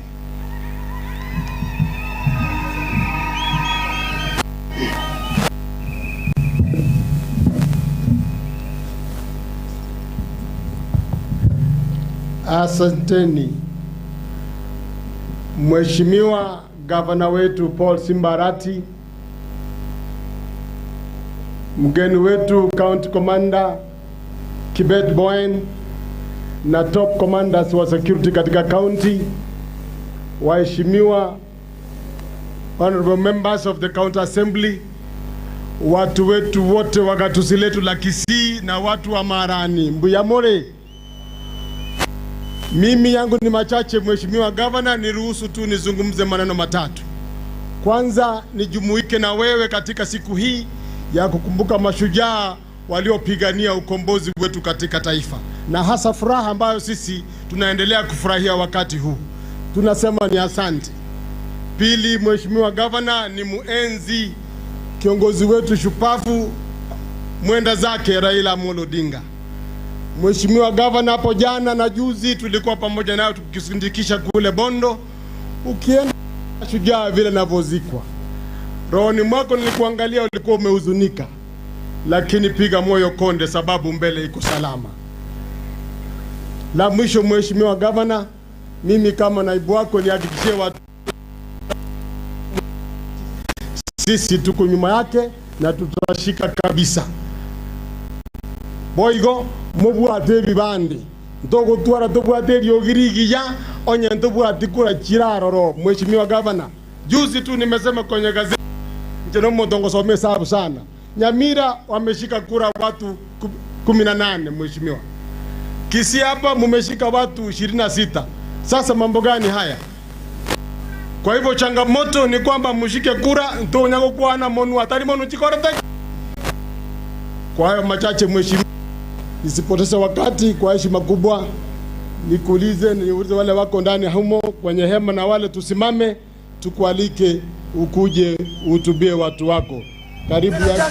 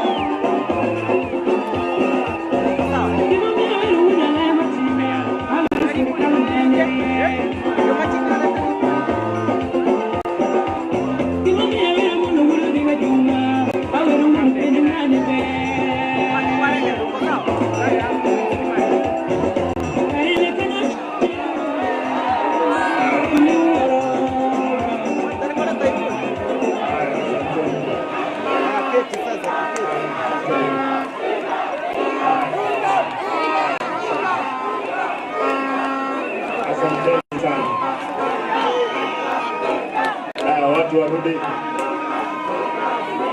Asanteni. Watu waketi chini tafadhali. Nashukuru, asante.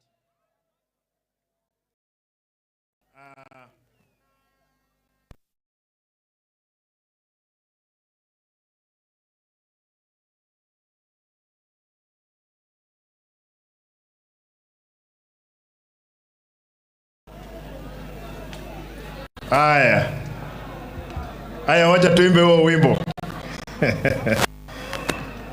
Aya, tutaimba huo wimbo. Aya, tutaimba hiyo wimbo. Aya, vijana, tutaimba hiyo wimbo. Kwanza nikubalie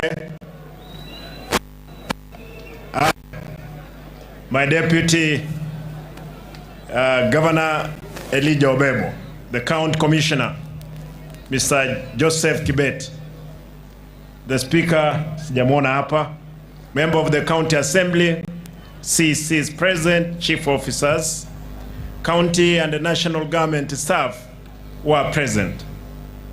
Na wananchi watukufu. God is good and all the time. Nikubalie, leo nimepewa hotuba ya peji 20 ambayo nataka lakini naona mtanikubalia nisiisome kwa sababu ni refu sana na watu watakuwa wamechoka, lakini leo nitasoma hotuba ndogo ya kumwenzi Baba Raila Amolo Odinga.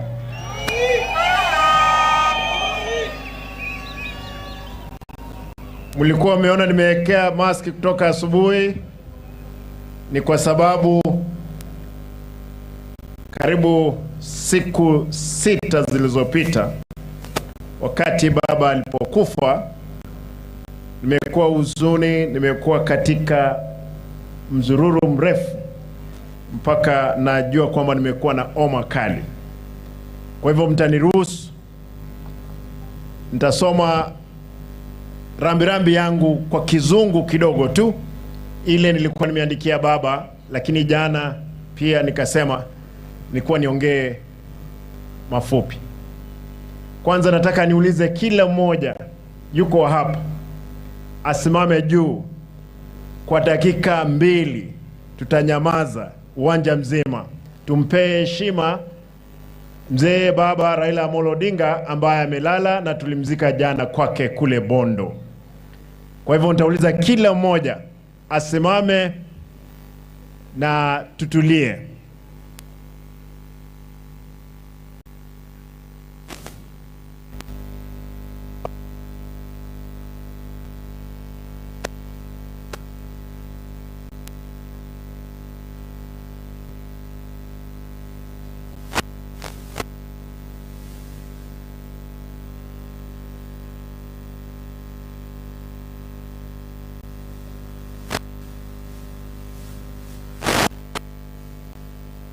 Asanteni. Tuketi.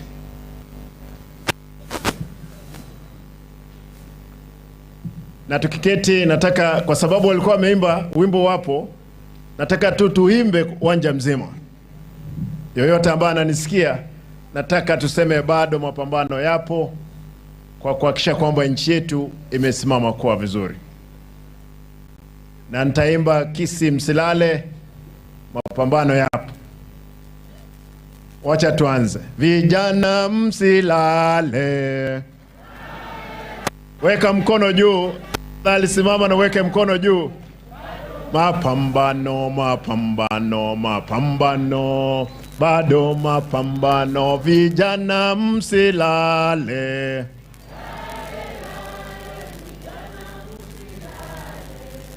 Bado mapambano, mapambano, mapambano. Bado mapambano. Kisi msilale. Msilale. Bado mapambano, mapambano, mapambano. ODM msilale.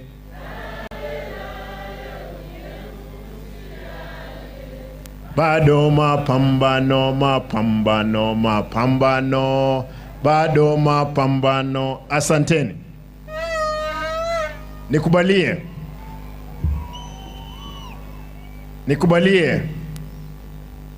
nisome hii kando na ule utaratibu. Nitasema yale yote ninafanya kwa ufupi, lakini na kwanza nikubalie nipeane tribute zangu leo, kwa sababu pia jana nilimuuliza Rais William Ruto kwamba leo ilikuwa tusherekee maisha ya Baba Raila Amolo Odinga. Mimi baba alikuwa na nafasi muhimu katika roho, na mimi nasema kwamba leo ni sherehe ambayo ni ile tuliyofanya jana extension kuja leo. Yesterday we gathered not only to mourn the loss but to celebrate the life of a giant of Kenya politics, a visionary leader, a relentless champion of democracy, and a beacon of hope for millions. The passing of Raila Amolo Odinga leaves an indelible mark in our nation's history.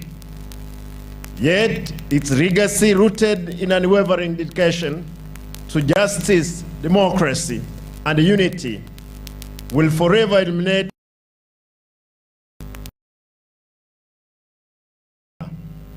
was not only a politician, he was a symbol of courage in the face of adversity, a voice for marginalized, and a tireless advocate for equity and fairness. His life was a testament to resilience, inspiring millions across the great nation to believe in promise of a better Kenya. I consider myself privileged to have journeyed alongside these extraordinary statesmen, leaning onto the front row, not only as a mentee. His wisdom, mentorship, and steadfast integrity were guiding lights for those fortunate enough to know him. He consistently placed the nation's interests above personal gain, a true embodiment of servant leadership.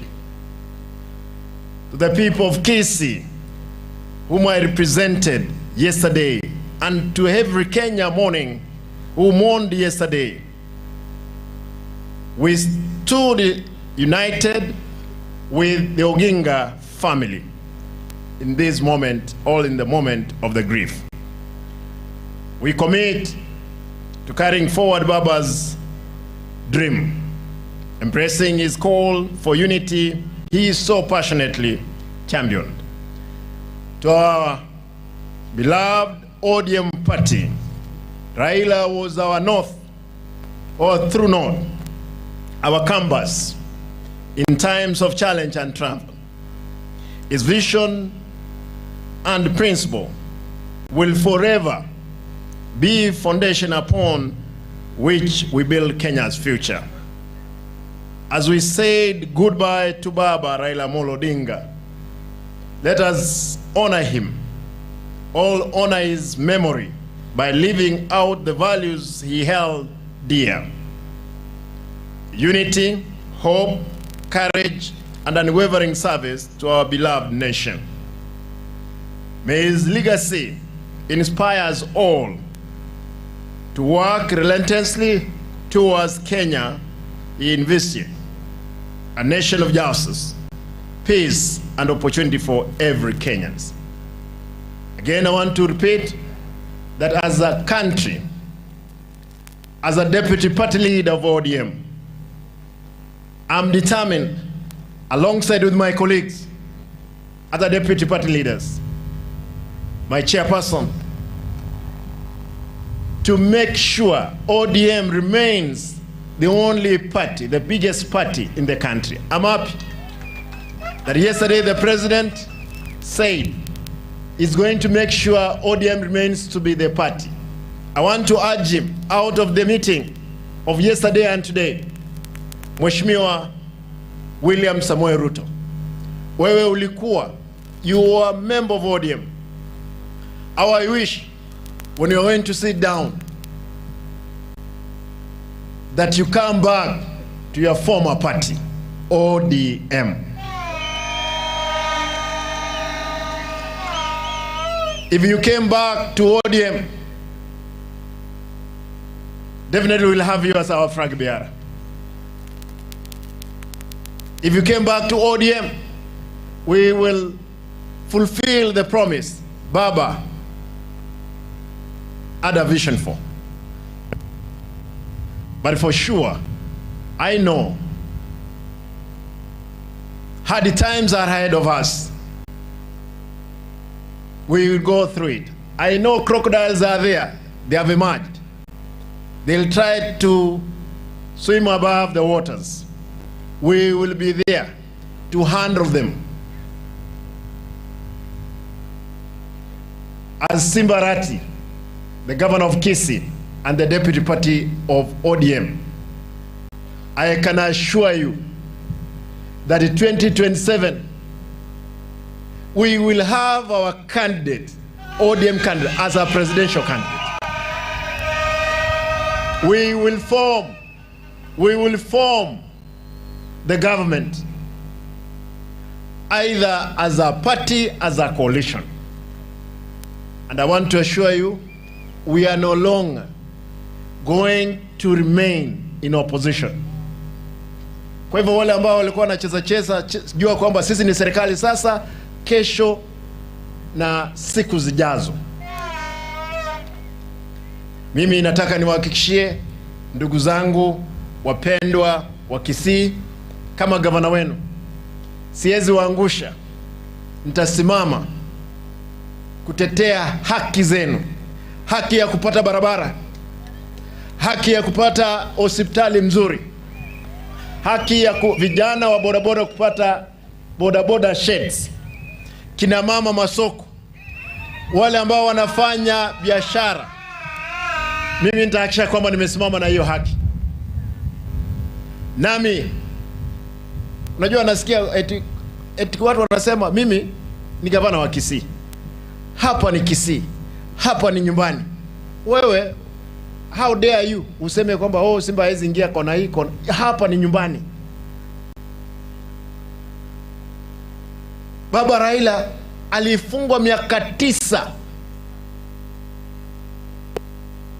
Akarudi akawa yule ambaye tulimzika jana. Nami kama gavana wa Kisii, kwa miaka 7 ambayo imebaki, nitahakikisha county yetu iko among the first counties in this country in service delivery. Nilipoanza nilijua nilikuwa na vita nyingi. Walitaka nipige magoti chini, lakini si kupiga magoti. Na nashukuru wale wote walioniombea. Mmoja yule ambaye alitolewa ofisini alikuwa amechochea hawa viongozi wa serikali. Huyu mtu alikuwa anaitwa Gachagua. Alikuwa ameweka vitina kwa county commissioner hapa. Hawa askari wote walikuwa wananikimbiza kila mahali.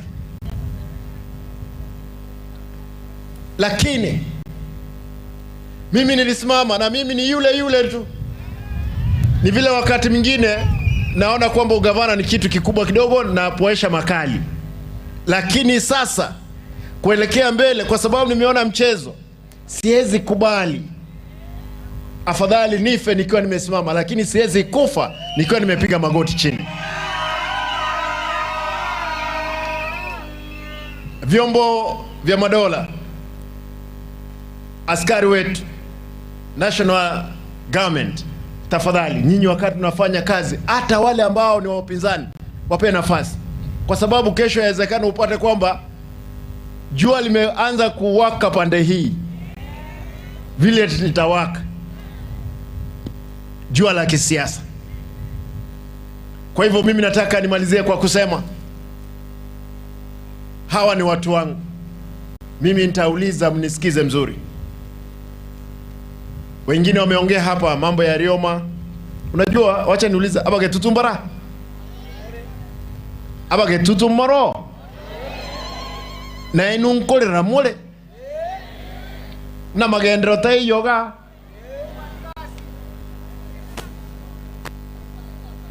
The kwanza ndaleta chisalamu kyomo jumbo ino ekiagera na alenge isiko na atagetachi chaiga, lakini tuwa na nere ontebimba kwani tigamba tebi omo jumbo ino mwarorekero chipara chiyali wo ugusiga ne constituency yeye na South Mugirango na Nyaribari Church no mwaro chipara chiaru esenge ntabanta aba no baisiransi na ruto angegadi mo motebera asoka kurworo tigabe roro owancha boygo na intu engombe nkonyiragiri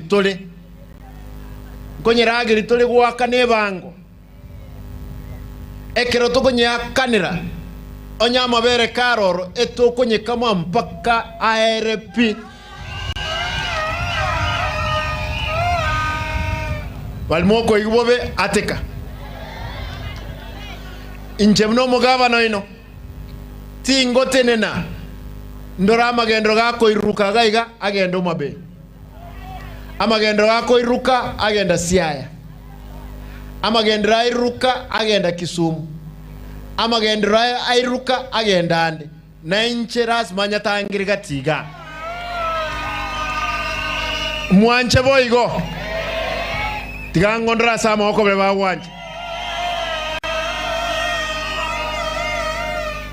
abande bawate unga Simba abadebe ngombe tokame obeiro mukami na abero mukami bono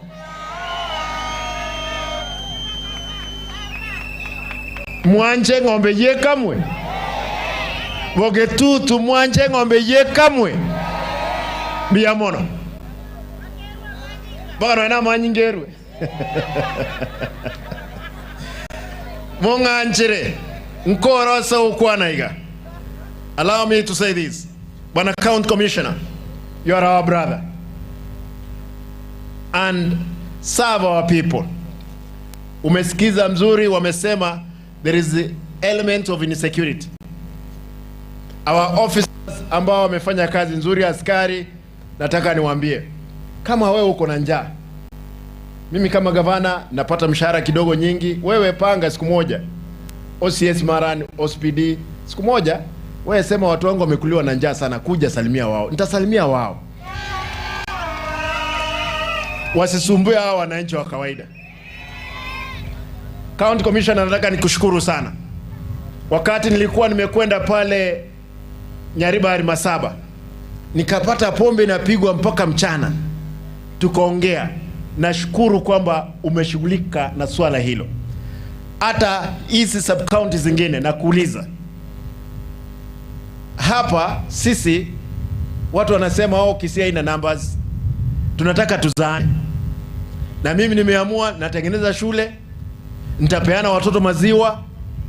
Kazi ni peke yake watoto, wanaume na wanawake wafanye kazi ya kuniletea watoto.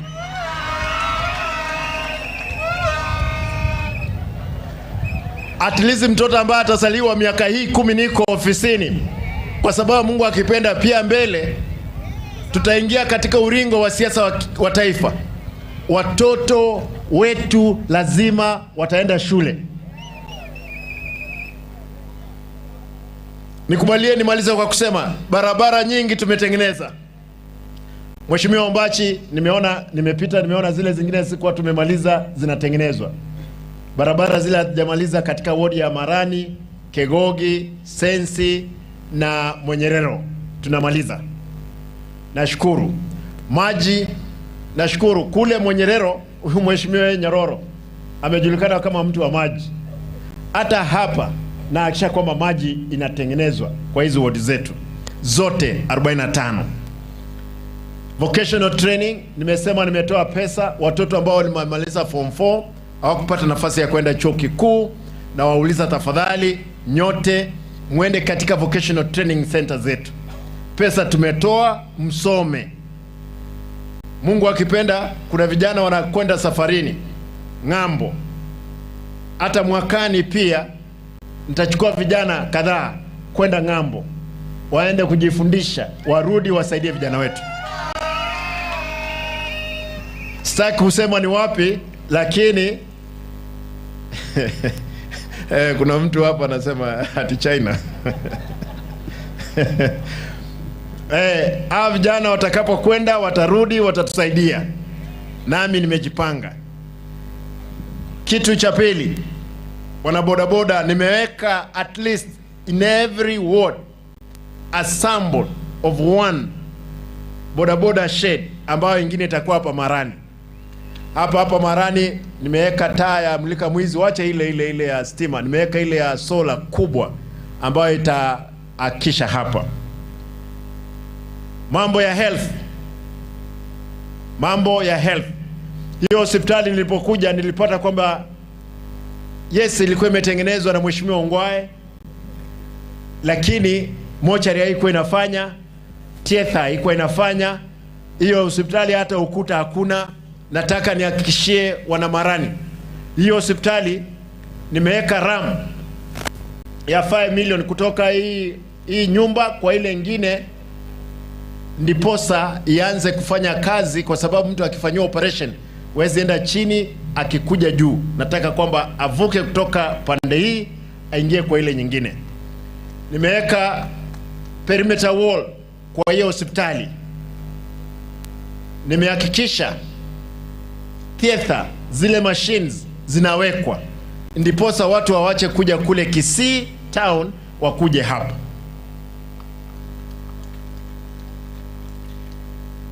Mambo ya kilimo, pesa iko ya NAFIS CBD ambayo tumeweka katika vikundi zitapewa. Mambo ya elimu, shule zetu zote, classrooms zile zilikuwa zimejengwa na serikali iliyopita, nimeamua zitengenezwe. Nimeweka pesa, nimeweka milioni 1 kwa kila darasa for renovation and equipping. Nilipromise wale watoto wadogo ambao wanazaliwa wanakuja shuleni wakiwa na miaka 4-5 waone TV, wasikize mziki. Kwa hivyo katika budget hii supplementary nimeweka milioni 90 kwa madarasa mawili kwa kila ward ya 45. Kwa hivyo zingine mwaka ujao tutaweka, tuhakikishe kwamba watoto wetu wamesoma wakiwa wadogo. Nataka niseme hivi, abantu nikubalie niseme hili kwa Kisii, abantu aminto ngenjoteyo turate bento ganetyo oburayi bwense onya abantu baitu mbago twara chikura, abantu baitu chikura tubwate tibna Kisii ka bwate kura 1700, Nyamira bagatwara 700, Manyanga eine milioni yemo .1. Ebisa kubinde mneke kya abantu baitu ku center abayikoyo babwate tichikura chi milioni nye 4.7 million abayikoyo boka. Abakale njiniga babwate chi milioni 3, abakamba chi milioni 3, abagere chi milioni 3, abaruya karibu chi milioni nye. Intwekero chikura chikubwatu Nyamira abantu 19 babwate. Kisii gaiga tumayako twara 25 ga kinki mugane tokole ndi mo kumanyobu yabo burayi ndi mo waja komanya chinguru chekura abasaimura enko baboli mwensi so wanche kwaini ondo tabwati kebande motebi abwati kebande otabwati ekura abwati ekura nalitura rwane segerengia a sense yaito.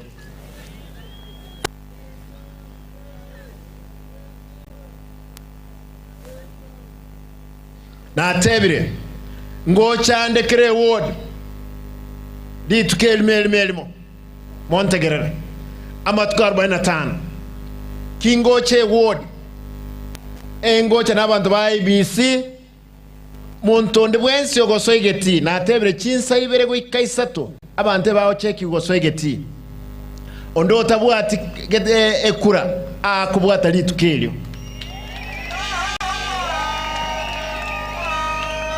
ntoi wana ine timbu atiara kende yons ngo chande kre ward na ande kitu achire maran to korusensi ekera sensi nko genda ndo na ande kinko enda sensi omonto maran to kogenda to koenda sensi omonto sensi to kogenda monyerero goseke gogi entagete tutwaro bostarabu nebe ndurake lakini lazima abantu nayo ntutume nk'abagusi ntororo ntubwate kura isaine igo magendero andos kelintarakora ninde tayari ngiche ward mondenga gavana turatokorereke gavana ekenge bwende okolekana abantu obwate litukirito kuwane n'abantu omoyali opi abantu bane tetemba kirembya muno naende ekiara mwasogete mukanga kirekura ni manyete ntoraika kana ni lakini ntonyeroche ogende bosongo yaitoga enyagitali yaitenene abantu barenge go kuororekero kya corona abantu 17 weka 23 nero yarenge yemo yabo kenyengi mabantu sibango kwa bangi sengenja abantu namaru barenge ubunyaka barenge lakini twateneniri ebintu binde bikabyango koleka nebiboro ntagete ntebeiga etown yaito ase towe itogeli na boli mheshimiwa William Ruto kaltomirana nkamuboli your excellence ga kyekere binte byoko byetiko kibogera karabitene naye gaiga nkamosabe chiro ya daraja 2 aganga 500 million daraja 2 rosigwe chiro ya Nyambera 350 million bono iga contractor ya soiroro egetije ito nalinda nywale kibese cyo mheshimiwa yomba chambo liga mente egente kasa abana bagote no mupira ko wako akanga 500 million chegeti ke stadium nyanchwa chipara akanga chipara kilomita 5 350 million echichitali ngese budget nga ntotage torose flyover ekorudara jambili eke Kisi school nkamubolie pale yaitira abantu baita abange ekoruka brong yacha mpaka Kisi agatenga bestabwati lakini asegetirokere naboli abantu bae barosi osine pale yemo kibe kiraye ni 3 abantu aminto mutagete ndamurama naliarange ebintebi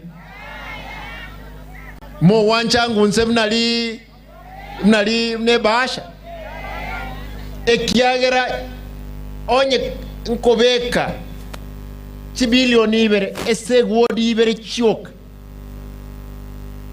chibese chekana chinyorere nyale kubeke se chiwodi chinda abantu batwa moyo toika 2027 bona botokuburani katometo saranse mesanga ntotage to mumbroito ali saranse SMS okuna kogo sabakwane mo wancha boyo esbono ya kera maragoba tigatorenki toko nyara korwese serikali eyo umwaka no yomo tominyo naende ninche moletega imoboli umwaka oyo murasi mebinte bibibe igo abasaye moleta yali abangina kiranda itenda igwa basaja na butoko ligirira na barabo topima ino bongaini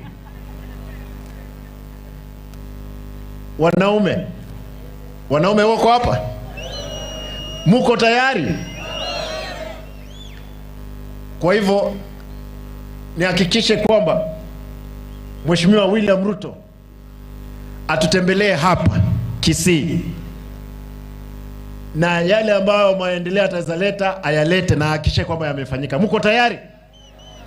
Hebu nione kwa mkono. Mkikataa nitarudisha tu nikatae. Mmekubaliana? Asante. Kwa hivyo unajua hii ni siasa. Utapata mtu mmoja akipiga kelele, we don't care. Lazima tukuonyeshe mwangaza. Amna namna gani? Hivyo tu. Kwa hayo mengi nilikuwa na kuna mtu wangu hapa anaitwa Tuchu. Alikuwa ameniandikia 20 pages. Ningeongea mpaka saa 8 ya usiku. Kwa hivyo ndugu yangu, siku nyingine nitaongea. Lakini leo kwa sababu maombolezi ilikuwa ni ya baba Raila Amolo Odinga, ndio nimeamua niongee vile nimeongea. Otherwise togo kora abantu bane ondeteye wasoka kuretia.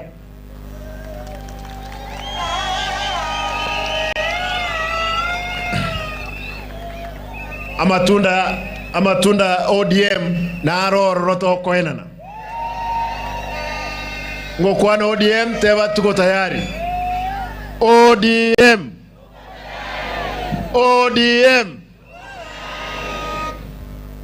na inturas matobemne kiombe kemo ekiameke tiga oma tevinto vine ndata eto nkwa nega ekiameke mokeroche lazima tokerae ne chingru chons iga matunda yekera toko enana nkorundo mwerekeo chiguni chinyinge moro chiga chirina matunda ukajibogolete yani oko gendo kolia ulioko nyara kurugaruge oyo koronse cha yakoreki aro ese kurua sa matunda mole no mogoko abantu abakaragira byanda roba gakamba isaransi abagaka bali mole tayari biamono abantu ba kitutu cha North abantu ba Marani naenda basaye ba mintu mikutano kama hii, naomba mtu yeyote siku za mbele, nataka nipeane onyo tu. Kama wewe uko na maoni tofauti, hamna sababu ya kuja kwa mkutano yangu. Wewe enda tengeneza mkutano yako, fanya ujinga yako pande ile, na sisi wache tufanye ujinga yetu pande hii. Hatutakubali. Bwana County Commissioner, kama mtu ako na mkutano, bwana County Commander wote, kama mtu ako na shida na mtu, asikuje kwa mkutano ya mtu mwingine. Yeye atengeneze mkutano yake, aimbe huko, hatuwezi guza yeye kwa sababu tuko demokrasia. Tukiwa na mkutano yetu, watu wananyamaza, sisi tunafanya vile tunapenda. Hamna namna gani? Ntoigwana ine? No chobe wa tomiru. I'm serious. Ekera ntubwate nyakitali. Owa kumpaka tukwere nyakitali gali obwenu.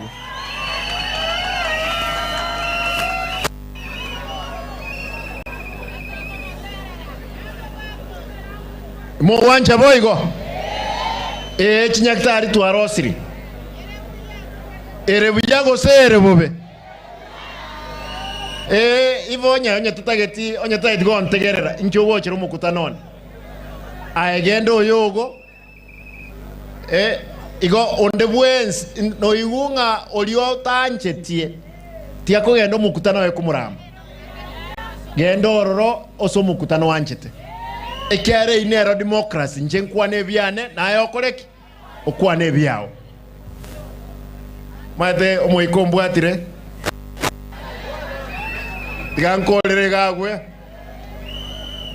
ntagetengo kwa ODM, nasema tuko tayari. ODM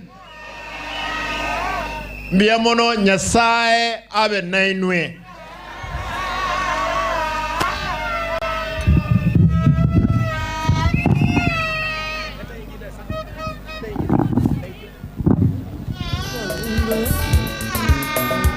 Don't be where I am.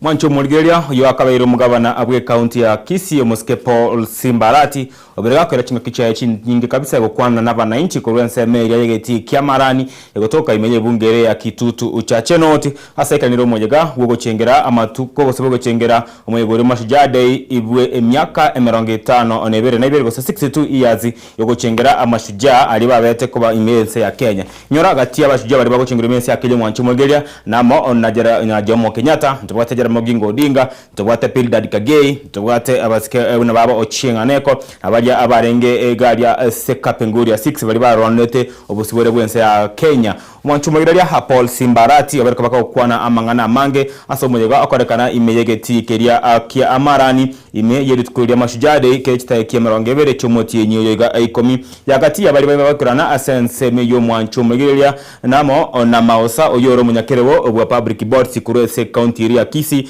ntwara omosiyo o Kisii Training and Referral Hospital mosike oimeke marita no arenge garia nabayigonto bakabatoka morra omochairman bwe kyama kiregia ODM kurase ekense media ya Gusii se county ya Kisii omosi gari no arenge asenseme Melia Paul ntwara mo county commander Kibet Bowen no arenge asegeti ekyo nanigo atwamara omo deputy governor Rachel Webo yobakaba ko mwariganya mugabana abwe county ya Kisii go kwana abarai ao mwancho mugiria ababerko bakorwa amangana go sekurwa ibirengera byabo igoro yo moyegoyo nenda abande nigo bayachinga kichinyinge mono kutoma engora yabo go chiesenka yanyagosira Raila Amolo Odinga oyorengo mo prime minister bwense ya Kenya nabo igomo bunge bwenseme ya Langata asenia kemenge yebete ko so mabwa ya sema ya coach India kwende asaba kwa utinde kwa litukole garogaria ime ya account ya Siaya igari ime ya Nyamira Kango ejwere esenka mbarambale amonobo ina abwata ato mwabo Ojaramogi Odinga mwancho mugiria kokwana asemo yegoyo korwa asegeti keria Kiamarani omugasorero omumca ebwenseme yo Dennis Ombachi nigo onyaniga mwakere mbuya mono mugabana Paul Simbarati bunatwara garia asokorosie chireri Amarani nabo igokorosie sinyagitari ya River 4 ya Marani nabo igo asatebanga imashini iri ikire aesthetic iri gokonya gokora amangana yo kubara negentokere ekinyo cyonyana nigo Dennis Ombachi omwancho mugiria nigo kabaga kumuboria omugabana gokonya media ya Marani ebage kobekwa na kobe municipality iri banyarka bagwetenera asamangana yo bonchirolia nabo igo osamangana aria ayo okorosia gose oyo obusangereri ebango egentoronya nigo Paul Simbarati agochago kelgereria abarai amba bako bagwesokia senseme yo no mwancho mugiria nigo babereko bakorera mangana aria ayo borendi ime yansemo ya tuja chenonti anene korwe senseme yo ya Marani ese batebiringa abanyanyimbo ibachenchiriye birengereri byabo nabona iga nigo bagutara butuko koriya amarua asakwengwa kurende mbali gweta magasona igo nego bagotebanga abo inga abanyanyimbo nigo bona bangere korusie chibesa kurasa bari bakwenga amarua nagotiga abasaya bakekunywa amaru amona kuone mali ojo gotindi egento bona abaraya babako kwikiria kigima nabatebye mosike Paul Simbarati abako bagako bayire getambo korege tindi abanyanyimbo bari bagutara butuko koira chibesa kurasa chinyomba cyo kwenga amaru naenda batiga basaya kugendera kunywa amaru nawe gwesoya ne as amarenganari ya amariogo oyo ogotindi okwana korwa enseme giyeyo oyekera gabu Jacob Bagaka oyore MCA omasige West korwe sebunge ya obasi nanyene nabaka bagaka motogia mono asaire ngora yaye uchi ase Raila Amolo Odinga buna tebanga ngare ngomurayi orabe gakunyurwa emyaka ayonse nanyanigo omusike Jared Bagaka yose Jacob Bagaka nigabaka Bagaka muboria umugabana bwe county ya Kisii omwancho mugereria kwenekya ingachi basa rikwa na chiro chiskuru na bachi watu tutukanu imeyense ya Kenya kolende amte abanga umugabana bwe county ya Kisii ayene kinga abayiboli nkwe bachi basali eliyo banyare go chia ko basomia abana babo nabana mbamasa ko babako tigara isiko kegera esomo nere ewekerania akiregento nabara ina bange ebekerana gabwe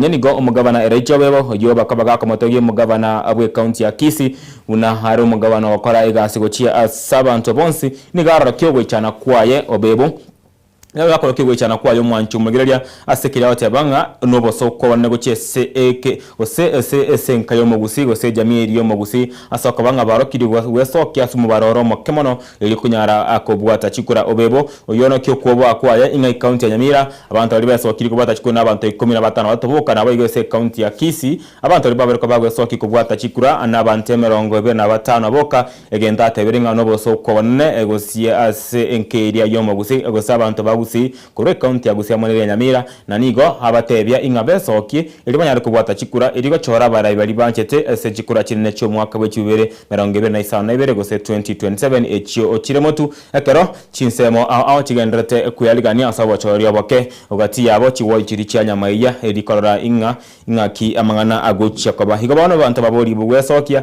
iri kubwata chikura asenchira yobe kanu korengana anomokonyi bomugabana abwe county ya Kisii Rachel Webo oyone kyanga nege korokere ekyogo ogostine kere kyobosoku abanene kero haso akobwata rikona gokwana mugabana bwe county ya Kisii moske Paul Simbarati oyino yone igoro mokonyi ibwo murayi bwe kyama keraje ODM nigaberega ko yachinga kinyingo mwancho mureria buna kwegwa garia gokwana na abamenyi ibenseme yabarbekana nabayigo bari barukinsemo aho nawekana muyigo yo mashijade yabakorokere kana imegeti keria Kiamarani ime yebunge ya Kitutu uchache noti asamanya nigo mugabana yo Paul Simbarati aikia makwani iyo mu uchumbe bwenseme iyo Moske Javet Nyakundi oyo Reisco yense kurumense ya Kenya asate abanga igo amotomire na abate abanga jatabet ko bakawikerana korende no ale amo onabana inchi baye ane ebe bungeria ya kitutu uchache enote nigo akwanda mangana mange Moske Paul Simba Arati ase aro kabotina monona gokwananga nigo agochikwegerera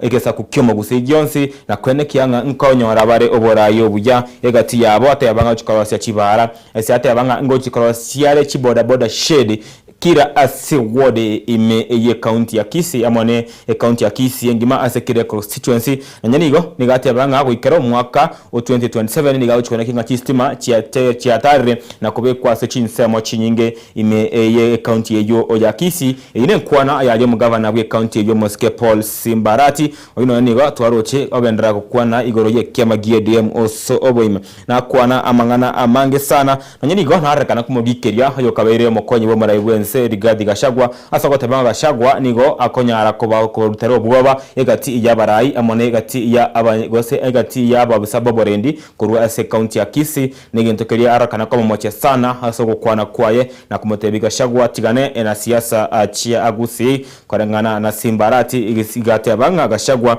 no monto kunya kuba rutero bwoba abarai abana bayigo batene borendi kurwa ase county ya Kisii Simba na bandra kwana ebinte binge gati yabo hati abanga ese arengrit kulero eyo erebunge ya kitu cha chenot na chikoba kago sonna ase chigwadi sato chibunge ya kitu cha chenot eyo erebunge area gosere ward area ya Kegogi ntobwate ward area ya Munyero na bayigonto bwate ward area ya Sensi asate banga igaho chigwikirania ebinte binge kokorekana ase ward eyo gati yabo hati abanga na chikoranga chibara nkobekwa chire na hati abanga ase kre ward gati eti ward ya Sensi gati ye ward area ya Munyero amo one ward area Kegogi ngochiare kobeka chiboda boda shade yalikuwa na kinga bonchirolia abo obasombi wechi boda boda ime ye wose ime ye ebunge ye yaktu cha chenoti ngochi bare konyora aso oboy keranu obokorali baro buya na wayigese bakoigama anene hinga ki chiembura amo one chinga ki echiria chiomugaso esenge nchonga abana boda barabu nabantu balia bagenda tagosira uchumi NCU wose uchumi county ya Kisii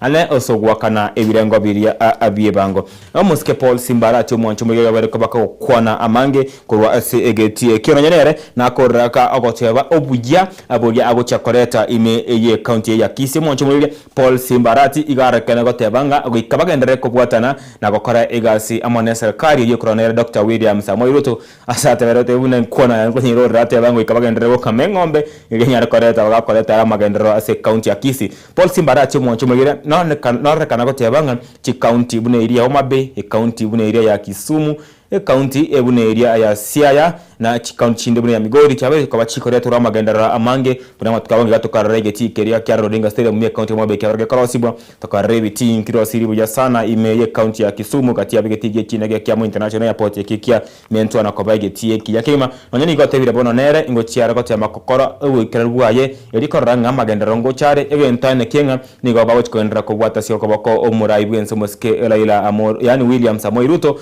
erio achikobakawo ikirania abakorali nonyanigo otebire gati ebintu birie binge Ruto abarakabakomwa eri ikiranie abakorali obuya hagati yabo na kwanda chisiringi chimilioni 500 million mwanchumulia uchiese chiro eria aya adraja mbiri chiro adraja mbiri nige egotoka ime woti ya ward area ya Kitutu Central iyo ere bunge area ya Kiucha South ekora no omo bunge Antone Kebagendi echire yo igo yabe kirwa na iga chisiringi chimilioni 500 iligo chikonyagendera ne chiro ya gachire kaira kwende igo batete konyementa ne ndebe ne kabisa otimuka chisiringi 500 ekyabate banga iga irwe no omorai bwense omoske Dr. William Samoei Ruto nyanigo na kwanera igoro oye chiro mbarabare chiro eria aya Nyambera ase atebirenga nkorenga sinye chiro Nyambera no bado bagenete kwagacha industrial park ya Senseme area yari gutugutwa bikorende nigatebirenga omurai bwense nenda momente chiringi chinde chiribu chimilioni 350 350 million erio bachikugenderera igo kunyagacha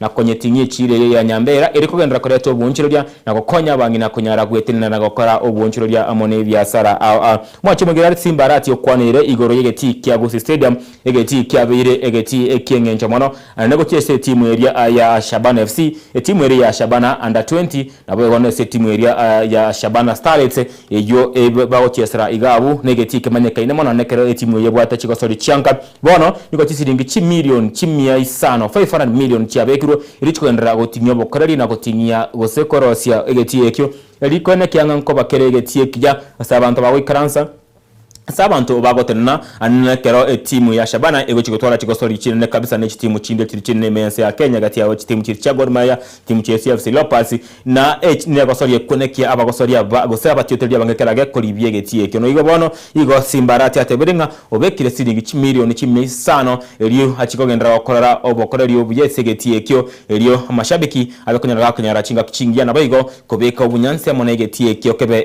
ekengokeria ageta keire umwacho muligereria kwanire igoro yeyo chibara imenya nsemeria ya nyanchwa nensemere mbarabara no mochi Okisi town asa atebire buna igo chia be krisi shiringi 1 million 350 350 million eriko nyara gwikirania chibare ekyo eliyo balya bakurwa kigasi cyabo na balya bagutumike bare yo chia nyanchwa banyara kuba abakonyora bakeryo buya anenekero embura yegotwa onyoranga ibara anerengiya ase amangana ayobo sombi ya keraritko onyanigo anakwana igoro yebara ino flyover kurwensemo ya tarachambiri gwika asensemeria ya Kisi High School efrayo yate abanga nakwano murayibwense kurendo murayibwense tabwati besa kurinde nanyi begete esebirengana nyanigo nakwandre para yakorukwa bronge gwika daraja moja ibara ya birembe esamotu kama gaiga ibara ya berko bage koira magima y'abantu abange asata biro murayibwense atabirenga esecinsemo cyicwate bitiye binene nigo kigo kikobe kwa trilene yesigali kinyara gutigira isato nago turumboka echinde isato yentabona kera konye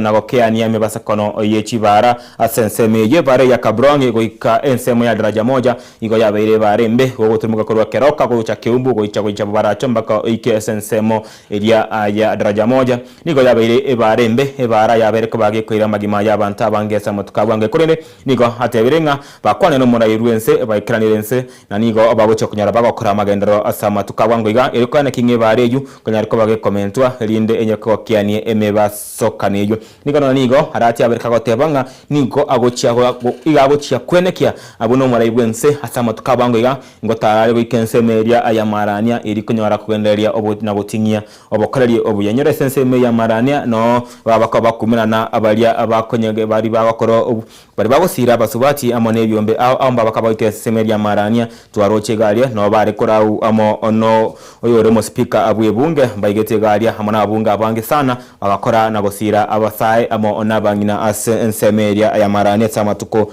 abwango igakine chinkwana cyabaye kiko kwanwa no omuske Paul Simba ikonde gukorera nigo muske Paul Simbarati ababoliri abantu be county area Nyamira amone county area Kisi Wesokia nonyenere nigamenta inkwana yomokonyoye umuske Elijah Obebo esikiate ringa abantu mbare soki na kubwata chikura bono arati nigo atebire na goichana sana inkitari kubwata chikura igatebire nga egesoke mugusi nigo kubwata chikura Emilio ye mochini gutaya ma 1.1 million voters na nyani nigo atebire ngo ndetaye kuyasokiri nobo soku obon nekirage kera koranga abantu 15 batoboka besokiri gwatachikura se county area ya Nyamira nabigo abantu 25 boka besokiri gwatachikura ase county area ya Kisi egento aroka akoba obosoko bonne kubwatkana yubono nigatebirenga abantu bonsingo chibare kunyara kubwata chikura echo erinde bachikunyara gokara obwonchoreria bwabarayi bali batagete na ekura yayo nero egochia gokorosia asama tukamotu ayunkorengana na omoske Paul Simbarati mu governor we county ya Kisi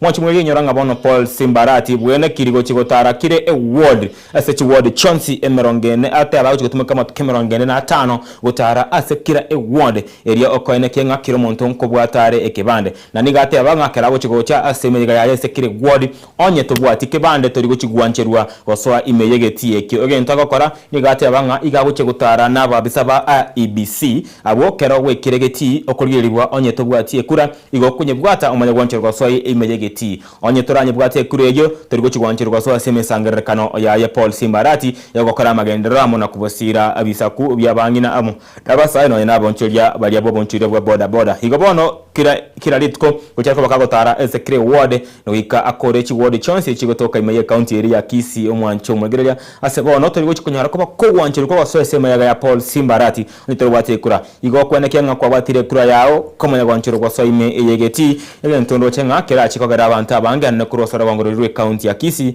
kobwata chikura elinyana gukora amagendro. Paul Simbarati okwanira igoro yekiamagia ODM na bayigo bakawo kwanira igoro yobora igwa Gusii asate birenga tikatara kora siasa bono iga erinde to ichikoika omwaka 2027 tumanya kumanya gosengo siratore oyo kubori obora igwe chikura kurwa ase korongwa usinkarenga gargo kwanira umuske Dr. Fred Kengo Matiang'i asate biresi bono iga tikatara araga ko serikali to iko mwaka 2027 tumanya korengera linga kita gokora ngakito gwa kesabu uyo kubeko Gusii asemesa area enene yine nkwana aya Paul Simbarati oyo kwande kurwa segeti keria kiamarani omora chinsa chinketia etire asomojeka abwogo chengera Mashujaa Day mojeka bwo chengera Mashujaa Day yentunda aya M50 onomo na ibere gose 62 ime yensi iga aya Kenya go kwana ngono ni garre kanne go tebanga goike kiamagio dio mukebega kongo nango chibari go korakire kire bakonyara koranga kugandra bare go kera ekiamekio ogio ODM egentasi ni umuntu murya yakorara kanango kumusana nagete nkoro ime